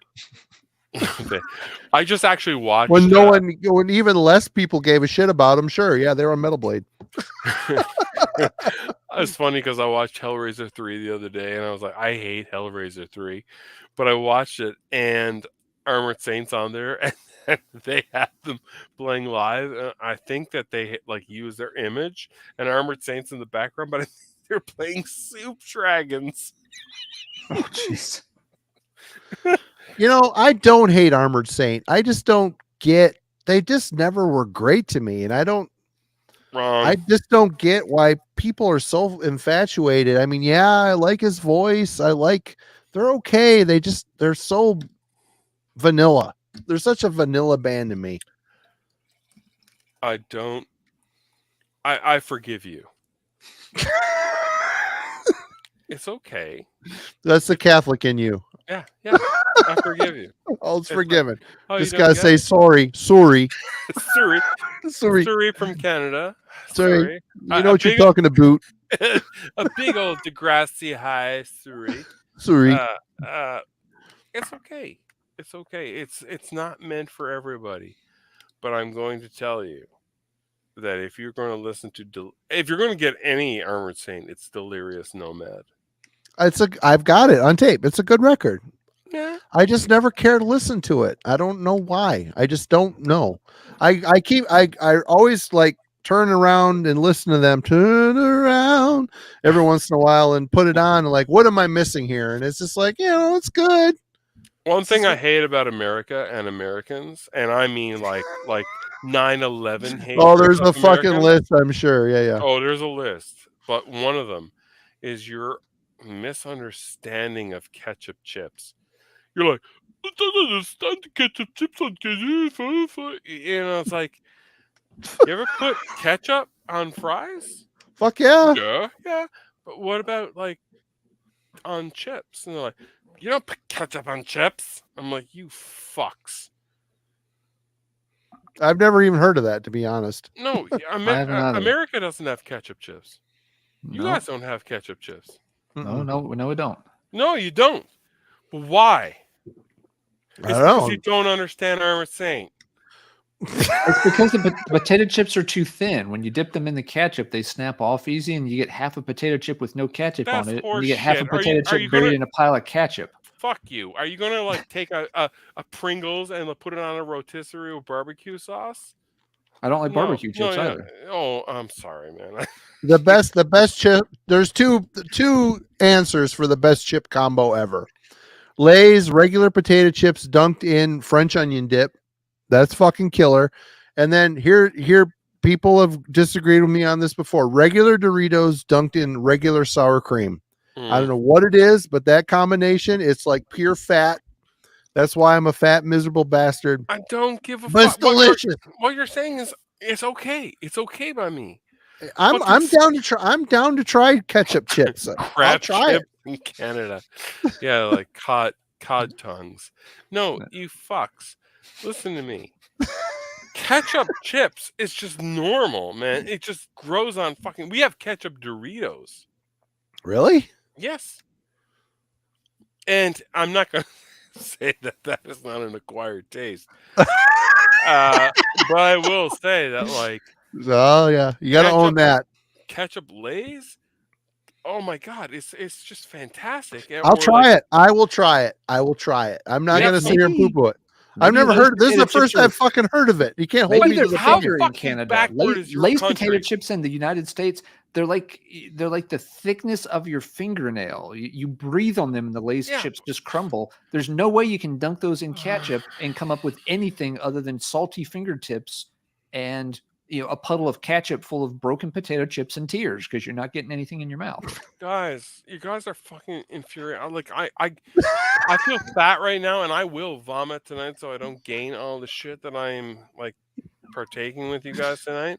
But we got free Vert Girls chat. God damn it! These no, leave them, man. They're trying to make a buck. Now see, Brian's got Ruffles, because they're corrugated. They're structurally, but they taste different. They taste different. They're good, but they're strong. But they're strong enough to you could dip those in ketchup and have the chip retain its structural integrity until the time you get it in your mouth. So I could see this working.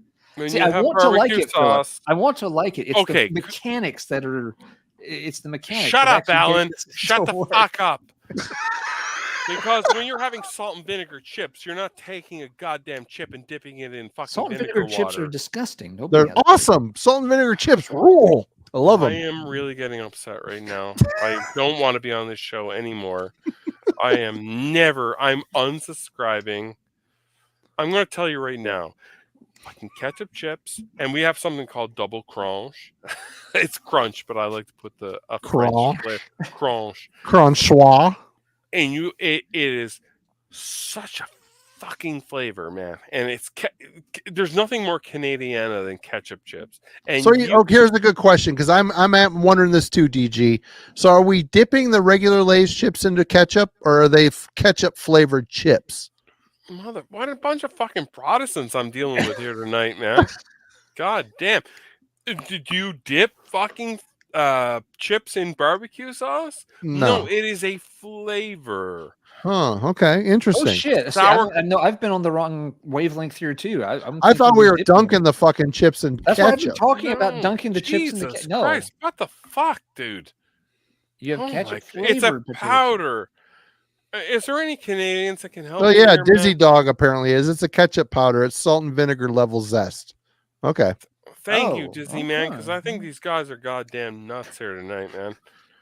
Yes, Scott, thank you, man. It's a ketchup flavored dust, just like salt and vinegar, just like salt, just like barbecue, just like sour cream and onion. Okay. It has a flavor, but ketchup belongs on fries. So why is it so goddamn bizarre to you people? It's not. Yeah, but no, you don't know what it is. I've never seen it. I've never fucking seen it. Like the 7th page of the Necronomicon. It's like, it sounds fine now that I know now that I understand the concept. No, it sounds perfectly fine. But yeah, I've never. They apparently just don't let them across the border for some reason. No, they don't. Why. You guys are the same bastards that sell handicap chips.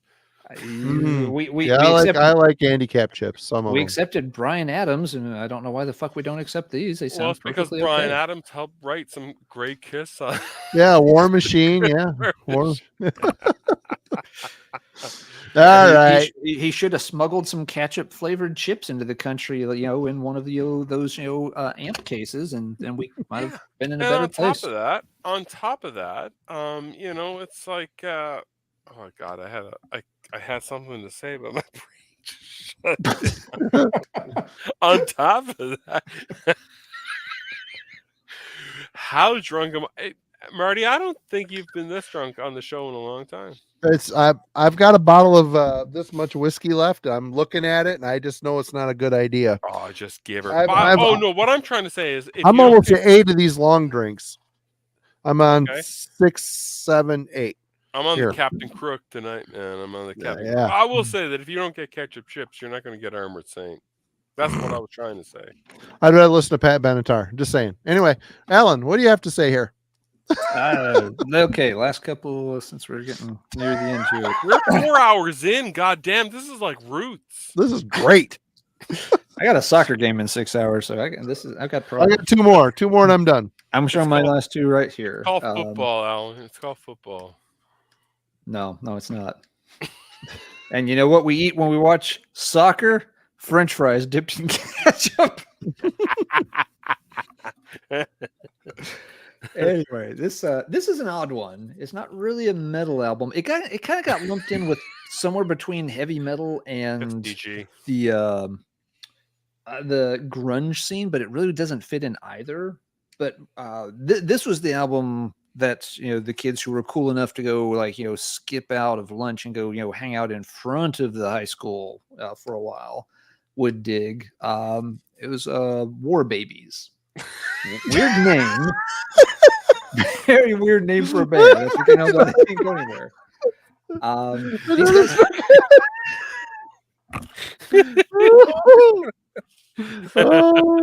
There's they sold 2 albums in the world. And I own you're one of them. Cassette and this. No, he's the son-in-law of the guy that was in Jag Panzer for the first EP. There's a little metal pedigree here. This is a Seattle band. I bet there is. Was Rob Halford singing in their fucking cover band too? No. I'm going to double check. Let me get the name right here because this is a thing now. Oh my God! God damn! I love Al. Listen, I love Alan. People, if you're not subscribed to Let's Talk Metal, you are a piece of shit. You're a piece of shit. I agree. Piece of shit. It is so fucking. You are ketchup chip eating piece of shit. Alan is so relaxing. Because I'm on night shift sometimes, and I save his shows every Tuesday for when I'm on nights, and then I regret it immediately because his voice is so lulling. And then he plays it, and I'm just like, and then he holds on. You always also take a word that you hold on to. It's like the. I was like, I'm such a fucking fan of you, man. I love it. Yeah, but anyway. War Babies. Back to Seattle's War Babies. No one's ever had this jovial reaction to the band name before. It's refreshing to see. It's just a fact. It looks like the Gay Pearl band all over again. Just different shirts. It's half shirts, I should say. It looks like behind the scenes of a spook trail. I want to be the guy on the ladder. I'm the front man. I'm going to be up here in the thing. Okay, go ahead. One of these guys doing the special effects is Brad Sinzel, who longtime Seattle mainstay on the hard rock and heavy metal scene with TKO. Yes, this was going somewhere. This was. I wanna fight. Yes, after TKO had kind of finally run its course, this was then maybe there was a project in between, but this was Brad's kind of next grasp at that brass ring. They got in a little MTV rotation. Let's see, which track was it? Don't Drag Me Down, I believe. No, Hang Me Up. Sorry, first track, Hang Me Up. Don't drag me down, Bruce. Not that one. But yeah, and so again, it got about the same amount of play as Diving for Pearls did on MTV. But yeah, you could tell they didn't know where to put this. They put it on Headbangers Ball, but it's not heavy metal. This was right when Nirvana was starting to get some traction, and they were putting Nirvana on Headbangers Ball too, because they're like, I don't know, it's loud and messy sounding. I guess it goes on that show.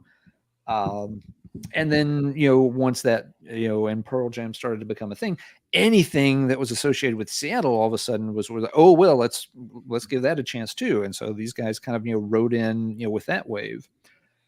It's a fun album. I like it. It's not one that comes out very often. About the only other person I've talked to that's even heard of it is Eric over on High Defamation, and he hates the album. But it was a goofy one because it was heavy enough to pass. It was like a solid rock album, but yeah, it was still a cool unknown thing to folks. And so, yeah, a lot of us, this was, the hangout at lunch album and blast this on the cheap little boombox. Well, killing time before you had to go back in, for history class once the bell rang. And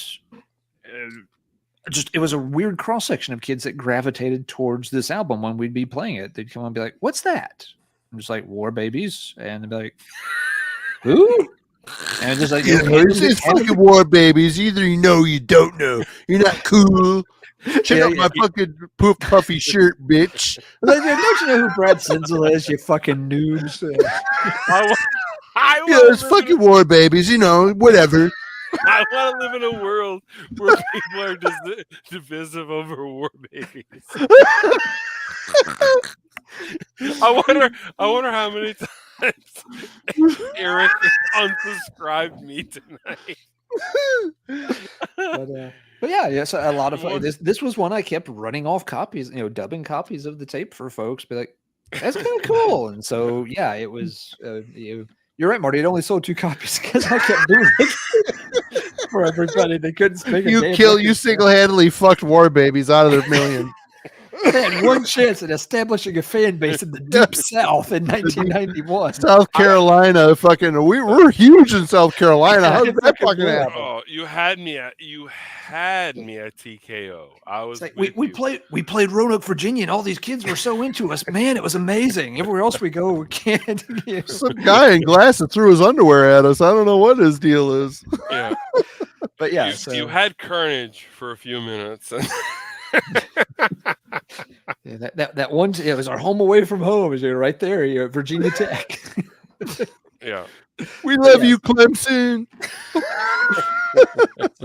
But yeah, just one of those very long lost albums that it didn't quite fit into any particular pigeonhole at the time, but it was a fun rock album for the kids that were cool enough or scummy enough to to go hang out outside and maybe look for a place to smoke at lunch. They smoked to War Babies. Dude, you don't know fucking War Babies? Whatever. Whatevs.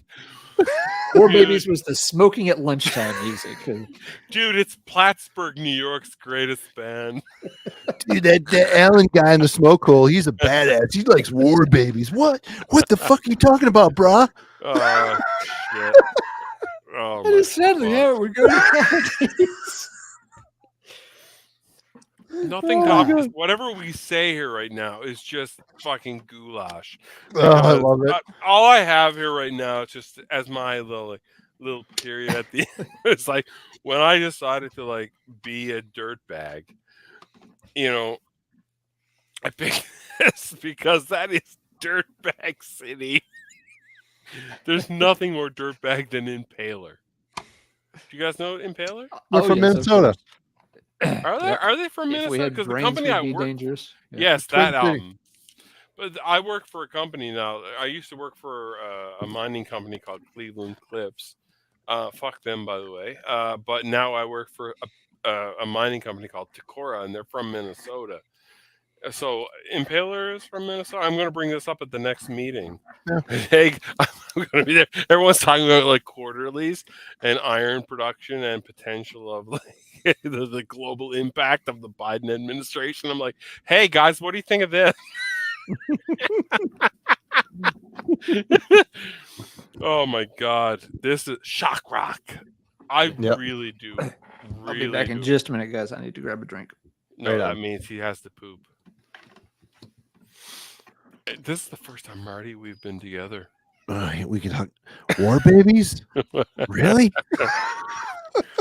Oh, I didn't show you something tonight, man. Speaking What's of that? my artistic prowess, which I'm very proud of. By the way, that is the most ridiculous burp. By the way, that was very Jabba the Hutt.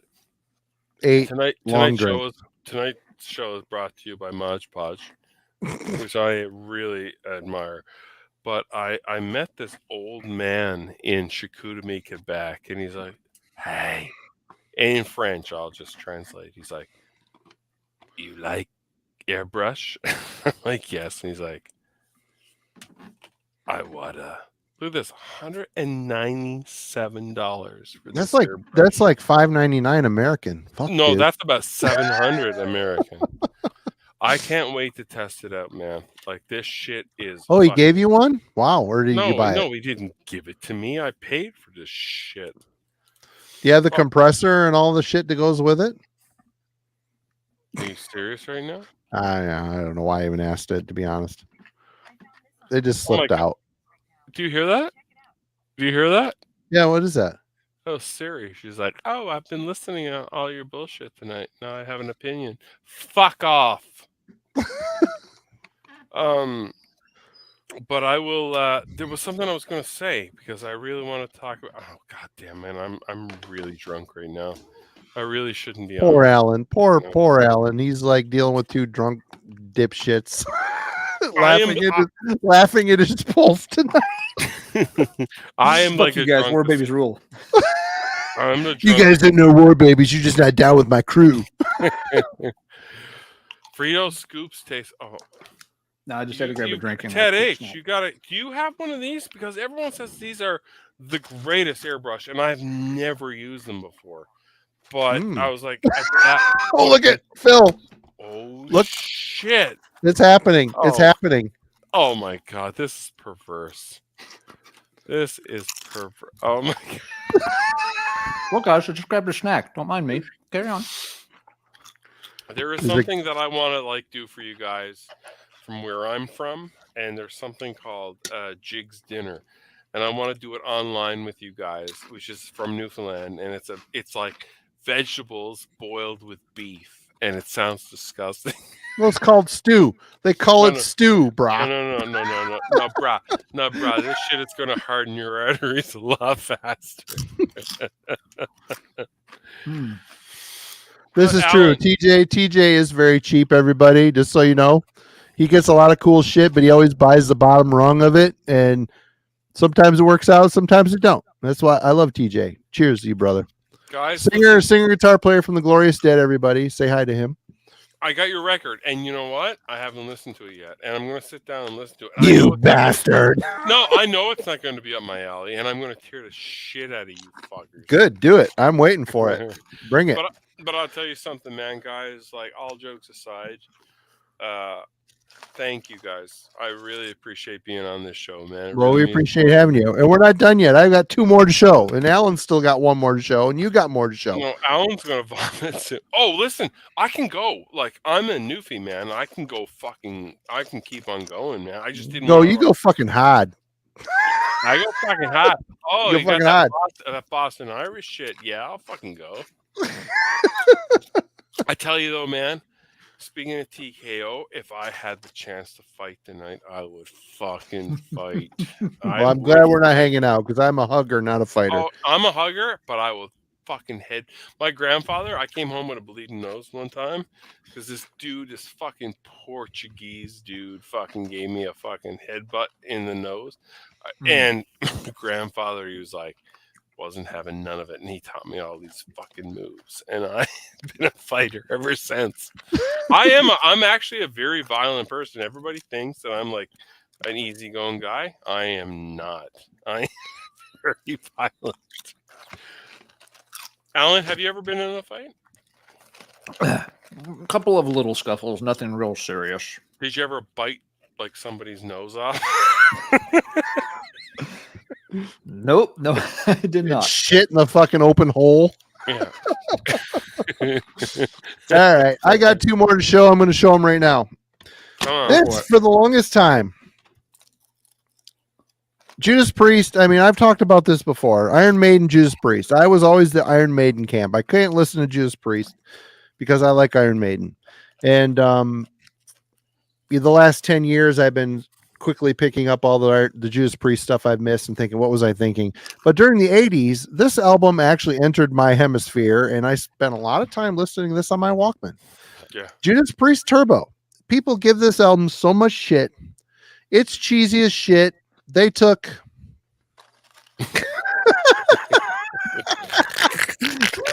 this Maiden did the guitar synths really tastefully. They made their album very atmospheric. Priest Very tastefully. They did it very you just tastefully. say that? They did. Priest went a little over the top with the guitar synths and made it a little cheese bally, but I mean, Out on the Cold is an amazing song. No one's interested in the music anymore. It's all That's fine. That's fine. No. Listen, it's a midlife crisis album. It's fun. I like it. I like Turbo Lover. I like that. I like Locked In. I even like Private Property. No. Wait, that's parental Guidance. They're parental guidance. Sorry, I'm drunk. Private Property's fun. Rock You all around the world. Good stuff. No communication. On the Cold is the best song on the album. Absolutely. Wild Nights, Hot and Crazy Days. Awesome. I mean, this is a fun album. And it wasn't until much later in life that I started buying Priest records and realizing their greatness. But this is the heaviest album I'm showing. It's the last album I'm showing. And it isn't because of the internet that turned me onto this. It's because of a guy. I think all of us had that one or two guys in our lives that turned us on to stuff that kind of, pushed us in a different direction. My guy, my friend Scott Candy, he does the Noise Project Grunt Splatter. He does Professor Grunt Splatter Spookatorium podcast. Go check that out wherever podcasts are viewed or listened to. He moved here to Traverse City in 5th grade. We became fast friends. He started getting into the heavier stuff, introducing me to it. And there was a a college radio station, WNMC, and they had a guy named Keith that did the metal show. He sounded like he was stoned all the time. And he was the one that introduced us to Merciful Fate, Metallica. Scott picked up on it right away. I was always slow to, I don't get the vocals. It's too fast. I don't like it. But I always came around to it, listening to it. But this record right here was the one that really set me on the path to heavier stuff. Yeah, I mean, Metallica, bitch about Lars, bitch about where Metallica ended up. Their impact on my metal world is huge. And I think it is for a lot of people that were younger, coming up from, coming out of hard rock and heavy metal and getting into harder stuff. Metallica were a huge pivotal band. This was my gateway into Metallica. From here it was Slayer and then Merciful Fate and Celtic Frost. And from there, it just blossomed into, heavier and heavier and heavier stuff. But Metallica were the linchpin. Ouch. And this was the original tape I bought back in the day. Awesome stuff. I still love it. I still love Metallica for it. I mean, I like some of their new stuff. I don't love it, but I do like some of it. It's no Armored Saint. But yep, I'm going to end. This is going to be my ending. I could have went into the high school years where I was listening to tons of thrash, but we've covered that, a ton on this channel. So I figured it would be more fun for me to start at the, non-metal side and move into getting into the heavier stuff. So that's that for me. Right. Philip, you want to, I know Alan's got one or two more. What do you have?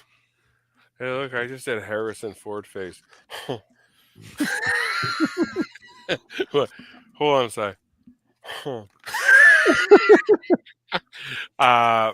Speaking of archaeology, there is one band. Alan, are you still eating ketchup fucking Doritos? Lay's potato chips. Are they good? Is it good? Well, as somebody in the comment that's in the chat observed a minute ago, they are holding up better when I dip them in the ketchup than I expected. They're not. It's not as thick as French onion dip, which is the victory stroke. Yeah.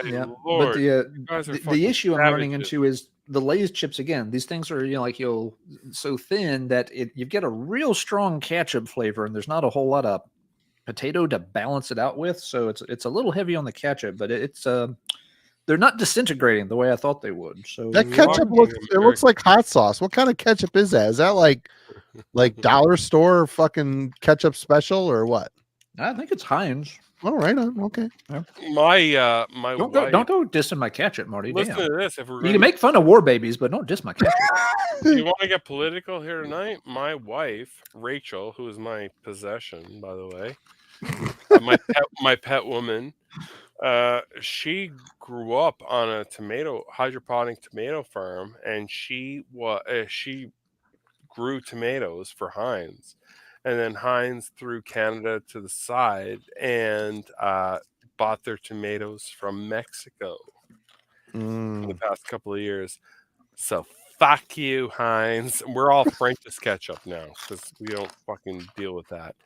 But politics aside, there is one record that I think, besides Iron Maiden for showmanship, that made an impact on me and I guess my show, that I think is fucking nobody can ever beat them. And lightning only struck once for them. Maiden? No. Maiden. I'm not going to say, my instinct was to say fuck Maiden, which is completely. That's ridiculous. It's ridiculous. That's I'm not going to do it. That's a ridiculous statement. Yeah, it is. But speaking of Rod Smallwood. Oh. No, because even Iron Maiden, despite all the Marvel comics, doodads, and all this shit, nobody touched the fucking rawness of W.A.S.P. Yeah, they're great. They are great. And like Iron Maiden are a better band overall, I suppose. But Iron Maiden collectively beats them. But at this particular moment in time, with this lineup, and it really has to do with this guy right here and this guy, Randy Piper and Tony Richards. This is a dangerous band. It reminds me of Megadeth, like Chris Poland and Garth Samuelson. These are dangerous human beings. They are, man. Fuck you.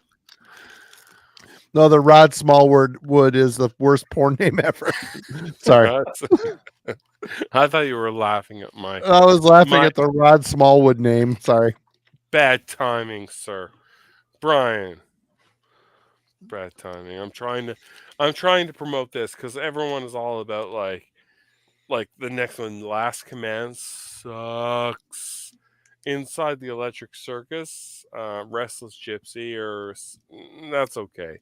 But this was the most dangerous band in America. I don't give a fuck what you say. Even to this day, there was nothing more dangerous than W.A.S.P. Yeah.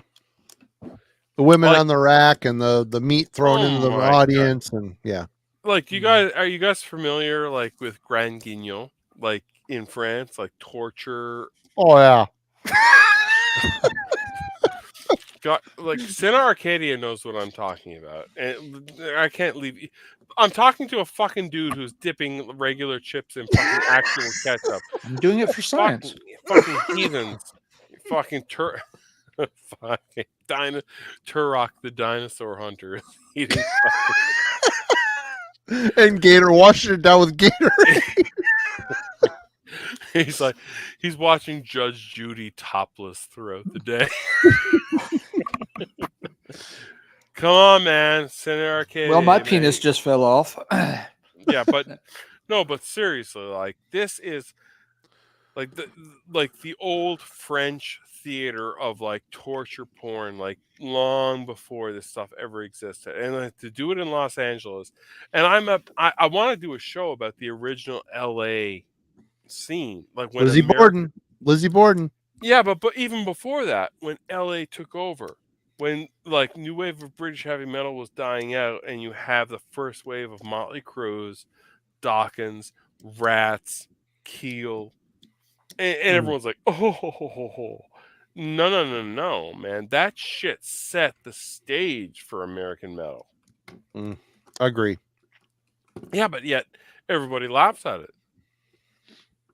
W.A.S.P. isn't to be laughed at. For an LA band, they do not sound at all glam. And Lizzie Borden, I would put them on a similar stage because, you know, Lizzie was trying to do the shock rock thing with the, you know, cutting the girl's head off in the box and, you know, all the little things he'd do. But Lizzie Borden had a little more, it was like Maiden mixed with LA scene, where W.A.S.P, man, there was a slight bit of LA there, but Blackie's voice was too raw and awesome to be lumped in with that stuff, you know. Blackie always sounded like he did on the records. I feel that it started off with Screamin' Jay Hawkins. It went to you know, like Alice Cooper. Then it went to W.A.S.P, and then it went to Marilyn Manson. I feel that is the progression of shock rock, and I want to do a show on shock rock as much as I want to do a show on early LA, and I really think that stuff really needs to be explored more because people really underestimate how important Motley Crue's Too Fast for Love was. It was super important. Oh yeah. Yeah, but everyone like thinks it's just garbage. Like, no, it's not. There was nothing more important than the strip in LA. Yeah.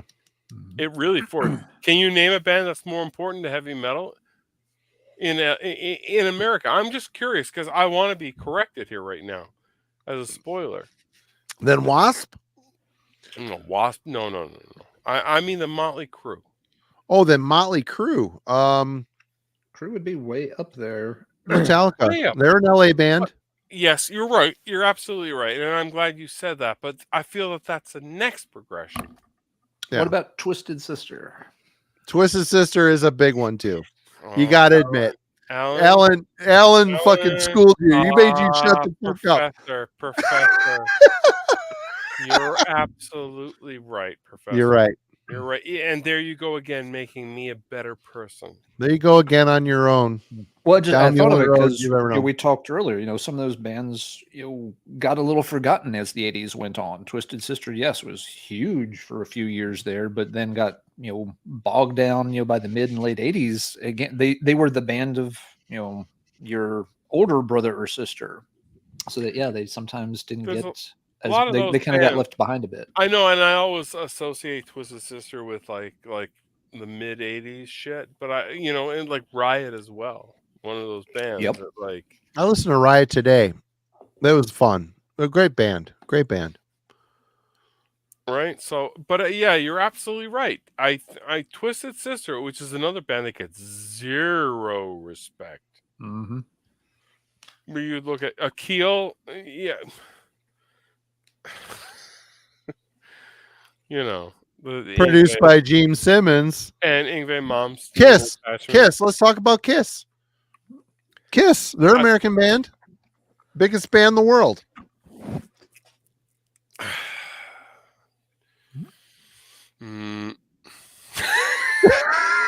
It's true, dude. It's true. Wrong. You're not. But see, the fact that we are having these pause for thoughts means that this is a show. And it means that we have to defend. I'm not defending shit. I agree with what you're saying, but there are other, like Twisted Sister, great. Kiss, another one from the same era, maybe a little earlier, actually. But a lot of bands, I mean, there wouldn't be Twisted Sister without Kiss. There wouldn't be W.A.S.P without Kiss. No, there wouldn't be. But Alice Cooper predates Cooper. When did Cooper start? When did Cooper start? Oh, in the 60s. Late 60s. And there was a definite influence on Kiss with Alice Cooper. Oh, definitely. Mm-hmm. Oh, so I feel that Alice Cooper may be of our This is something. Oh, I know Professor Steele's balls are getting hard right now. Even his balls. Brittany Fox. I have a. Hold on a sec. This is for Sin Arcadia. Hold on. Twisted Sister's got more than one great album. I mean, I'm hoping you're not saying Stay Hungry because that's their commercial album. What's the one before that? Under the Blade. Under the Blade's a great record. What's before that? Under the Blade's the first one, is it not? Shit. Or am I forgetting one? I don't know. I can't find my Brittany Fox shirt, but that was for him. But I do have. If everyone's going to, like, it's post Halloween. You can't stop rock and roll, Marty. That's the one in between. Look, I knew there was one. Look at this original Ghostbusters shirt. Isn't that amazing? Awesome. Nice. It smells like mothballs. You can't stop rock and roll is my favorite Twisted Sister song, and the video is really hard to find. Huh. Really? Yeah, every time I find it, it's like either taken down or it's like it shows up and then it's really grainy. So Zachary, which one is the great album for you? You're saying the Twisted Sister only did one great album. Which one is it? I'm curious. I've got Stay Hungry and I've got Come Out and Play. I don't have the other two yet. I mean, Stay Hungry's got Burn in Hell on it. That's a great song. You're gonna burn in hell. Great song. Captain Howdy is fucking good too. Yeah. Love is for Suckers. Oh, man, I tell you something, man. Hot love, you're making me crazy. You made Alan choke on the ketchup chip for a second there. You should choke on that bullshit ketchup chip. All right. So, Phil, are you done? Have you gone through your stack? Are you good? We're gonna move on to Alan. I've got tons of shit. I really don't know, but I would like to close by return by showing everybody what a good dad I am by making miniature donuts.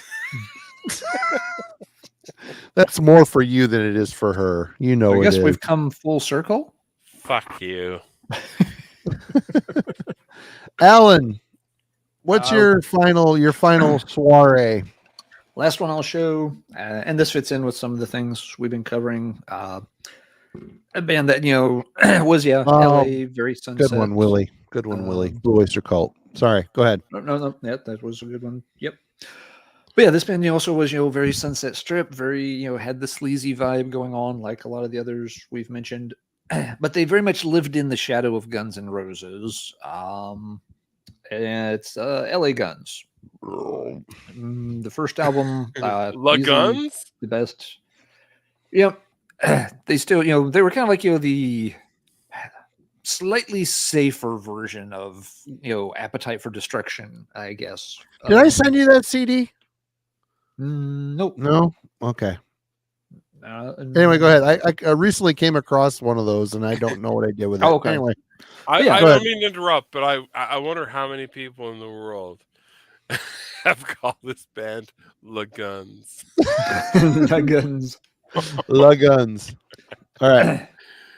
But yeah, so they were part of that whole scene, of course. Tracy Guns was roped in through a lot of it, and they did tons of they had a history before this album came out with Paul Black on vocals, and then bringing in the guy from the UK who had done the lead vocals on the infamous Girl album that was kind of new wave of British heavy metal, but not new wave of British heavy metal at all. But yep, then he ended up in LA Guns.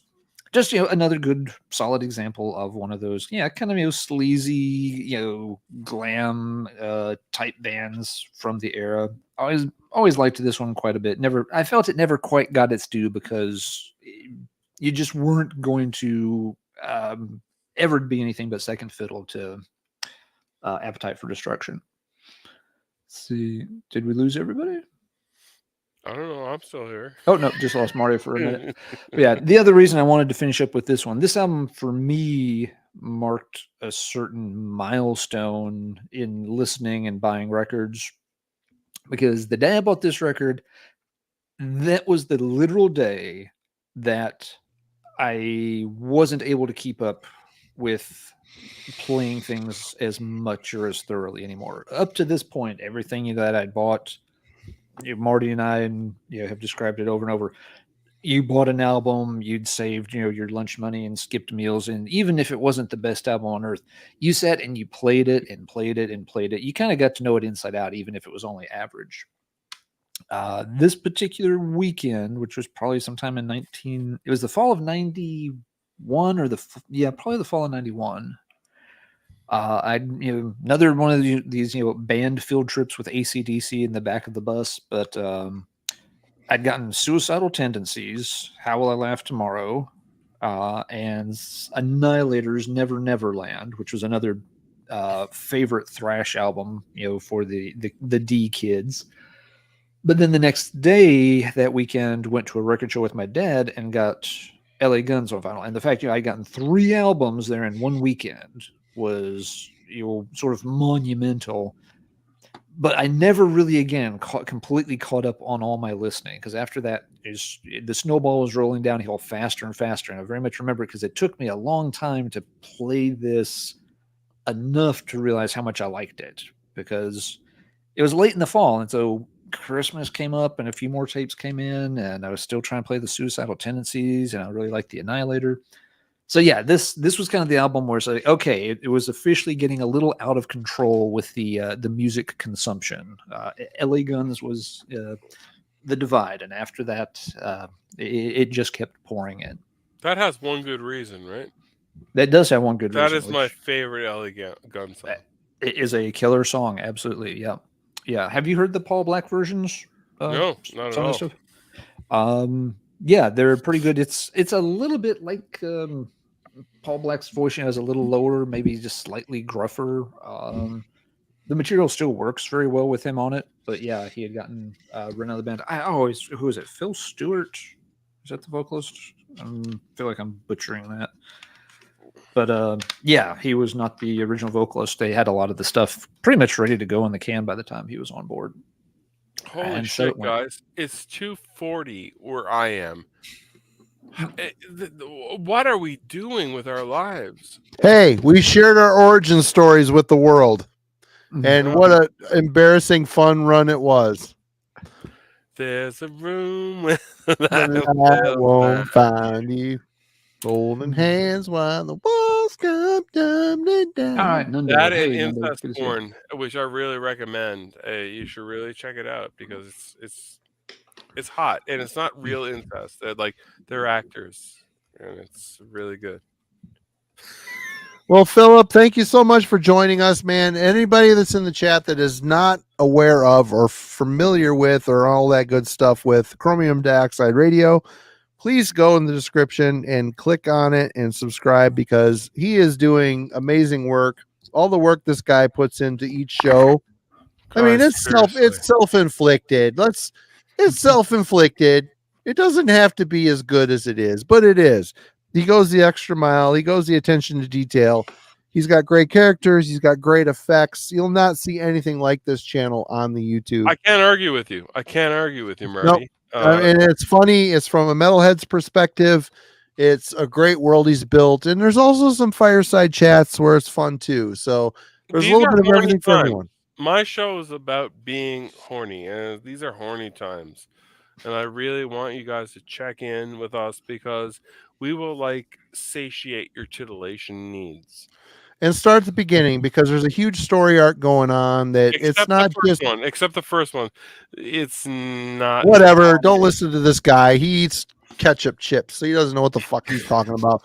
But anyway, go check out Chromium Dioxide Radio, including the first one. You have to start at the beginning and go all the way through it. And if you're not also familiar with Let's Talk Metal, our amazing host, Alan, Professor Steele, great channel as well.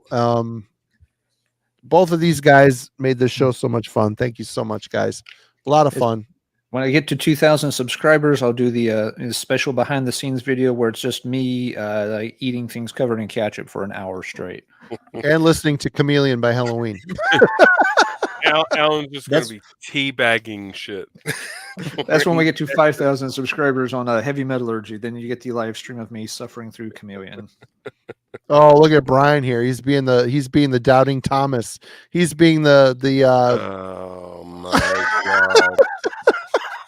god. You know what? I'd love to fucking pull a Hellraiser on him and let him his eternal damnation would be to be trapped with me. Get his ass down with a fucking 37-degree temperature. Fucking put on a Texas costume. Fuck you. I'm trying. Fuck you. But everybody, thank you for hanging out with us for 4 hours and 41 minutes. This has been a my long God. one. This has is been like a long episode, but it This hasn't is like felt long. WrestleMania 4 on This is if this was like a VHS cassette, is about 3 it like we were talking about earlier. It's like Roots. This is White Roots. White Roots. Everybody wants to see It's White called Roots. Roots. The White Roots is called Roots. Just so you know. Can you imagine how upset people would be if we released a VHS cassette called White Roots? Yeah. Not gonna do it. We did it. We did it. Everybody, thank you. We love you. We'll see you next week. We've got the Heavy Metallurgy Album Club on Wednesday with Ecclesia di Ecclesia Universalis. I don't know. God, it's something Kellen picked. I can't. It's French. I can't pronounce it. I love you, Kellen. I love you, French. Kellen, but that is just outrageous. Guys, how many people like that are still awake right now would like to see me on Heavy Metallurgy do Theater of Pain? I know it's outrageous. Wait a minute. I thought this was going to be a chromium dioxide episode. I'm just going to record it and steal it and just upload it for me. We'll do whatever, man. Let's let us know. We'll be accommodating however you want to swing it. I own it on tape, so we can check. I can listen to it and chime in on it. How many people here want a deep dive into the madness that is Theater of Pain? Because I'm going to tell you, that is the crossroads, the twilight zone of heavy metal. It never gets any weirder than Theater of Pain. Weirder? No, it's fucking gong show, man. No, seriously, you can talk about listen, even that Blue Oz Norton and all that shit, nothing is weirder than Theater of Pain because it's a band on the verge. They want to be commercial. They want to be loved. They were so commercial on that record that MTV played. No. I'm a dreamer. It doesn't matter. It came, but it laid waste to lives. It used, it abused, it took lives. This is an album that is so fucking dark. Like, I'm sorry, I missed something there. Are we talking about Taylor Swift again? Listen, Ryan's right. A 9-part series on Theater of Pain. There is so much masterpiece Theater of Pain. There is they pull a fucking Into the Pandemonium by starting out with Smoking in the Boys' Room. What the fuck? But that's how dishonest everything got. That's when they first lied to themselves because they were so. Listen, I'm spoiling it. Stick around, folks. A deep dive into Theater of Pain and the heavy metal albums club, and whether they like it or not, it's about to happen, brother. Brother. Anyway, we love you all. We'll see you next week. Phil, we love you. Alan, I love you. We'll see you all later on. Cheers, everybody. Everybody, have a good weekend.